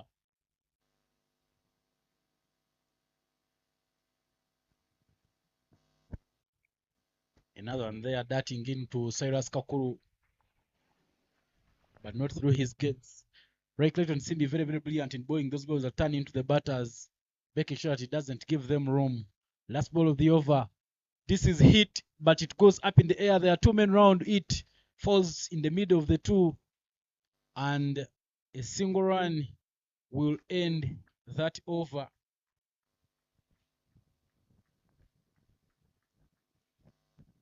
Yeah, 13 overs gone, 120 on board. There you can see some fans as our women representative Sonia Uwimana comes in to cheer up for the game. as the highest score in this tournament is for Zimbabwe 170, but it looks like Uganda is going to break that record, as I welcome Mr. Lee. Well, we thought that in the morning's game, and then I turned up and really stifled the run rate. So hopefully I won't do the same again here. But yeah, very explosive start from Team Uganda. Can they keep the momentum going, which we didn't quite see in that first game today once the power play was over? But yeah, good start here. Nice half stop there, swiveled on that short ball, hit the short fine leg. Couldn't collect it cleanly, but prevents any more than a single.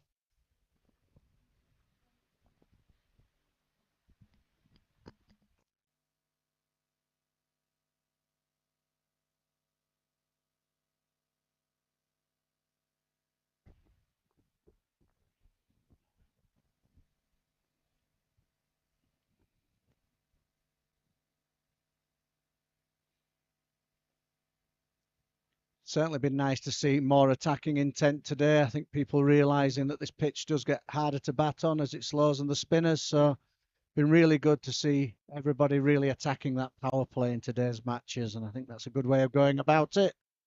Get some runs on the board while the field's in.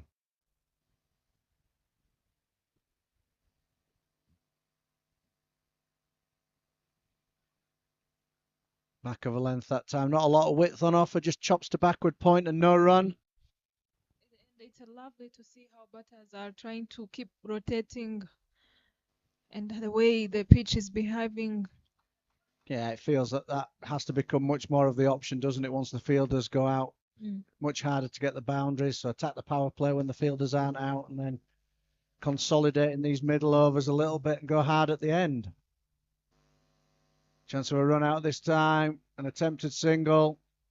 I think would have been safe anyway. Just collects the batter as he dives back into the crease.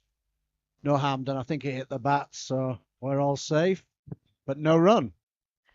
A good fight back from Zimbabwe team. Have come back on 8 runs per over. You feel as well if they can just keep taking wickets. Oh, and there nearly was one. It's hit in the air, but just the right hand of fine leg giving us a no ball. I think that's second one for the over as well. So we're going to see a free hit. So it was safe as houses anyway. Just as we were saying, as Zimbabwe's were getting back on top for a no ball, and it will be a free hit. Yeah, second one of the over above shoulder height. Good calling from umpire Damasen. Pascal Murungi facing the free hit.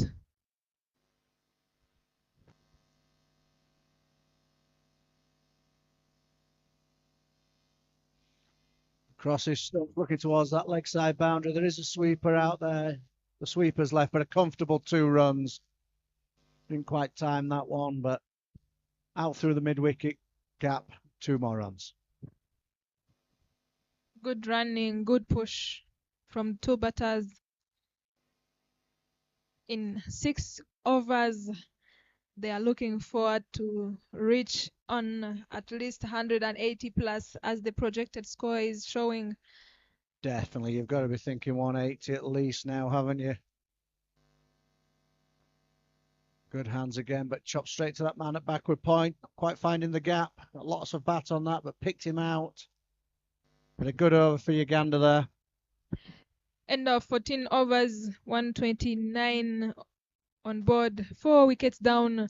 As captain mentioned earlier in the toss, he said 130 plus, but seems like they are going to go beyond that. Yeah, I think that sort of 130 total is that kind of par, especially if you don't get off to a good start. But as we've seen in the 2 games today, both sides really attacking that power play. And if it comes off, then you can look for a much bigger score. I think it's still the way to go. But if you lose wickets in that power play, then it's maybe restrict it back down and look for the 130. Yeah, 180 looks on the cards here.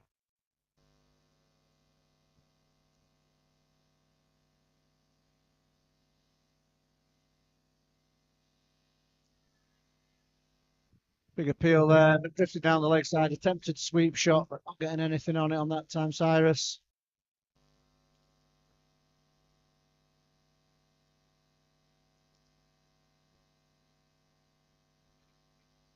Tighter line that time, just turning away from the right-hander.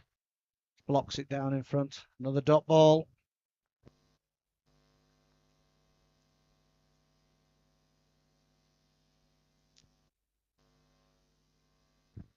Feels he's missed out on that one. There's the bit of width he was looking for. Again, steered it straight to that man back with a point. Yeah, he's bowling very well.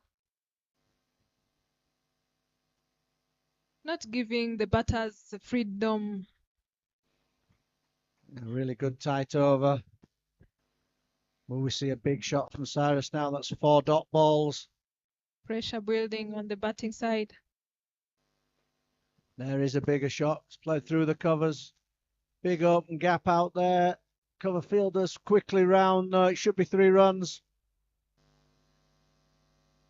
It's excellent running. Found the gap nicely on that occasion. More powerfully struck on the front foot, just evading mid-off. Very good running, taking 3 runs.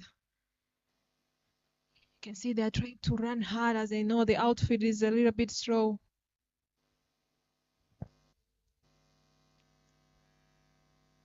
Yeah, hit that one out to the longest part of the ground. Quite have enough to get all the way to the boundary. That's a good over for the Zimbabwe though, just 3 runs coming for it. 15 overs gone here, 132 for 4. Projected score just nosing up to the 180.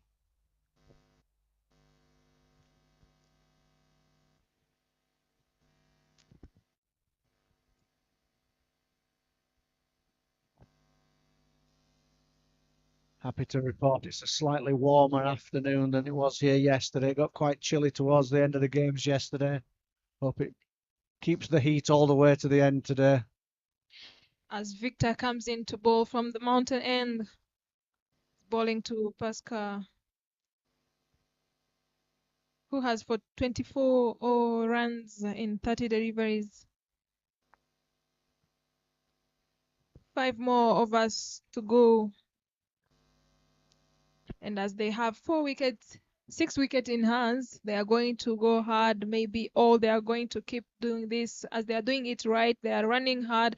They are not taking thing as Yeah, I think that's rushing. I think that's the interesting thing we saw this morning, that I think the Rwanda boys in that first innings all of a sudden just tried to hit everything for 4s and 6s, and that actually ended up drying up the run rate because it is a difficult pitch. So interesting decisions to make. These may just feel that, yeah, another 2 or 3 overs of just knocking it around, save a few wickets go at the end. We've seen big shots with the field out aren't that easy to play and get away with, really. Indeed. So, as ever, lots to think about if you're out there in the middle as the batter.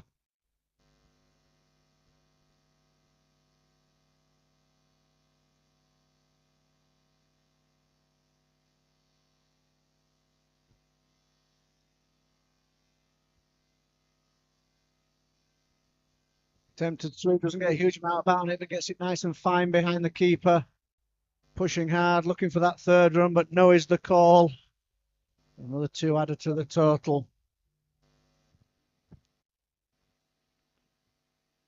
See that uneven bounce. We've seen very few really clean sweep shots in the innings, but that time just getting enough bat on it and it behind the keeper.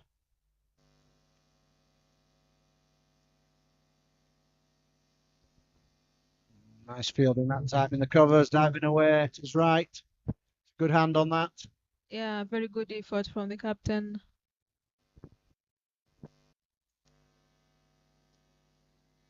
And there is some innovation. Plays the reverse. It's a packed field behind square on the offside with a slip, a deep gully, really close in point. But needed to get some elevation on that, but got it on the ground, but managed to scamper across one. Interesting to see a slip still in place. That's shorter this time, cut powerfully out into the deep. Again, quick work from the sweeper and a really good return throw to the non-strikers, then keeps that down to a single.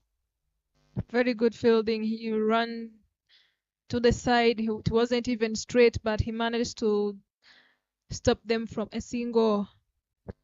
Yeah, very quick across the ground to that one. Got the right man sweeping that boundary, looking at that. Exactly. Slower on this occasion, tries to reverse again, gets a little bit about it, but can just knock it into the gap for an easy single. That will mark the end of 16 overs, 137 on board. You can see just run rate just ticking down, but still very healthy, 8.63 and over. Mid 170s the projected score now. I think if you offered 173 to Uganda, would they take it now, or do you think they want to accelerate? I think I think 6 batters in hand, you'd say no thanks, we'll have a gamble and back ourselves for a bit more. I think they're going to accelerate this 4 overs. 138 on board.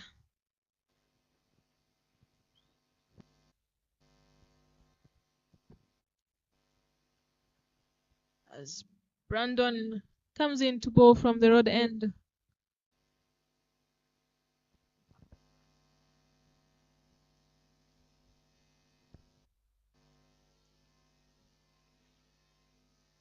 Stabbed down backward a point, but excellent batting, finding the gap. As we said, there's 2 fielders out there, pretty close and tight in, but executed that beautifully, putting it right in the middle of the 2 of them, rotating the strike.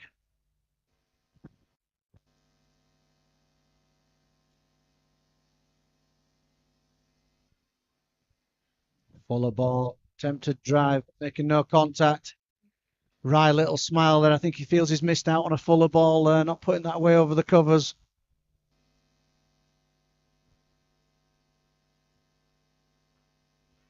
There is a powerful hit.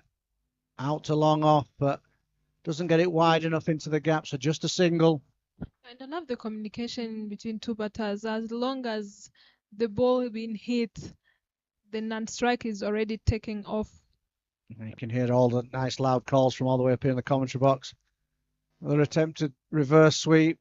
Again, not great bat on that, but just gets it into the gap between the keeper and that shortish third, deepish gully. It's a slightly odd fielding position to a spinner, but cut off the boundary on that occasion.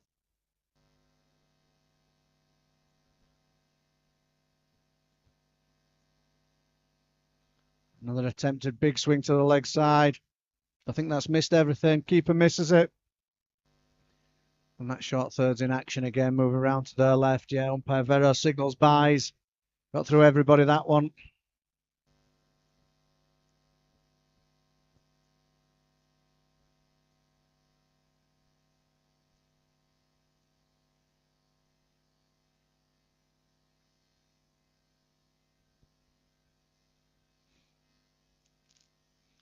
Crosses stump on that occasion, misses out, cleans him up.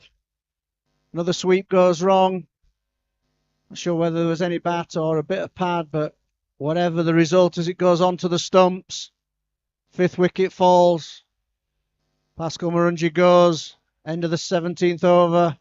5th wicket falls. Yeah, Pascal Murungi, 30 runs in 37 deliveries. He was trying to hang in there and running hard to keep board ticking, but that will be the end. We have to have a look at that. Yeah, a little bit of pad on that one. I think he'll fancy himself.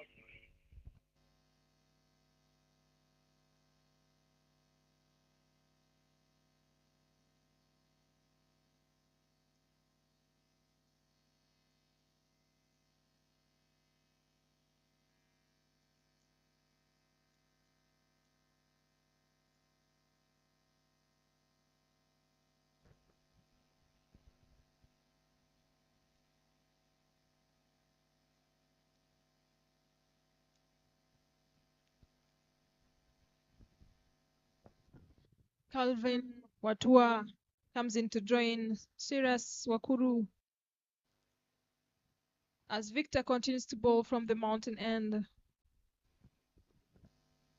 Real rarity there. Slip still in place in the 18th over. Sure signs that they think the ball is still turning. And there is the turn, and there is the big swing. Looks like it's time, but we saw this in the morning's game. It's very difficult swinging for the fences here. Lots of plays and misses when you attempt it. This time, attempted down the ground. Good bowling that. Saw him coming early, I think. Just pulled the string on that a little bit. Took the pace off the ball. Drifts it past the outside edge. And sharp work behind the stump sees another wicket go down.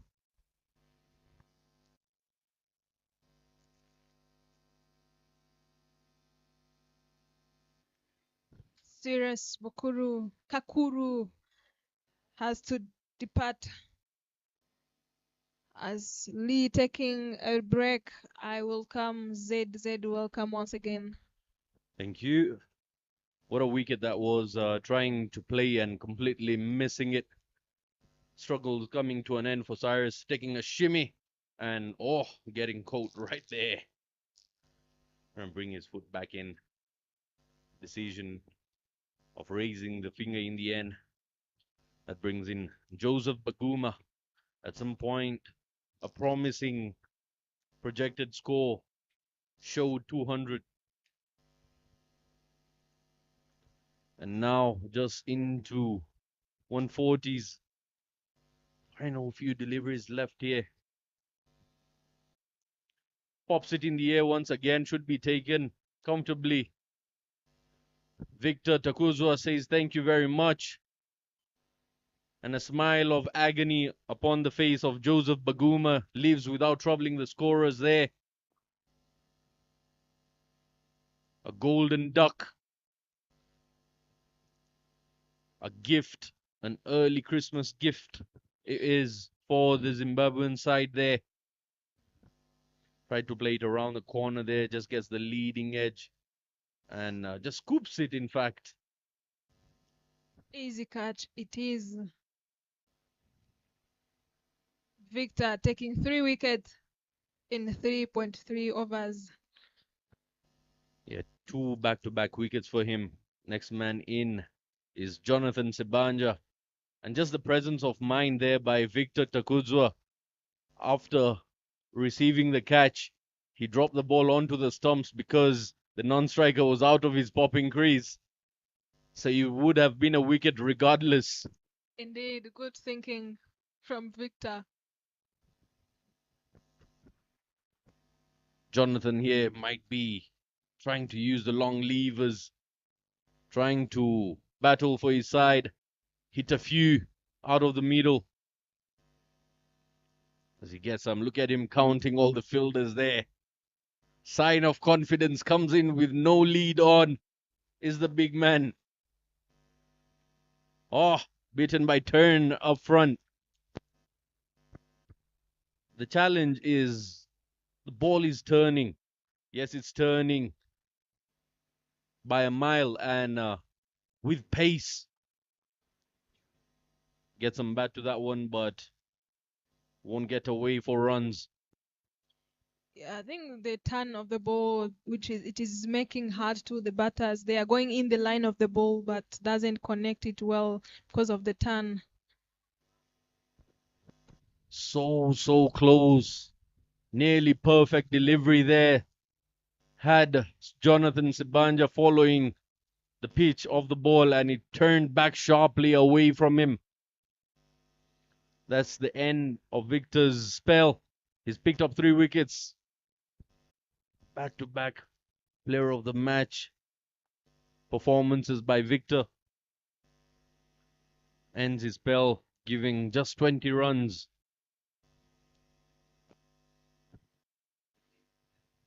Third over being most expensive. 20 runs from it.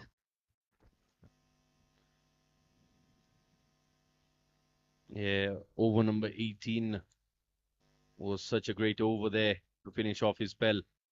2 wickets in that over and no run coming off it. Ivanezu Brandon, 2 over 17 runs is given away, picked up 1 wicket only. Calvin Watua on strike. Tries to hit that hard and They scamper along for a single. Calvin Watua, who's been playing around here at Gahanga in the domestic leagues, quite used to the conditions here, but it's a whole new ball game once you play for the national side. Might be the opportunity for him to put on some performance for his team in the finishing end of the innings here.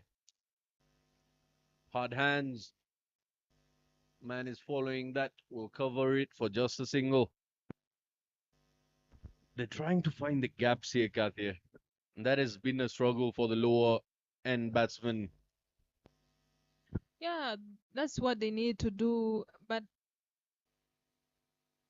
1 over left, 1.4 over left. They need to make it over 50.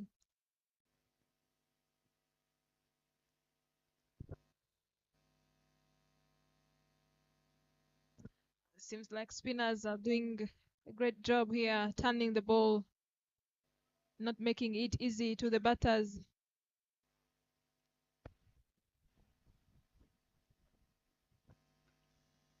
Hard hands this time. Will it go the distance? Yes, it does. Once bounce for 4. And the dugout appreciates that attempt and effort by Calvin. A freebie once again by Ivan Nezu. Back of the hand delivery. And gets tonked over covers for 4. You do one mistake and you get punished. It was full toss. It was like a gift to Calvin, and he took that opportunity.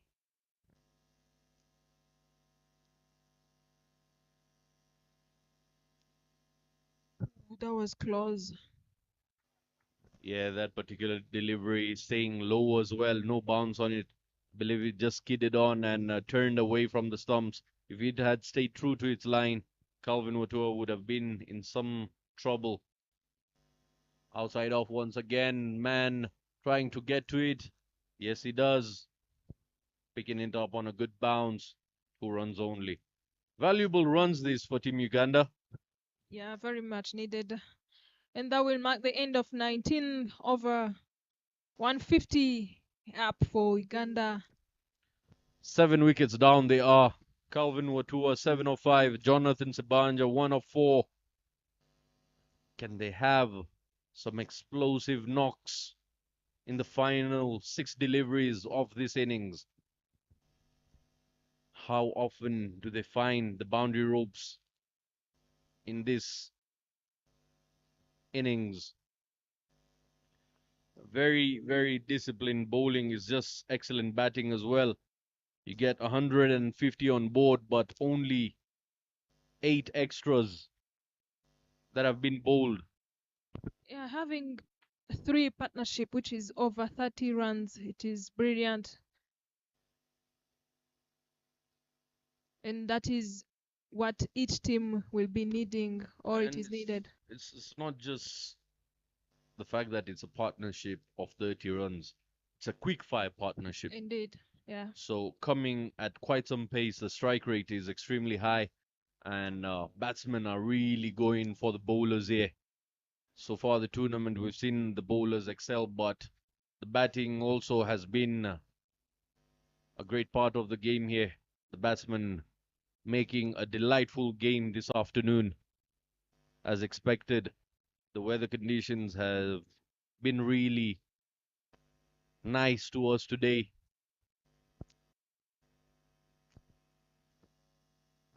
Jonathan Sebanya on strike as Tatenda charges in. Should be taken. Not sure. They appealed for it, but not given. I believe that came off the pads there. Jonathan trying to be experimental there, gets away with it. No bat involved as Calvin Watua takes strike.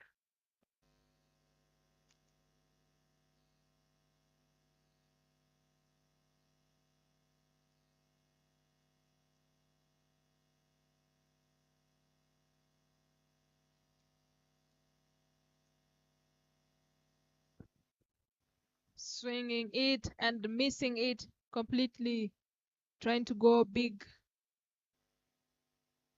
4 more deliveries. Yeah, Calvin Watua just looking at his partner and saying, mate, I just got bitten by pace there. It's too quick for me there. Had a big swing at it and missed it completely. Tatenda wouldn't mind that. Neither will Zim. Plays it. And that finds the boundary once again. Beautiful drive. Beautiful on drive this time by Calvin Watua. Just enough power behind it, hitting it on the ground for 4.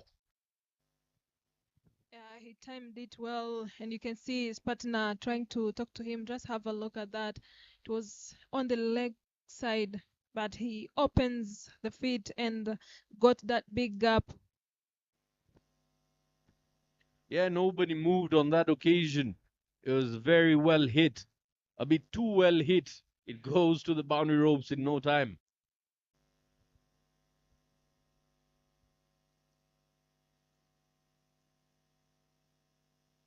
Ah, swing and a miss. Needs to find the bat there. His partner, Sibanja, trying to explain to him the importance of ball on bat. But I believe he should be one of those who'll just have to watch it from the opposite end because he's sitting on 1 of 5 deliveries himself. Through covers this time. There is a man in the deep to protect that one. They pick up one.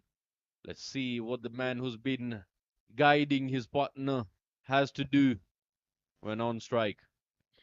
Final delivery here, Katia. Yeah, are we waiting for a boundary, or is he going to miss, or just one run? Let's see.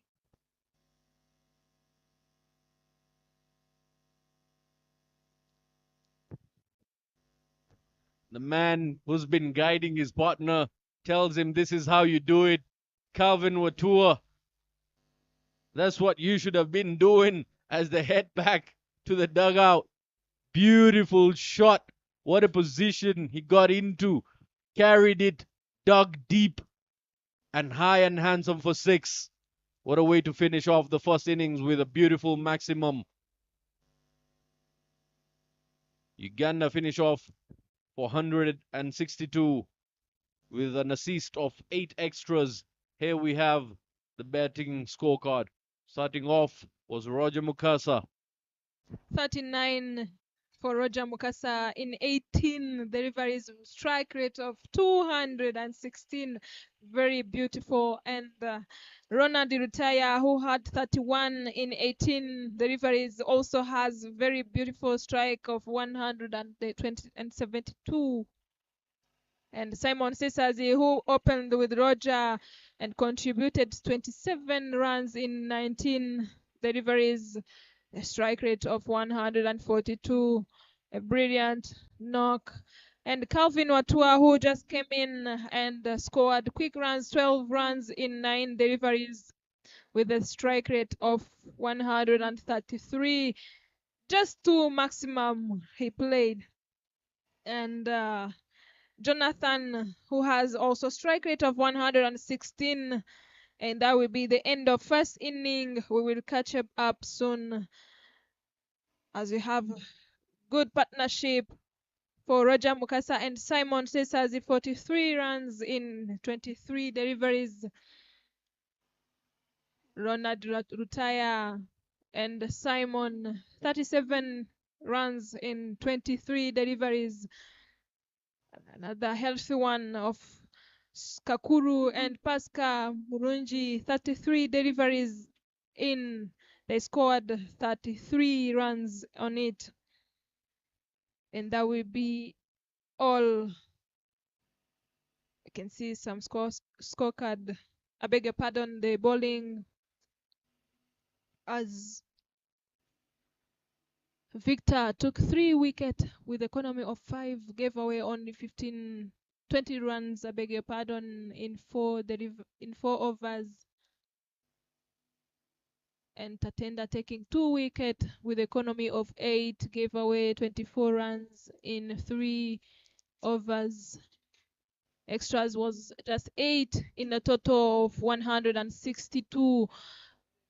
And Zimbabwe A will be needing 163 to win. Catch you up soon and for the second inning.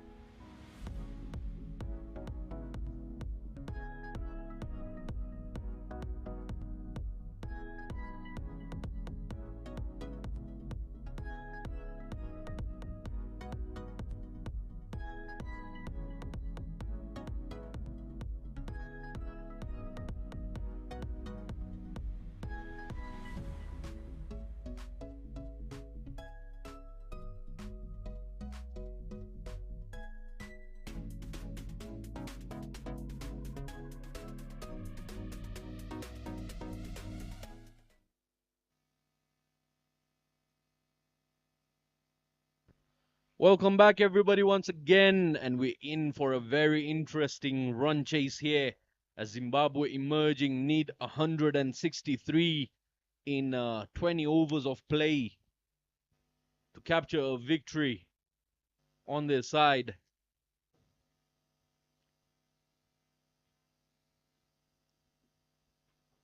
Look forward to having a very entertaining first 6 overs.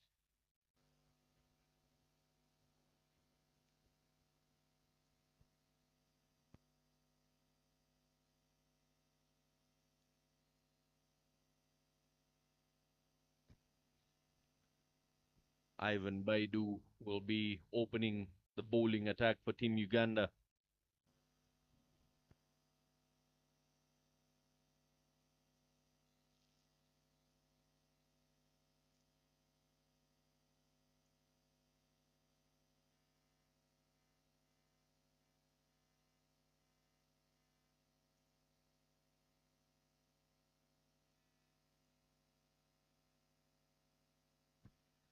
Ivan Baidu with 8 wickets to his name in 4 innings with an economy of 5.27 will be bowling to Victor Takudzwa and Takudzwa Christopher.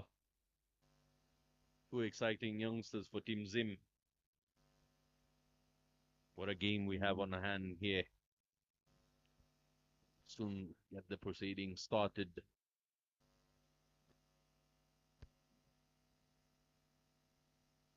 Beg your pardon.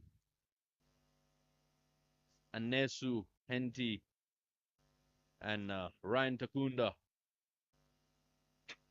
Change in the opening attack for Team Zim.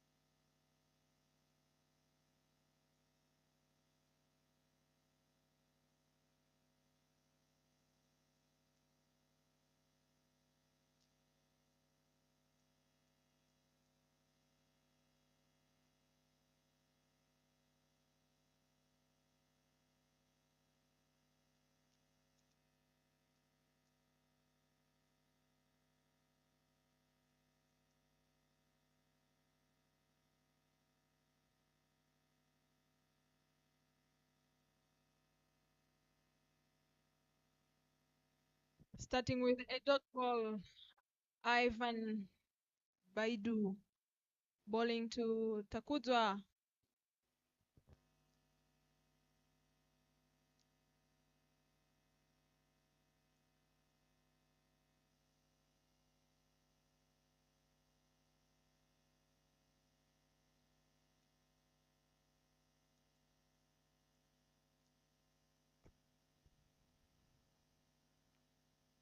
Starts off with 2 dots, Ivan Baidu. Yeah, the Zim boys have to go hard, make good use of the power play here, Katia.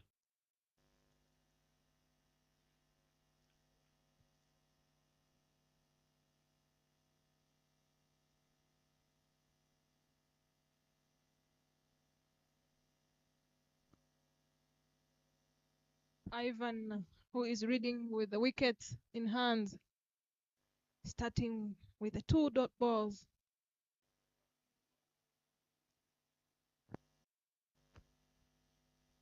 A lovely shot, squeezes that for a boundary. What a joy to watch. Full face of the bat there. Just piercing that gap. Very, very fine shot that is to watch. Very beautiful, not much effort, just guiding the ball where there is no fielder. Beautiful looking shot. I'm sure even the photographer has taken that one. Yeah, lovely, lovely hands, hand-eye coordination, very precise. Class shot that was to get started here.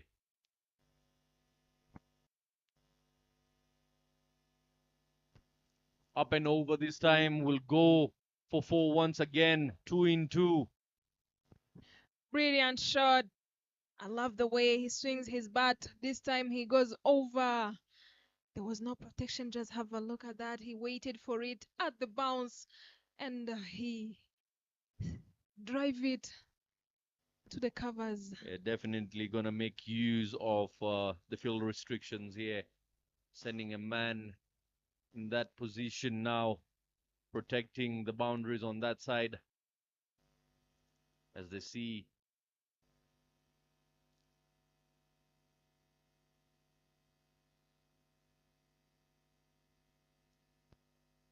is pointing at something over there. Christopher Takudzo, as he sees the leg side being opened up for him.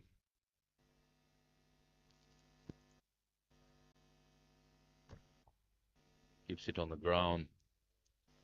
Look at the follow through there by Ivan Baidu, trying to get into the grill of Takudzo. Yeah, you can see the smile from the batters. Plenty of chirping, plenty of talk that will be happening out there. I only wish we would have some stump mics to catch the conversations going on between the players here. Loud appeal and not given. We'll have to see that one more time. Was it pitching outside leg? Or was it the height that was of concern? Takuzo feels he missed out on that opportunity. Yeah, just pitching outside leg.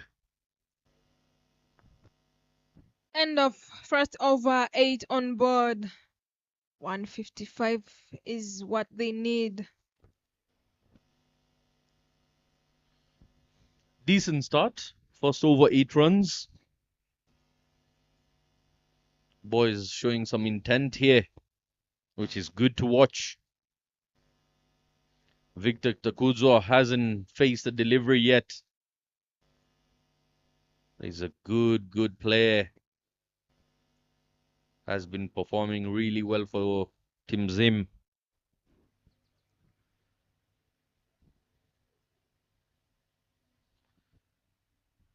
Two things that go synonymous hand in hand. Confidence, play, and Team Zim. Jonathan taking his time to set up the field. Yeah, this is where experience will come into play here from the Mount End. Jonathan Sibanja trying to work the most economical way to approach the Zimbabwean batsman here. Someone who likes to keep it very simple, find something that works and sticks to that particular method.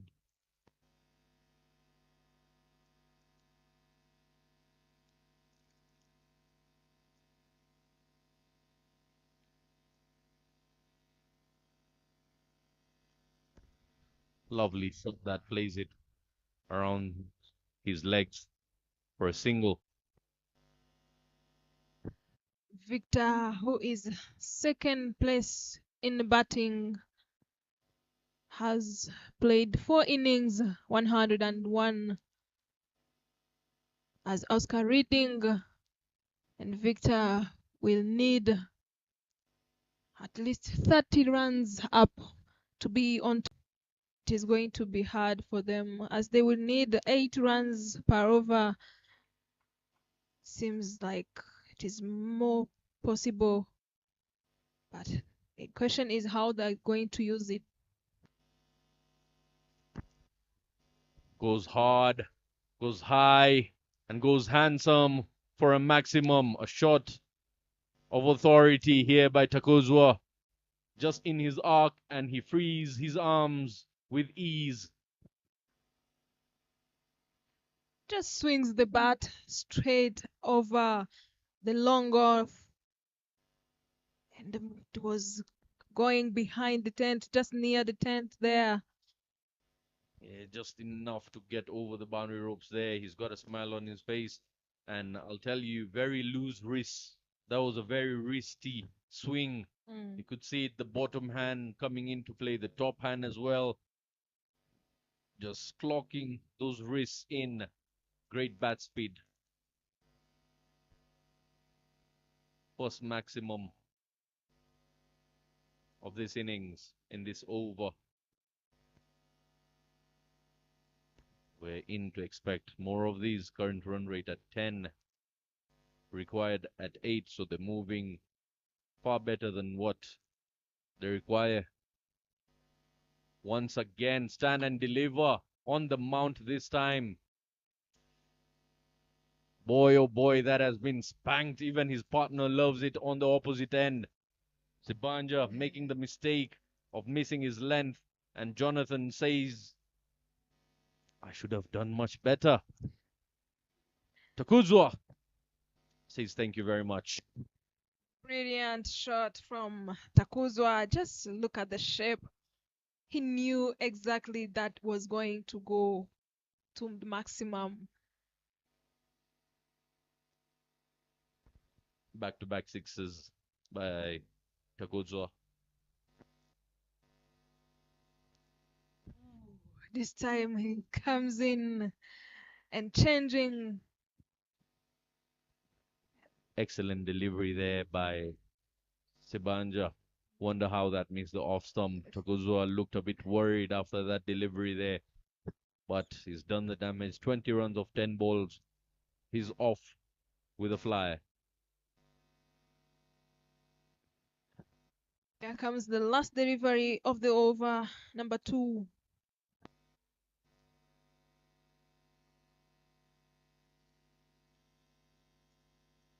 Good line.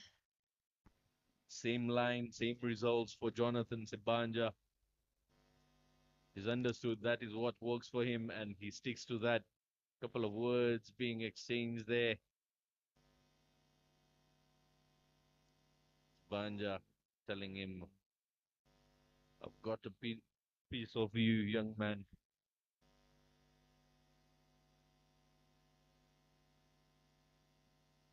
.142 in 108 now needed. 21 for no loss after 2. As Ivan comes in to bowl from the rod end, as he has protection in sweepers, long on and long off, and the slip in place.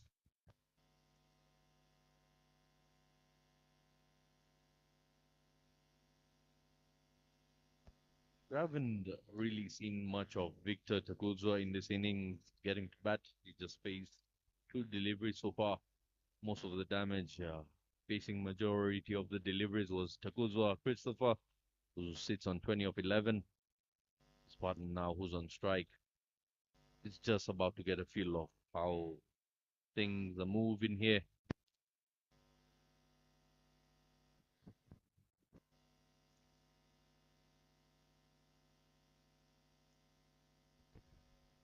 Yeah, slower one this time around. Play works it around to mid on for a single there. Victor taking his time to hang in there as his partner going to have a chat.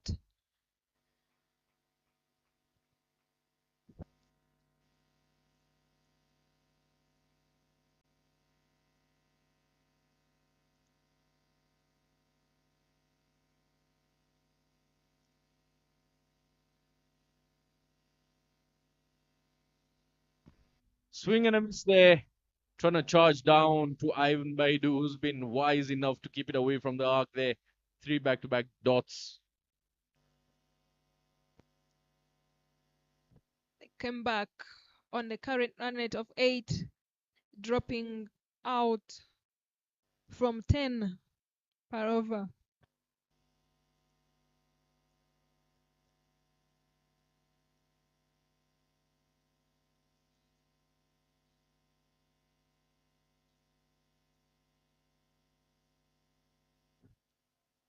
Oh, beautiful shot.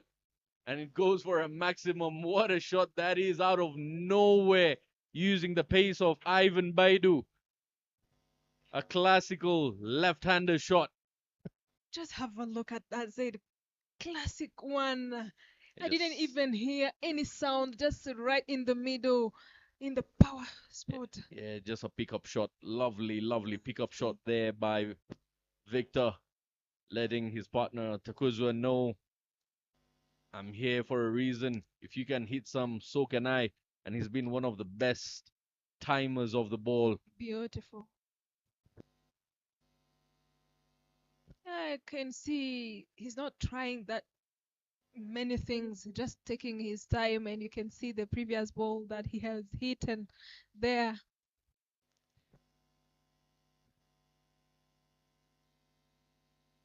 And that will be a free hit called by umpire Veronica Idiho. And let's see how Victor is going to take that opportunity.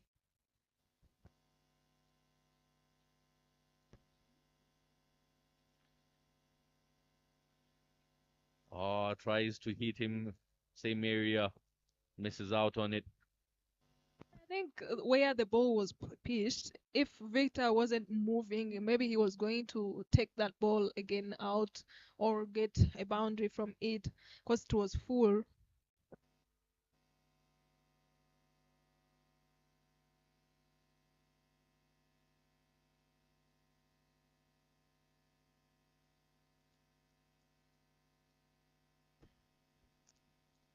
Oh, keeps it on the ground there. Yeah, a cutter. As you can see, Victor indicating. Realized it very late though. 3 overs have gone by. 28 for no loss. Crowd is gathered here, watching along. The Rwandan national side players, faculty members. Sun is out here. Quite humid.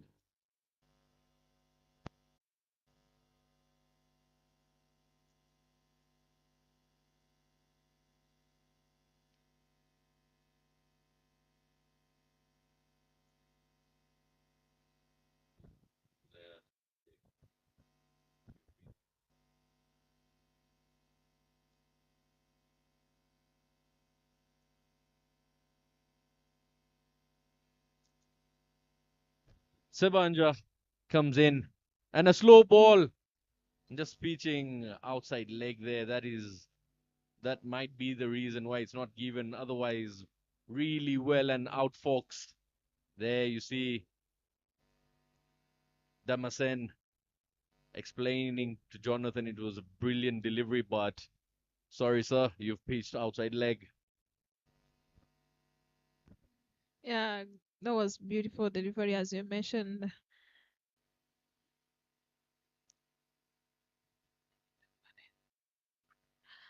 Swing, and it didn't go anywhere as the slip, taking it easily. You can see the sign he's trying to put it as he know there is no one deep. Trying to overhit that ball over there, Yeah. not trying to have a good connection. But you see, the intent from the batters is to use this power play, as we said it, 135 in 100. Should be an easy task for Yeah. them the way the batting lineup is. Oh, I hear some noise coming off that one. Not quite sure. Batsman really, really disappointed there.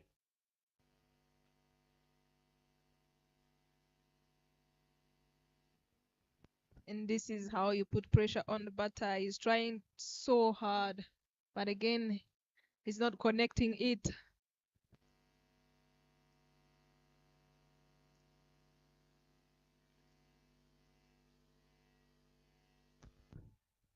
Yeah, trying too many different things here, Jonathan, and it's working for him. 4 back-to-back dots.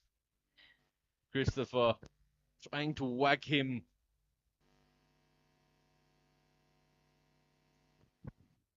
Yeah, you can see he's trying to change things for Takuzwa.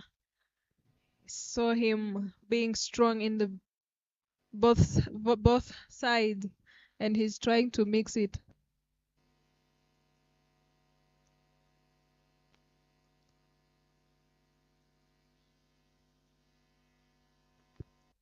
A swing and a miss there. The keeper went really out of his way to knock off the bails.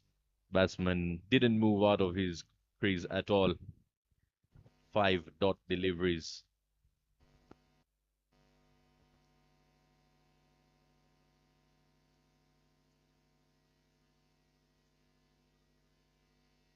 Last delivery to come.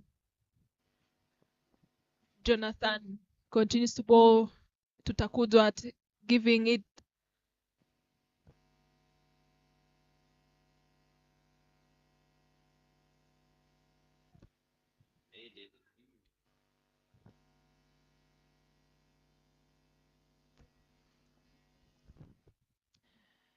Maiden for Jonathan. A good bowling. And that will mark the end of fourth over. 28 on board. Yeah, excellent over there by Jonathan Sibanja. The general manager, Rwanda Cricket Association there, just having a word with the national team players. Just keeping in check if they're doing good. Such a nice frame there. A beautiful backdrop. Jonathan Sibanja picks up a maiden. 2 overs, he's given away just 13 runs, restricting a side that is hungry for runs at the moment. 135 in 96 legal deliveries. Joseph Baguma into the attack. Tries to take him on. First ball. And there's a huge smile on Baguma's face as Victor Takuzwa misses out on that delivery.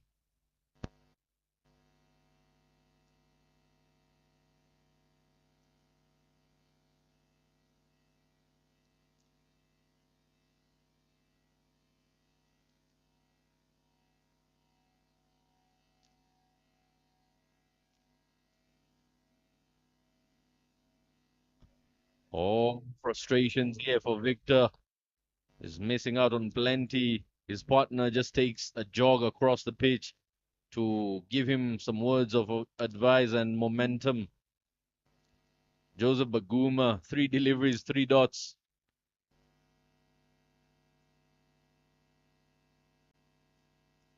Pops it, loud appeal, and not given.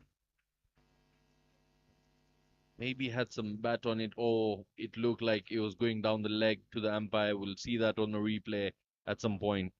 Excellent delivery by Joseph. Knocks him out, and that should be a stumping. Yes, it is.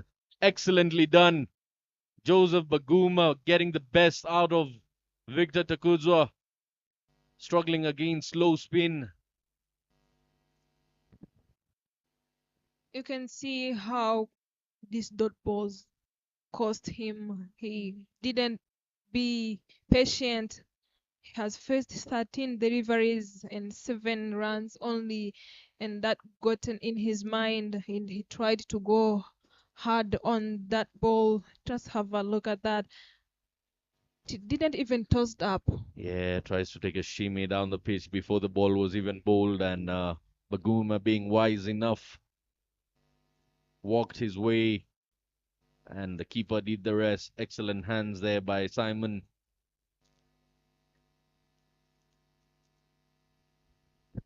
As Lennox will come in, number 3, to join Takuzwa. Yeah, interesting. A couple of times you find this keeper playing with shades on. Today you don't see him putting them on. Another aggressive player for Team Zim. Skipper likes to play his big shots. Strong play, indeed. Lennox, Tinoda. Should be supporting his partner Takuzwa Christopher out in the middle.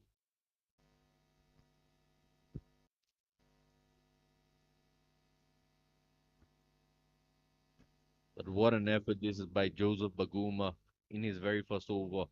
4 dot balls and then a wicket and last delivery remaining. A dream start in a defending innings.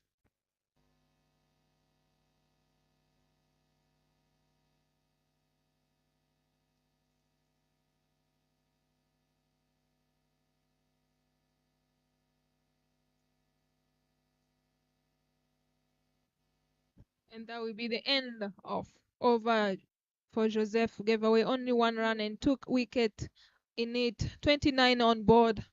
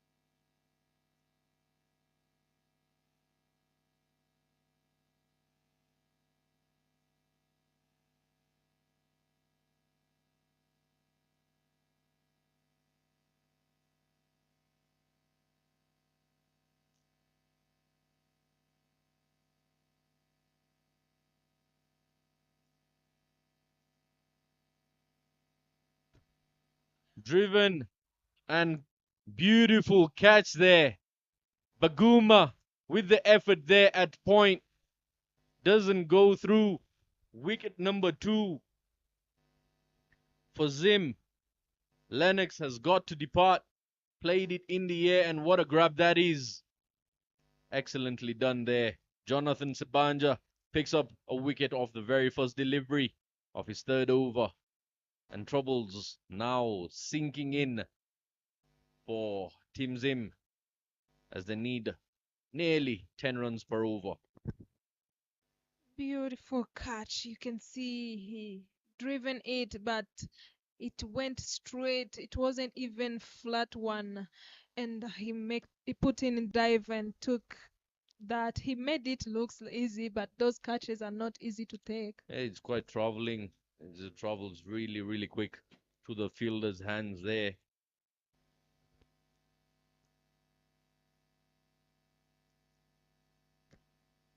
Jonathan Sibanja there, pitching it in the right areas, and look at that effort, look at that catch. Kudos to the camera team as well for capturing that. It's a video to save for a lifetime. Your kids, your grandkids, show them how you're doing good in your younger days, representing the national colors here. What a grab by Baguma. Of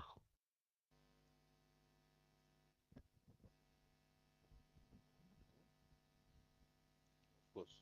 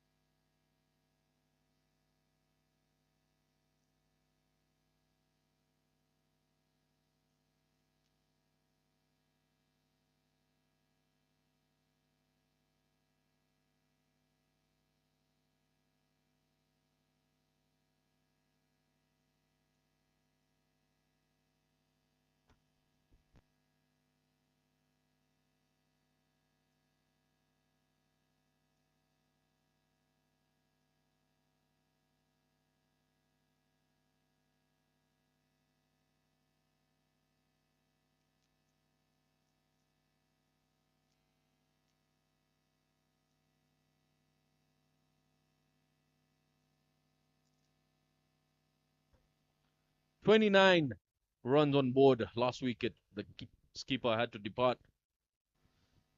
Tashinga Vudzijena pops it in the air. Quata is the call. Who's getting underneath it? Lands safely. They're running around it, and the field and the batsmen are running hard, coming back for a double. What a threat Jonathan Sibanja is posting here for the Zimbabwean side.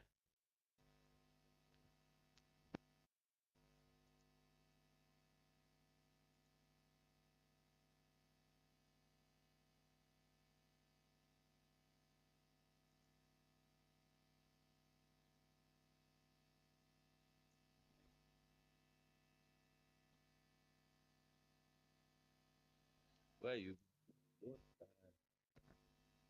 Oh, pops it in the air. Should be taken and will be taken comfortably. Subuga Siraj. And the celebrations. He keeps the ball in his pocket as safe as a note.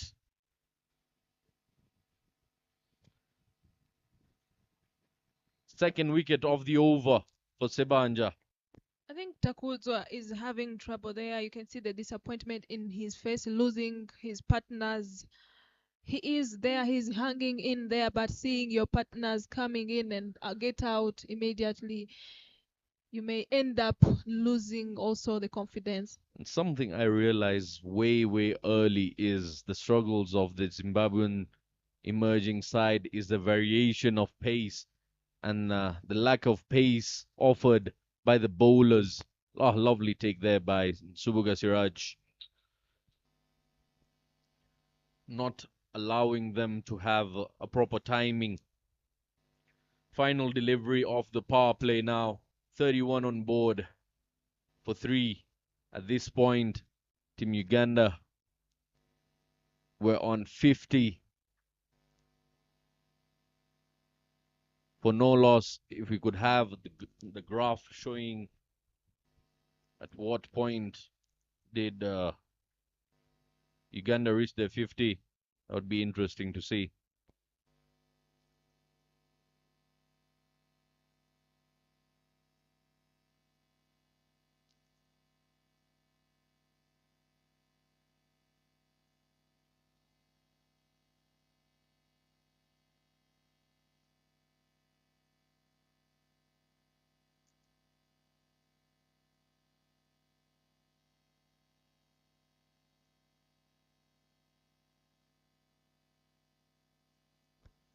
Just gets away from the fielder there. Not trying to take on the arm from the man in deep. Jonathan Sibanja gifting away just a single off the very last delivery of the power play. Taking a break from the commentary box is Katia Wimahoro as I welcome back Mr. Ivan.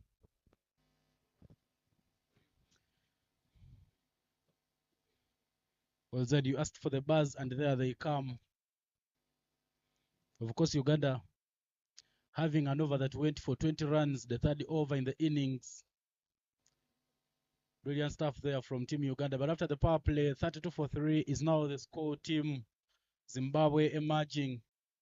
Jonathan Sebanja giving Uganda that needed breakthrough. He's picked up 2 wickets, conceded 15 runs in his 3 overs. But not forgetting, yesterday Jonathan Sebanja was the player of match when Uganda A took on Rwanda Select. He bowled 4 overs. Beg your pardon, he bowled 2 overs, picked up 4 wickets, 1 maiden, and 24 runs. Sirajan Subuga will be the bowling change, replacing Joseph Baguma from the road end. Yeah, what a start this has been to the game, picking up 3 early wickets, but that was meant to be chasing down a total like that against the quality bowling side of Uganda. They had to find a way. They've smashed a couple of maximums already, but consistency is what's missing. Siraj Subuga, who's a well-known candidate here at Gahanga, getting lots of turn out of that, but bounce is what might keep it away from him. Sirajan Subuga comes in the game with an economy of 4 and 5 wickets there for him. That is hit up in the air and taken by the wicket keeper, but the umpire says that was from the hands and not out is the call.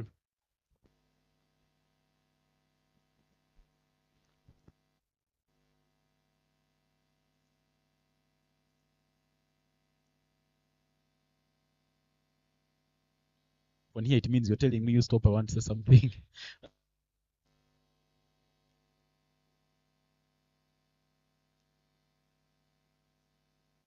Well, that is the replay there right on your screen.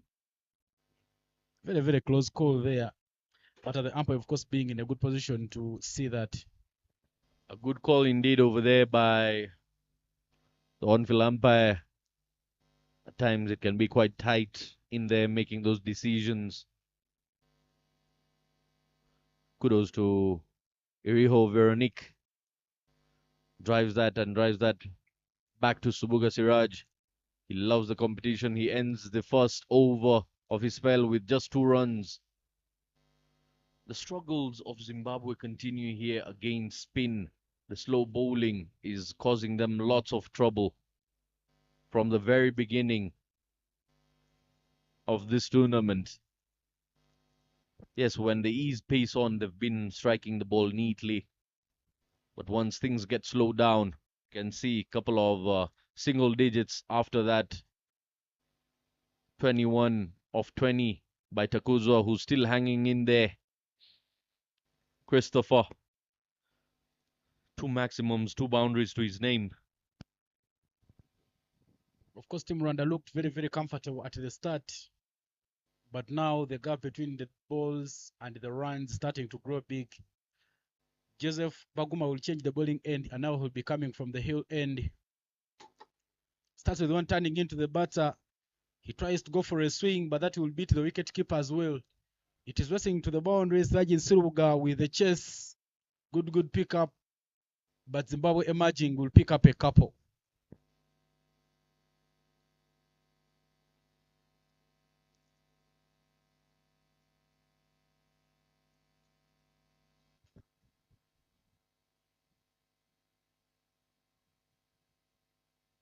Joseph Baguma is foulballed 1 over, considered only a single run, and he picked up a wicket. Very, very brilliant figures there. That one is hit as the fielder at mid-wicket. 2 men running round it, putting down his ground there, Simon Sesazi, and he manages to limit them. Very, very brilliant work in the deep there from Simon. And something about Takuzwa's swing there. He's got such a whippy action with his bat swing. Even the sixes that he's been hitting, he's got a whip to that action coming down, the bat flow coming down. Really strong wrists. Have a look at that. That shot once again, a very stylish sort of approach, but not fruitful on that occasion.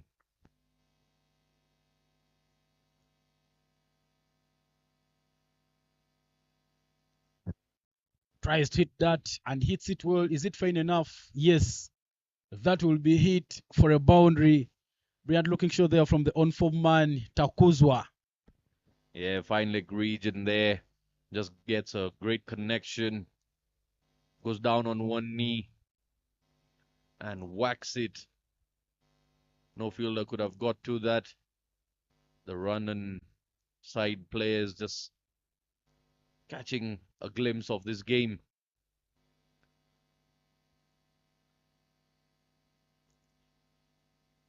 He's been fighting alone so far, Ivan. 29 of 24 deliveries here. Yeah, of course, his partners have kept going out. But Zedkan, with the rest day scheduled for tomorrow, the Rwanda A side will return in, I beg your pardon, the Rwanda Select side will return in action on Wednesday against this Zimbabwe emerging side. Well, the Rwanda A team will be in action against Uganda, and that will conclude the first round of the tournament on Thursday. Then on Friday, we will be down to the finals of this tournament, but there will be a third placement game in the morning before the finals. Yeah, just out of the box question. What do you think the Ugandan team would be doing on a day off? Because the first day off, many of these players remained at the hotel. Just came around for lunch. They didn't even have a late session. And of course, that first day, it was indeed the day for the semi-finals and the finals of the RCMNS T20. Many of them came around and just watched cricket. I haven't had the chance to get the parting shots for many of them, as tomorrow is a rest day. But me, I would love to go and visit the CAF zone in Kigali, take my rest there, then come back in the evening and see how everything unfolds. Oh, you love traveling around Kigali, don't you? Yeah, of course, it's always a pleasure coming into this beautiful place of 1,000 hills. But a new ball has been brought on 121 runs from 74 balls. Joseph Obaguma's there, coming yet again to bowl another one. That is hit, but straight to the man at covers. Much better delivery there from Joseph Obaguma. He gets one which is turning into the batter. Takuzo sends it down backwards of the square, but this time round he bowls it outside off. It's great to see the skipper bringing in the spinners to ask the big questions here. Subuga Siraj, Baguma. There's a slight fumble there. We've got the likes of Roger Mukasa as well, who will be pitching in a couple of overs later on. There you see the crowd enjoying the cold breeze this afternoon and this exciting game by the boundary ropes. 2 overs for Joseph Baguma. He's conceded 11 runs and picked up a single wicket. 44 for 3 is now the total on board for Team Zimbabwe emerging after 8 overs. But Zedika, one of the things we need to be discussing in this tournament is in the first game between Rwanda Select and Rwanda A, Rwanda Select was 99 for no loss after 10 overs, and they only completed with 138 runs. Uganda in this game, they were 101 after 10 overs, but completed with only 162 runs. Many questions there to ask. Is it the wicket? Is it the mid-order batters who are not getting the runs? What could be the problem? I feel the newer Cherry comes onto the bat much better as the ball starts getting older. The bowlers start getting more control, more feel of the ball.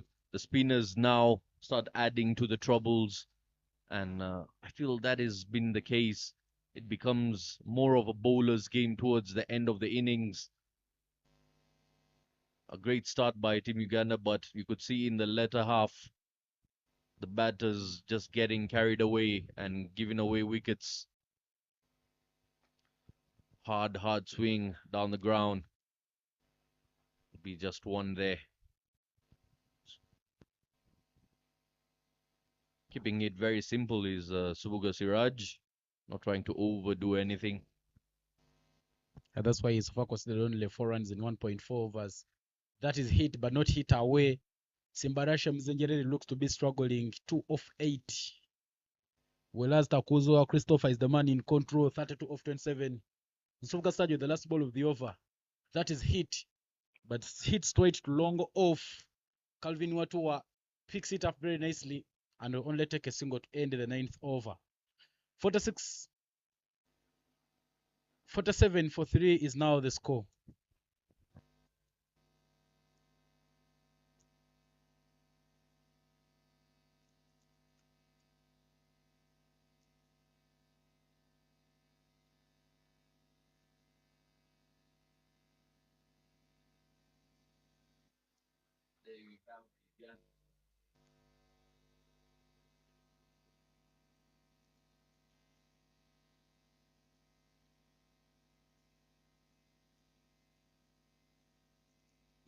Uganda have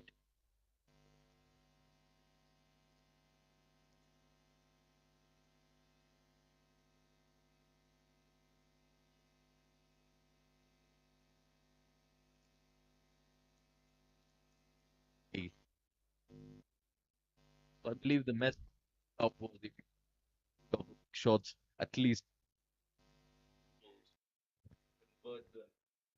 Of course, you have to pick up the singles and doubles to keep close. The bowling change of Team Uganda, Roger Mukasa, Galiwango. Men love him, calling him Papa. That is hit. Hit straight through covers. But there is Pasco at long off running round the ball. He manages to pick it up very nicely. The throw not so convincing, but Ansobuga Siraja with the backup, and Uganda will only concede a single run off that. Yeah, strong arm coming in handy from that position. Of course, Roger Mukasa had a good knock in the first inning, scoring 39 off 18. He was the leading runs scorer in the first innings of the game.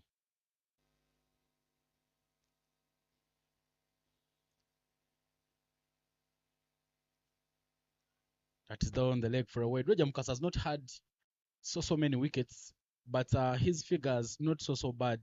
He so far picked up 5 wickets, having bowled in 4 innings, and he has an economy of 6.71. Tries to work it away, but that will turn away down the leg. Brushes onto the pads, but no run taken.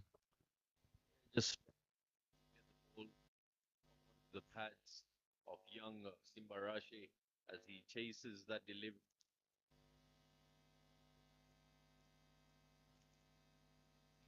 Dragged to the leg side. Of course, when you look at Roger Mukasa's bowling action, he loves bowling right arm around the wickets. So some of these these batters don't know where his balls are darting. But really, he is a very brilliant man there. Look at his figures. 0.4 on the runs conceded. Tries to hit it, but there is a man there, Joseph Baguma, backwards of point. There is a collection and no run is taken. Roger Mukasa going through his over very quickly here. Yeah, very well done. Not giving away much.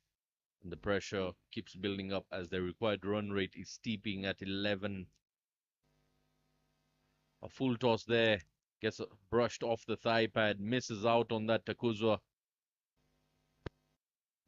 Very handy Roger Mukasa there. He completes his first over, conceding only 2 runs.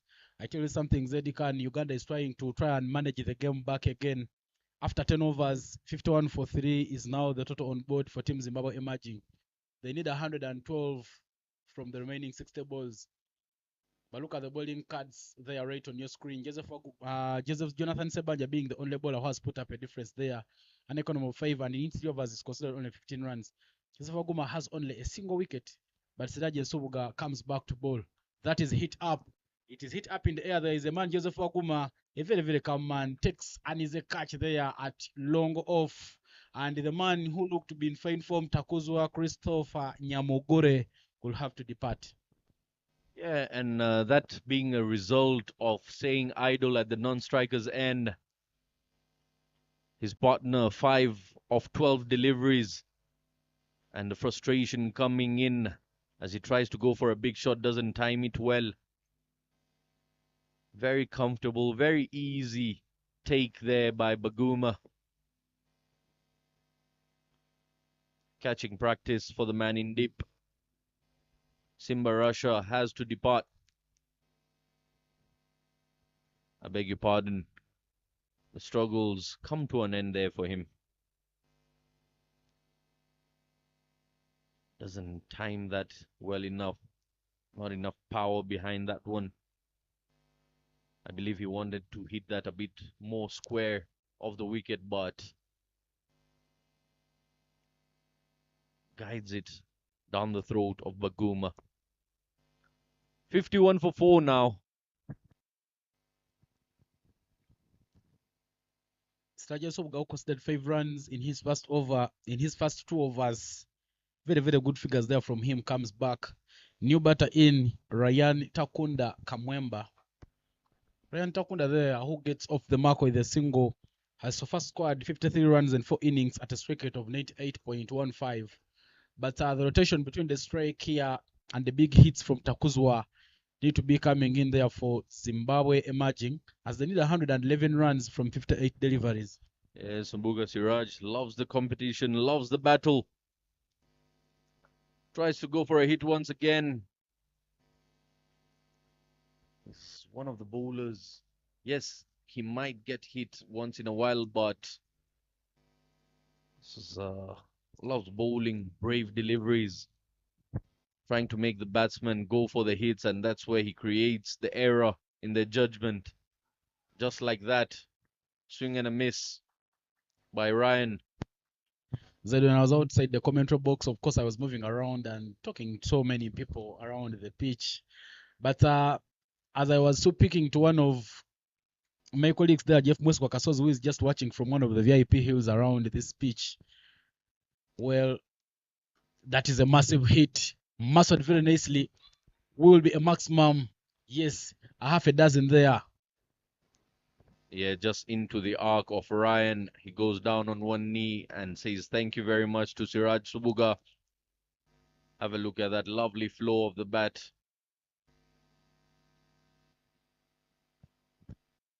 Feel the spectators there should be a bit watchful. Loud appeal and the finger will be raised. He picks up his second wicket.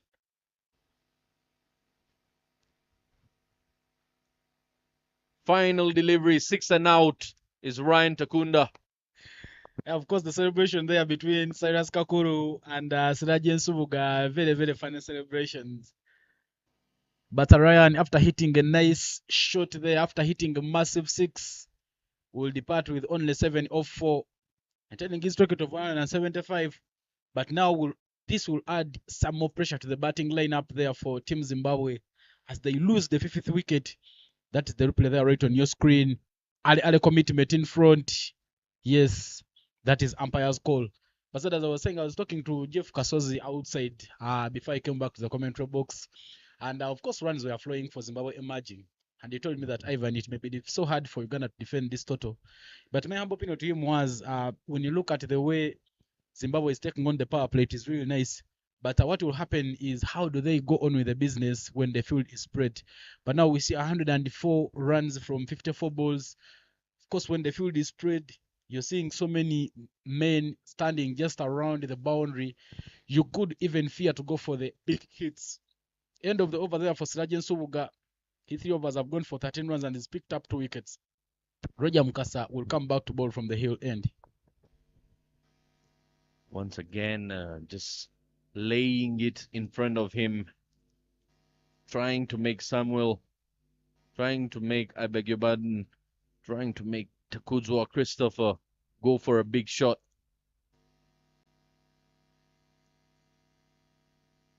And turns it into the right-hander this time.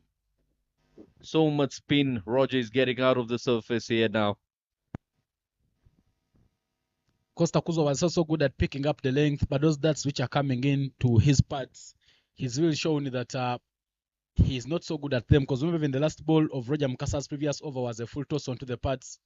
But of course, Takuzo are not managing to dispatch it away. It's a very, very fine action. With the same action, he can create turn on both sides. The one coming in and the one going away as well. Like that one sharply coming in. A wicket it is. Look at the celebration. He says, you can't see me.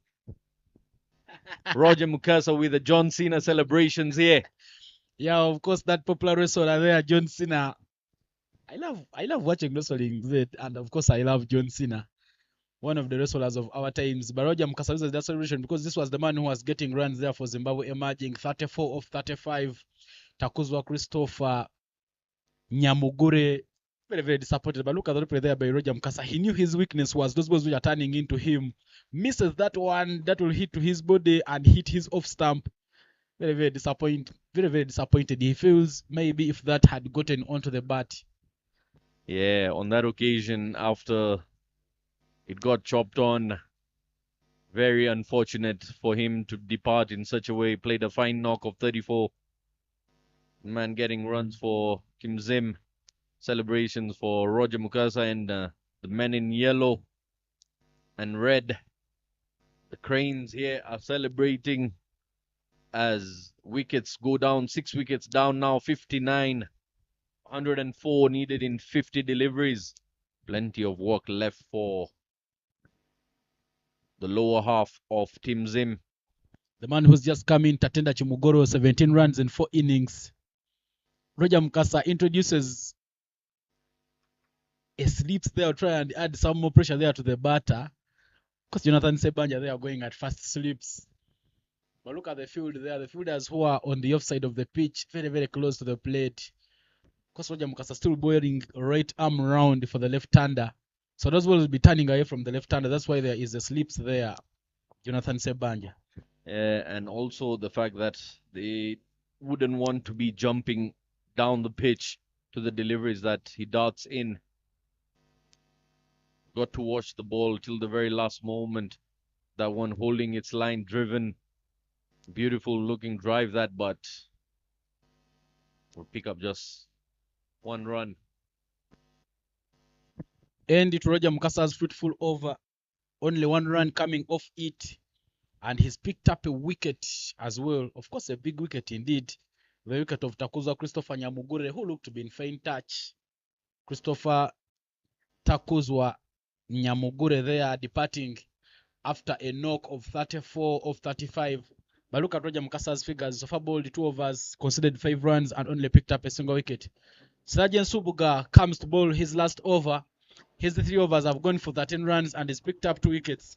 But Zimbabwe Emerging needs 103 runs if they are to win this game. 2 new men at the crease, Tatenda Chimugoro and Samuel Muyambo. Samuel Muyambo will be facing for his first time, but he comes into this game with 20 runs in 2 innings at a strike rate of 125. Siraje. Oh, nearly had him. He darted the quicker one coming into the pads there to Tatenda Chimugoro. 2 wickets for 13 runs here, Ivan.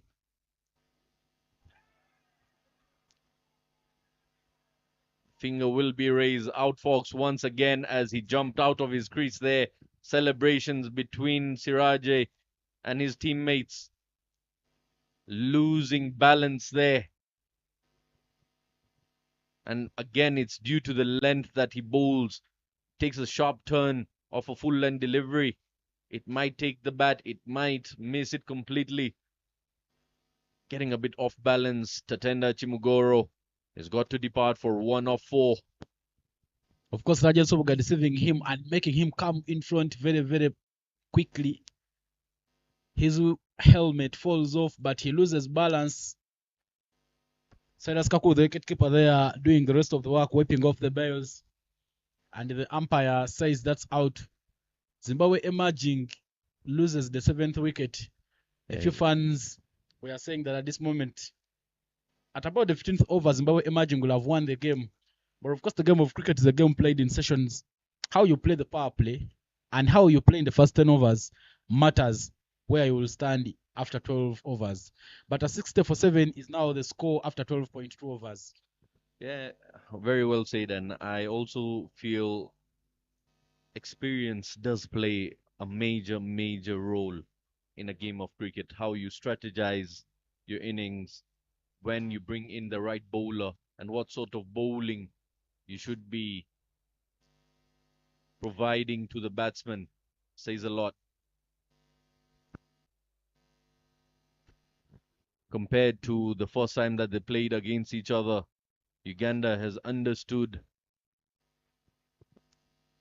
the struggles of Zimbabwe batsmen and they're capitalizing on that. Sajas Subuga bowling it a bit full to the new man, hitting the gap. A bit of slowness there from Calvin Watu, and they managed to pick up a double.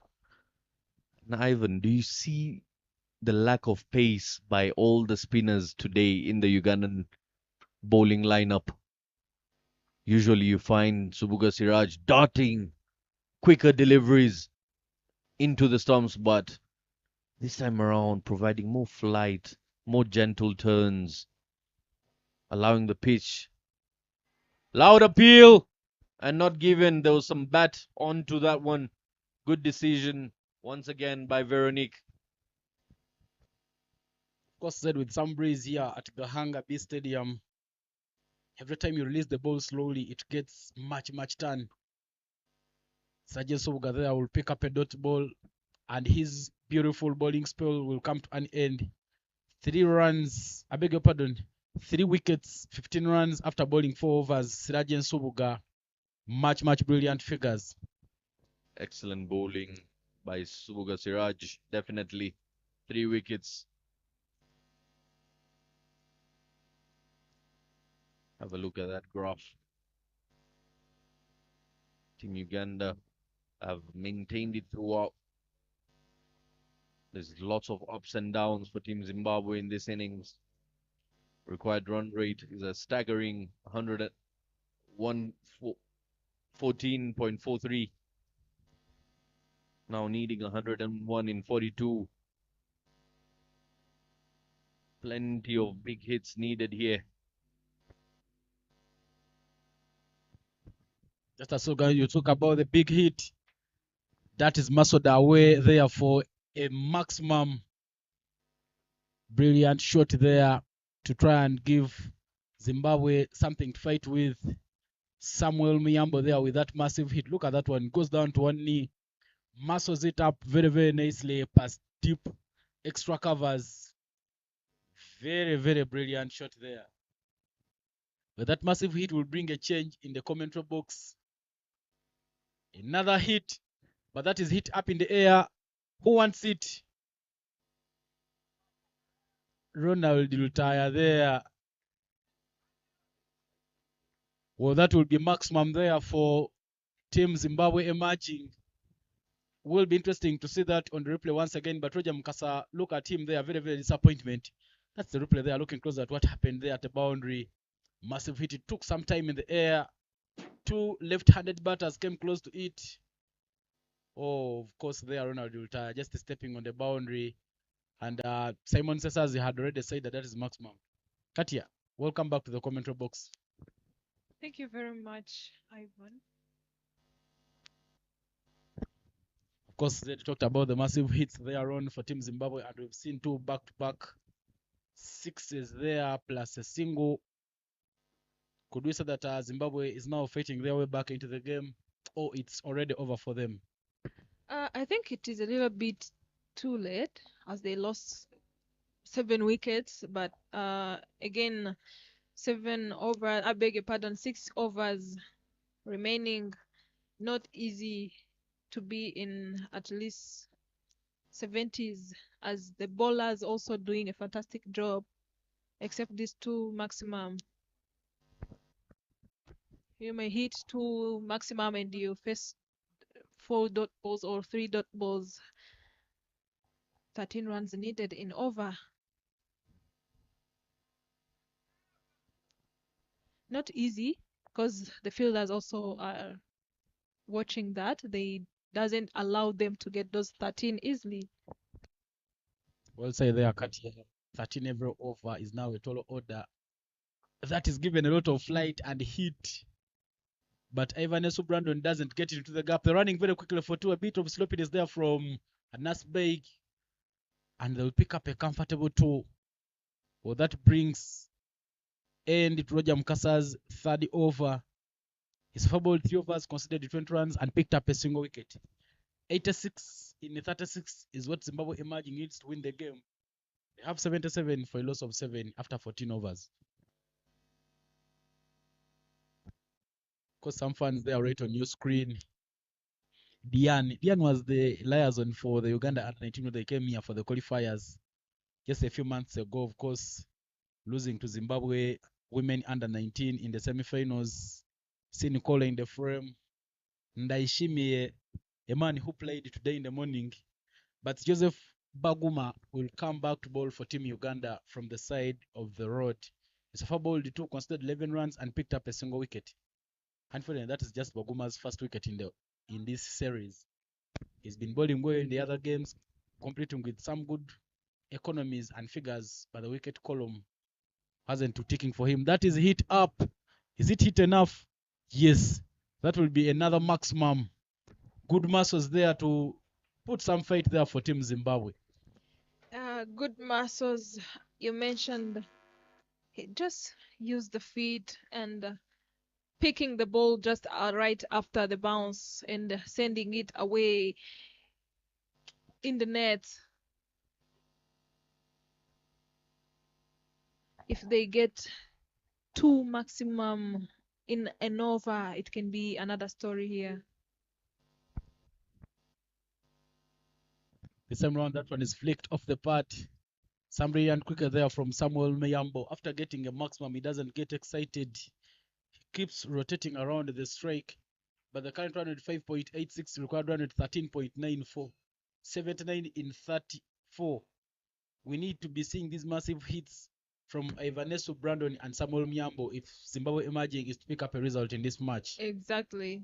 They will need more boundaries, but singles is not going to work for them. That is hit upish, but straight to the man at long off. Pascal Murunyi with an easy pickup. But Katia, this is not the first time these two are meeting. They've ever met in this very tournament, and Uganda managed to win by 5 wickets. Uganda, the only unbeaten side in the ongoing RCA Invitational tournament. They've shown some class in what they do. Well, that will knock him over. Joseph Baguma picks up the second wicket. Look at the smiles there from him. He's a man of not so many words. His celebrations are also very, very muted, but very, very brilliant in whatever he does. Yeah, I love that delivery. As a batter, he waited just to hit it at the bounce, but he ended up meeting the ball just right in the middle of the legs. It was a little bit late action from the batter. Maybe if we look at that have a look at that. He waited for it as he was tossed up and he knocks him down in the middle stump. That was lovely delivery. Of course, Samuel there departing with a very, very good knock. He had a strike rate of 333.33, 20 off 6. Some good bat swing there from him.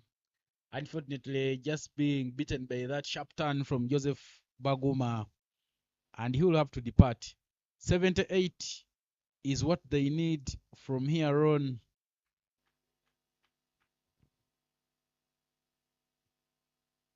.78 in 32 balls.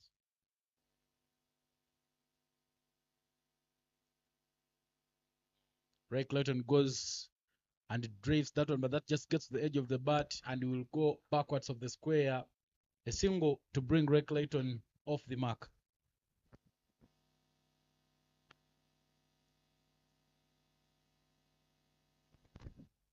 Ten in this over.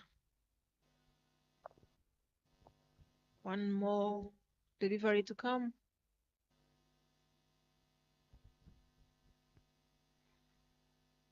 Goes hard on it. And they are pushing for 2 and the chase is on. As Ivan stopped it. They got only 2 runs, 12 runs in this over. And the end of 15 overs. 86 on board. 14 runs needed in over. It's quite hard for Zimbabwe as they remaining with 2 wickets. Of course, 88 for 8 would mean the 2 wickets that are remaining. One of those wickets is in, another wicket is outside. But what you talk about scoring 14 every over will be very, very hard here for Team Zimbabwe. 76 in 34 as Roger Mukasa comes back to bowl his last over. Gets one turning away from the left-hander. He's bowled brilliant well to the left-handers, Roger Mukasa, still passing great time around the wickets. But his balls are turning away from the left-hand. That's why you see Srajan Subga there at point, very, very close. Goes down and hits that one. Slogged straight to Anas Beg. Good fielding there, and they only pick up a single. Yeah, Roger using the experience he have. He didn't try many things. He just did the right thing and he took the wicket. Even the way he's setting his field. Knocks him. Oh no, that was from the keeper's hand. But that was really close. I thought he nearly thought he knocked him. Silas Kakuru being a very, very handy man behind the stumps could not just let you have that freedom of jumping out of the crease. Why he always tries that attempt of the stamping.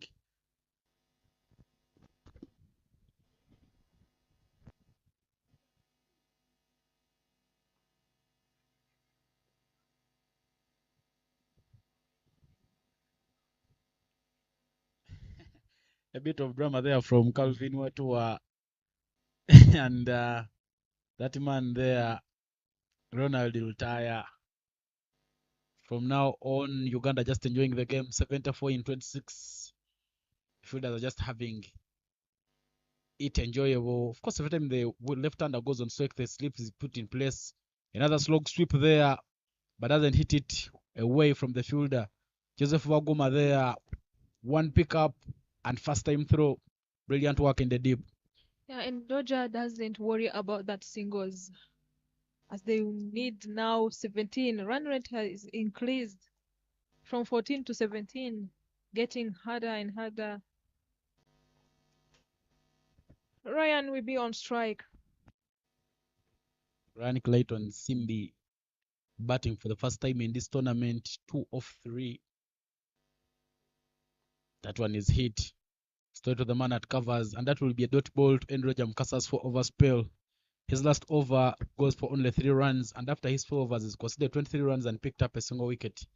90 for 8 is now the score. Team Zimbabwe emerging after 16 overs. 73 in 24 is what they need to win this game. The two batters in there for Team Zimbabwe emerging. Iva Inesu Brandon with 8 of 12, where Ray Clayton Simbi has 2 of 4. Current run rate 5.63, required run rate 18.25. And I think Zimbabwe will need to be not all out in order to create some chances of playing final. As they are second now,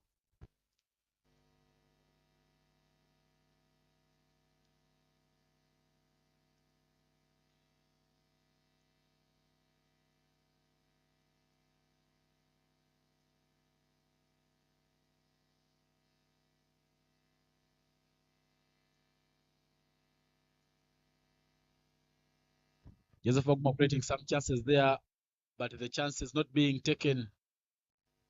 Ani called the fourth row there from Cyrus Kakuru, but Pascal Murungi there manages to make sure that he saves the situation. Zimbabwe emerging here, trying to fight back into the game, but the required run rate 19.36, current run rate 5.63, 71 in 22.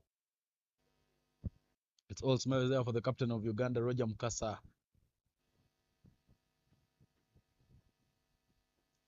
course, the table standings there, Uganda leading the table with the 4 points. Correction, with 8 points from 4 games. Zimbabwe emerging has 6 from 4 games. Rwanda Select has 4 points from 5 matches, whereas the Rwanda A team, which has not won any game, has no points from 5 games. This means that in the last game between Rwanda Select and Zimbabwe emerging, if Rwanda Select manages to beat Zimbabwe emerging and also work on their net run rate, maybe they will maybe they will manage to get a position also in the net run rate. That will mean Uganda will have to win here to seal their spot in the finals.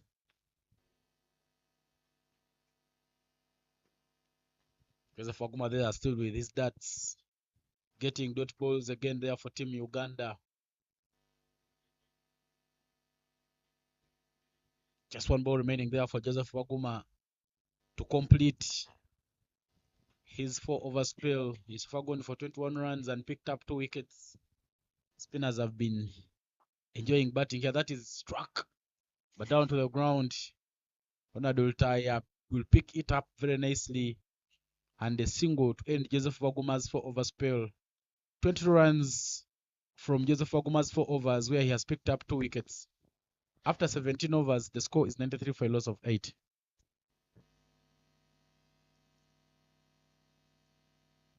Of course, many men they are coming here to watch this tournament, but 131 fours we've seen so far, with Christian Benihire topping that chart with 9 fours, and Roger Mukasa has 8.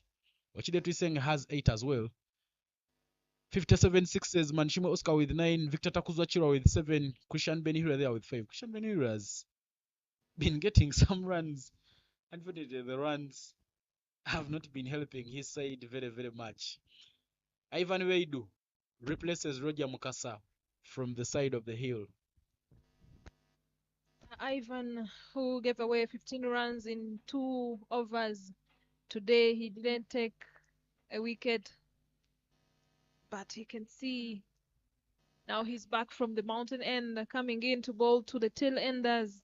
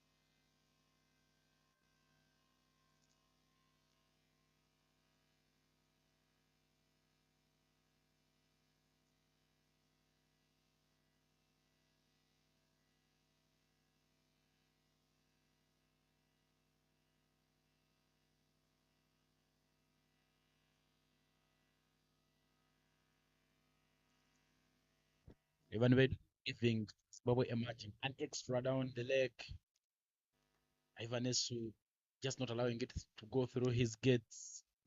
Even when you do a very, very hungry man. I remember when he won 2 consecutive Player of Match awards. I met him around the pitch, and as we were having a conversation, he told me, of course, it's my namesake. He told me, namesake, man, I want to win all the awards.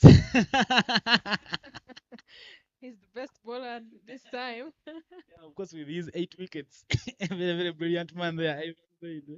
But I love the hunger that he has, just trying to catch the eyes of the selectors to make it to the team.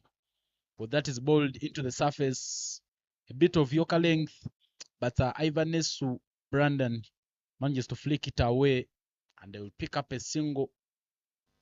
These singles are very, very good for individual figures, but for the victory, 27.20 required run rate, 5.43 current run rate, 68 in 15. It's really becoming a tall order for Zimbabwe emerging to win here on. But of course, mathematically possible. A few big hits, and you'll have the game away. Yeah, mathematically possible, but again, we normally say when I was playing, we used to say like even the fielders didn't come to cut the grasses. They're also fighting.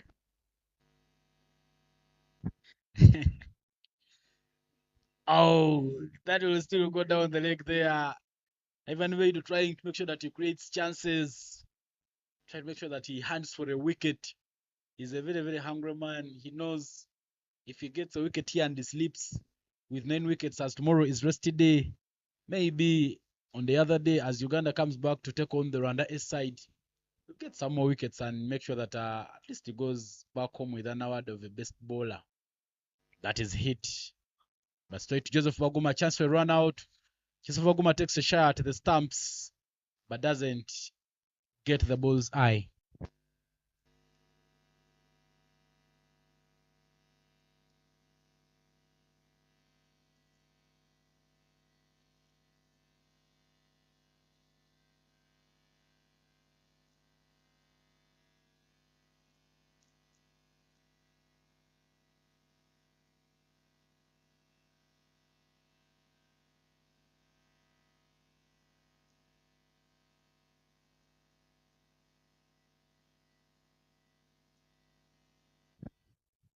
Ivan Wade there. But look at the required run rate already in 30, current run rate 5.50. Looks like Ray Clayton Simbi and Ivan Nesu Brandon are batting to complete the overs. Not bad for net run rate. Of course, you need to be looking forward. Maybe they were looking at getting their sweet revenge in the finals. That is it straight to Ivan Veidu. First ballers love doing that.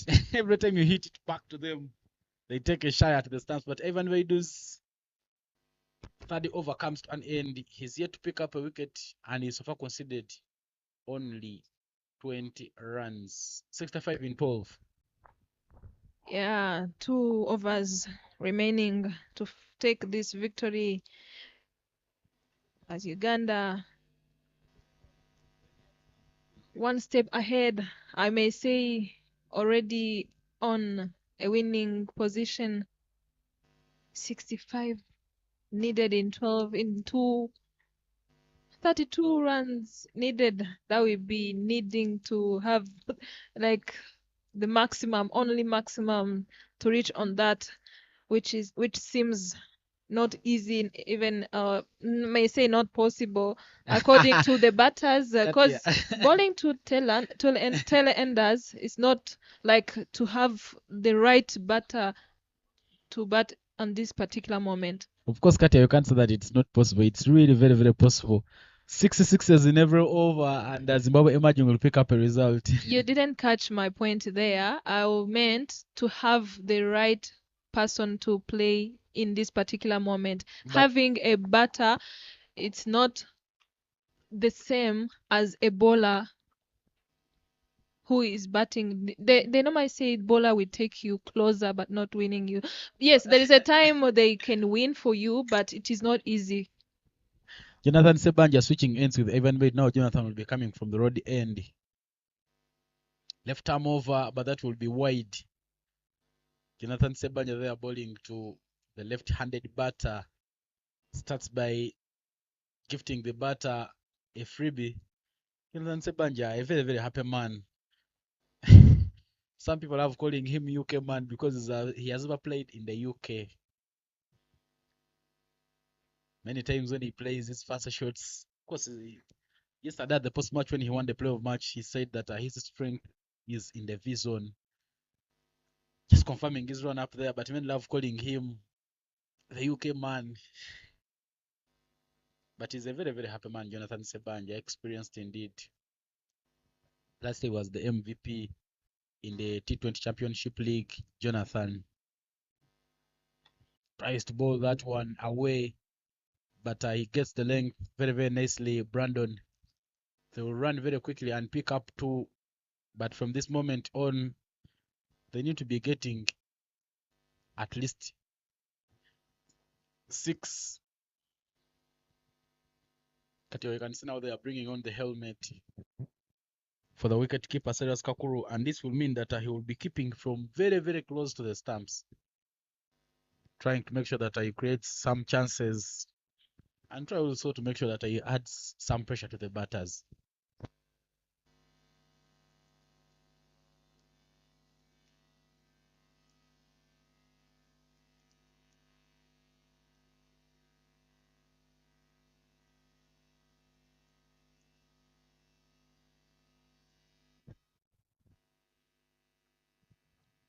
Swing and a miss. The appeal for a stamping is a not out there from the umpire. Of course, 2 umpires standing in this one. Children of the soil. Veronique Iruho and Hajinmana Damasen Ja. The Anglophones love calling him Jean, but we're in a Francophone country. Tries to play that one away from the body. There is a man there, Ronald will tire. Couple of bounces, but they'll only take a single.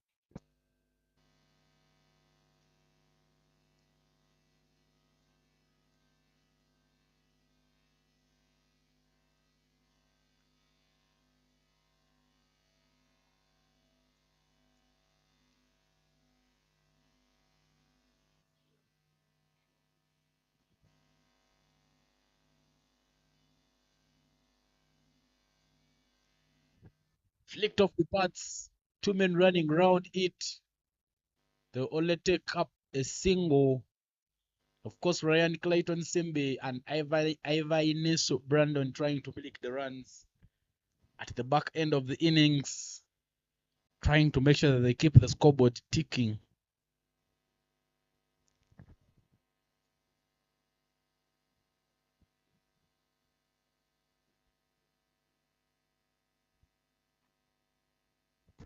Going hard on it. to the leg side, but it's only a single run. Last delivery for 19th over. 59 we'll be needing. Will be needed in 7 deliveries.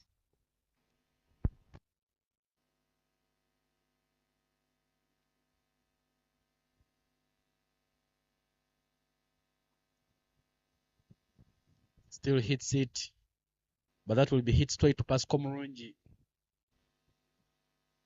That will be just a single to end the over. Jonathan Sebanja's 4-over spell comes to an end. He's considered 22 runs and picked up 2 wickets. 105 for 8 is the score after 19 overs. Required run rate 58. Not easy to get. Many people there watching this game. The board, the female representative on the RCA board, Sonia Omoringa.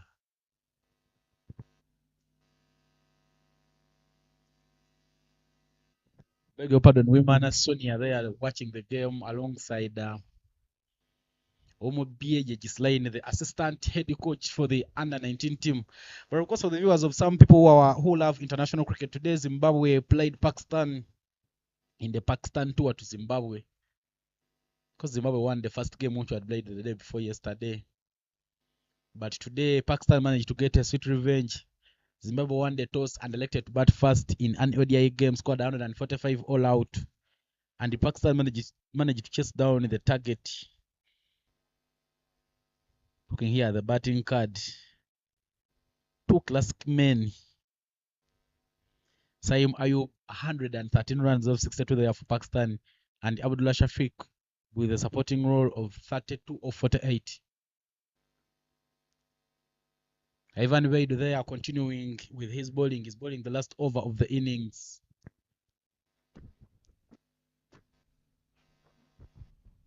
Just 4 balls remaining. And now looks impossible.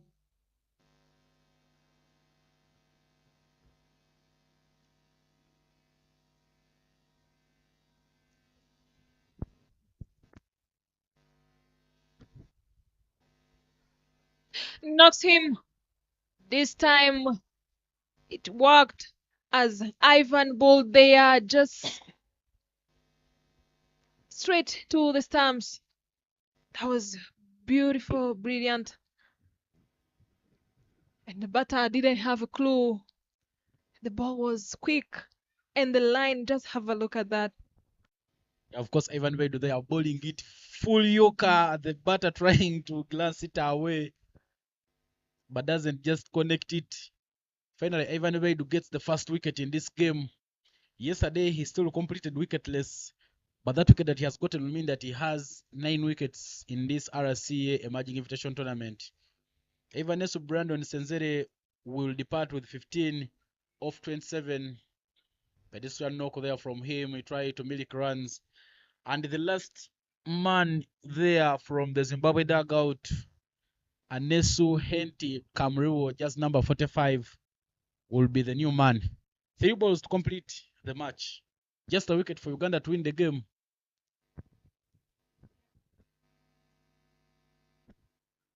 Gets one turning into him, but that is played well. The new man there, Kamriho, will get off the mark.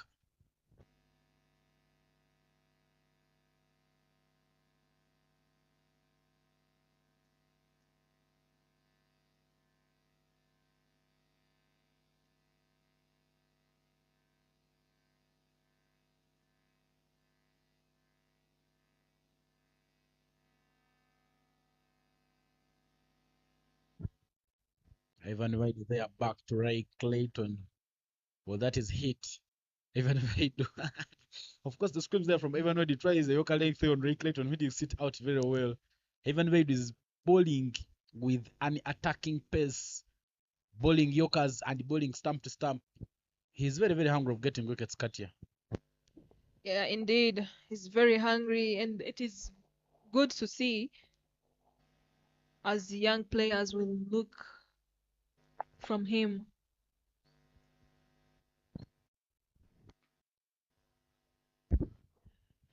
And that will be the end of the game here. Zimbabwe finishing with 108 as Uganda taking this victory, winning by 54 runs. So far, they are unbeaten, Ivan. Yeah, of course, Uganda, they are being unbeaten.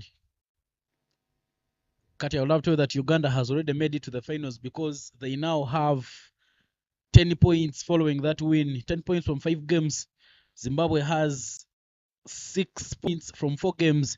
Well, the Rwanda select team has 4 points from 5 games. And Rwanda A men's team is pointless after playing 5 games. This means that even if Zimbabwe A emerging wins Rwanda after tomorrow's rest day, if they win the select side of Rwanda, they will be the other finalist. But of course, no one can get 10 points now in the tournament, meaning Uganda have sealed a spot there to make it to the final. Remember, tomorrow will be a rest day and action will resume after tomorrow. The batting card there for Zimbabwe emerging. But to start off will be the bowling card there for Uganda A. Of course, Sergeant Sobuga there being the leading wicket taker. 3 wickets in 4 overs where he's conceded 15 runs, an economy of 3.75. Jonathan Sebanja, 2 wickets. He bowled 4 overs and conceded 22 runs, an economy of 5.50. Roger Mukasa and Ivan Weidu have picked up a wicket apiece. Similar figures there. They've conceded the same number of runs. Roger Mukasa and Ivan Weidu, they've bowled the same number of overs, 4 overs, and they have the same economy of 5.75. Not easy to say that. But 8 extras gifted away by Team Uganda. Zimbabwe emerging, of course, completing with 108 for 9 after 20 overs. The batting card there for Team Rwanda, 34 runs for Takuzwa Christopher Nyamugore there. 34 of 35, strike rate of 97.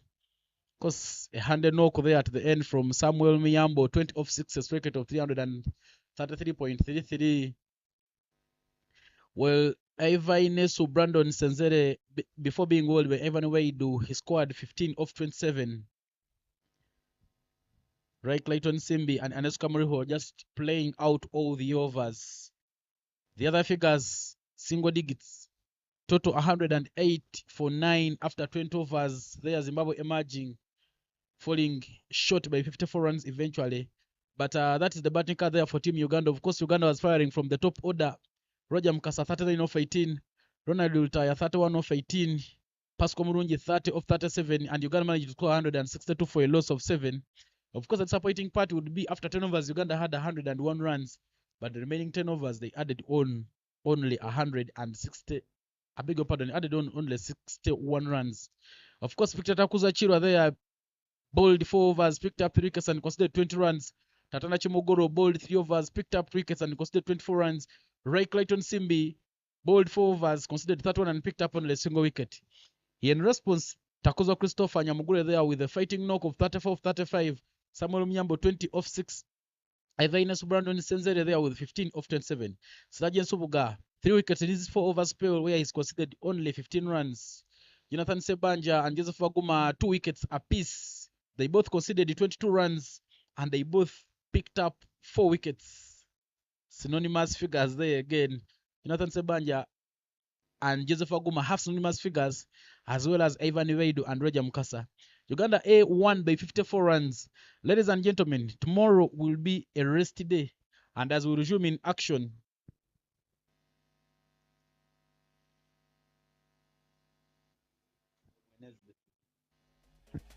tomorrow we take a rest day. My parting shot's very, very clear. Just visiting the cafe zone. I love visiting other places, but this time around I'll just go to cafe zone. We'll return with the action again as on Thursday as Rwanda A takes on Uganda A and Zimbabwe emerging takes on Rwanda Select later in the afternoon. As I sign out, my name is Ivan Cyprian Sajabi and I've been here in the commentary box alongside Katia Wamahoro. In case you didn't know, Katia Wamahoro has a world Guinness record. You could just Google that. She's also played cricket brilliantly there for the Rwanda women's senior team. But our co-commentator Zed Khan will be coming live to your screens with the post-match presentation. From here, we sign out.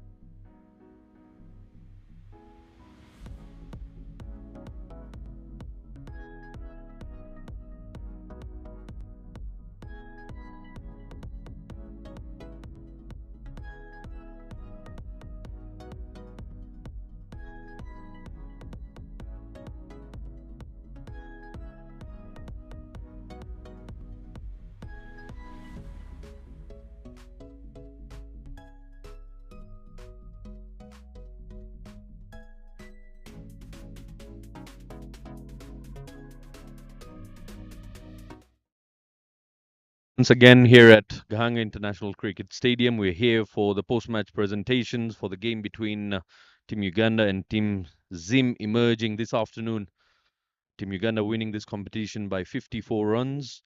I would like to call upon the captain of Team Zim emerging, Lennox. Lennox, tough time out there. What do you think went wrong for your side? I think they had a good power play when they were batting first, and I think that sort of put us in a spot of bother. And I think we managed to take the game away from them during the middle period. But when we were batting, I think that's where we had real problems. I think we couldn't string up partnerships, which is key when you're playing games like this. You string up partnerships and it's easy. So we failed that, and the result says it all. Do you think the total was too big of a ask? I don't think so. I think it was a chasable total. We could have just applied ourselves more. What are the positives that you picked out of this game? I think the strength to come back from the position that we're in when we're bowling to actually get the game to be competitive. I think that's a positive to take. And if you can do that more, even when we're on top, I think we'll go a long way. Any feedback to your boys? Yeah, just keep on going. I know like the times like this, but better teams they come out of these positions and they go on to win. So we just have to keep on believing and keep on doing the right things. All right, thank you very much. And now for Team Uganda, I would like to call upon Roger Mukasa. Roger, congrats. Thanks. What do you have to say about this game and setting up that total? It was a quick 5-1. Yeah, it was a nice toss to win because wanted to bat first because of the wicket. The wicket is played a lot of games, and then we just wanted to bat first, and we back ourselves and try and put a big score. Actually, we are looking for 140, but we got 160, extra 20 runs.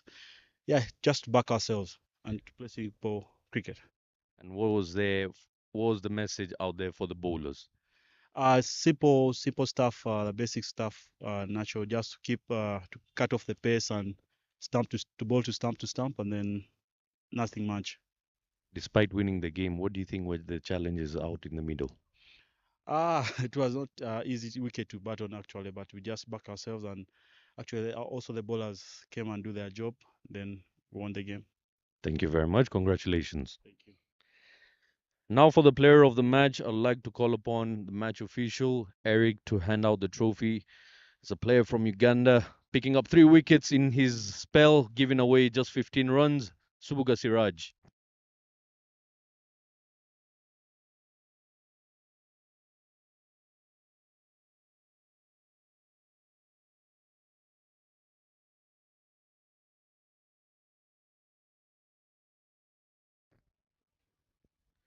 Congrats, Siraje, winning the player of the match.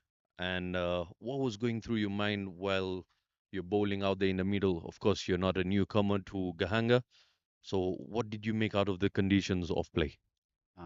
First of all, I'll thank my captain because seeing at the pitch, it was really like turning, and what I only had to do is to just bowl a wicket to wicket, and the ball could just turn in. And I'm so happy and grateful because I've been like trying to get more man of matches, but at least today I've tried, and I just kept it simple, simple basics, all that.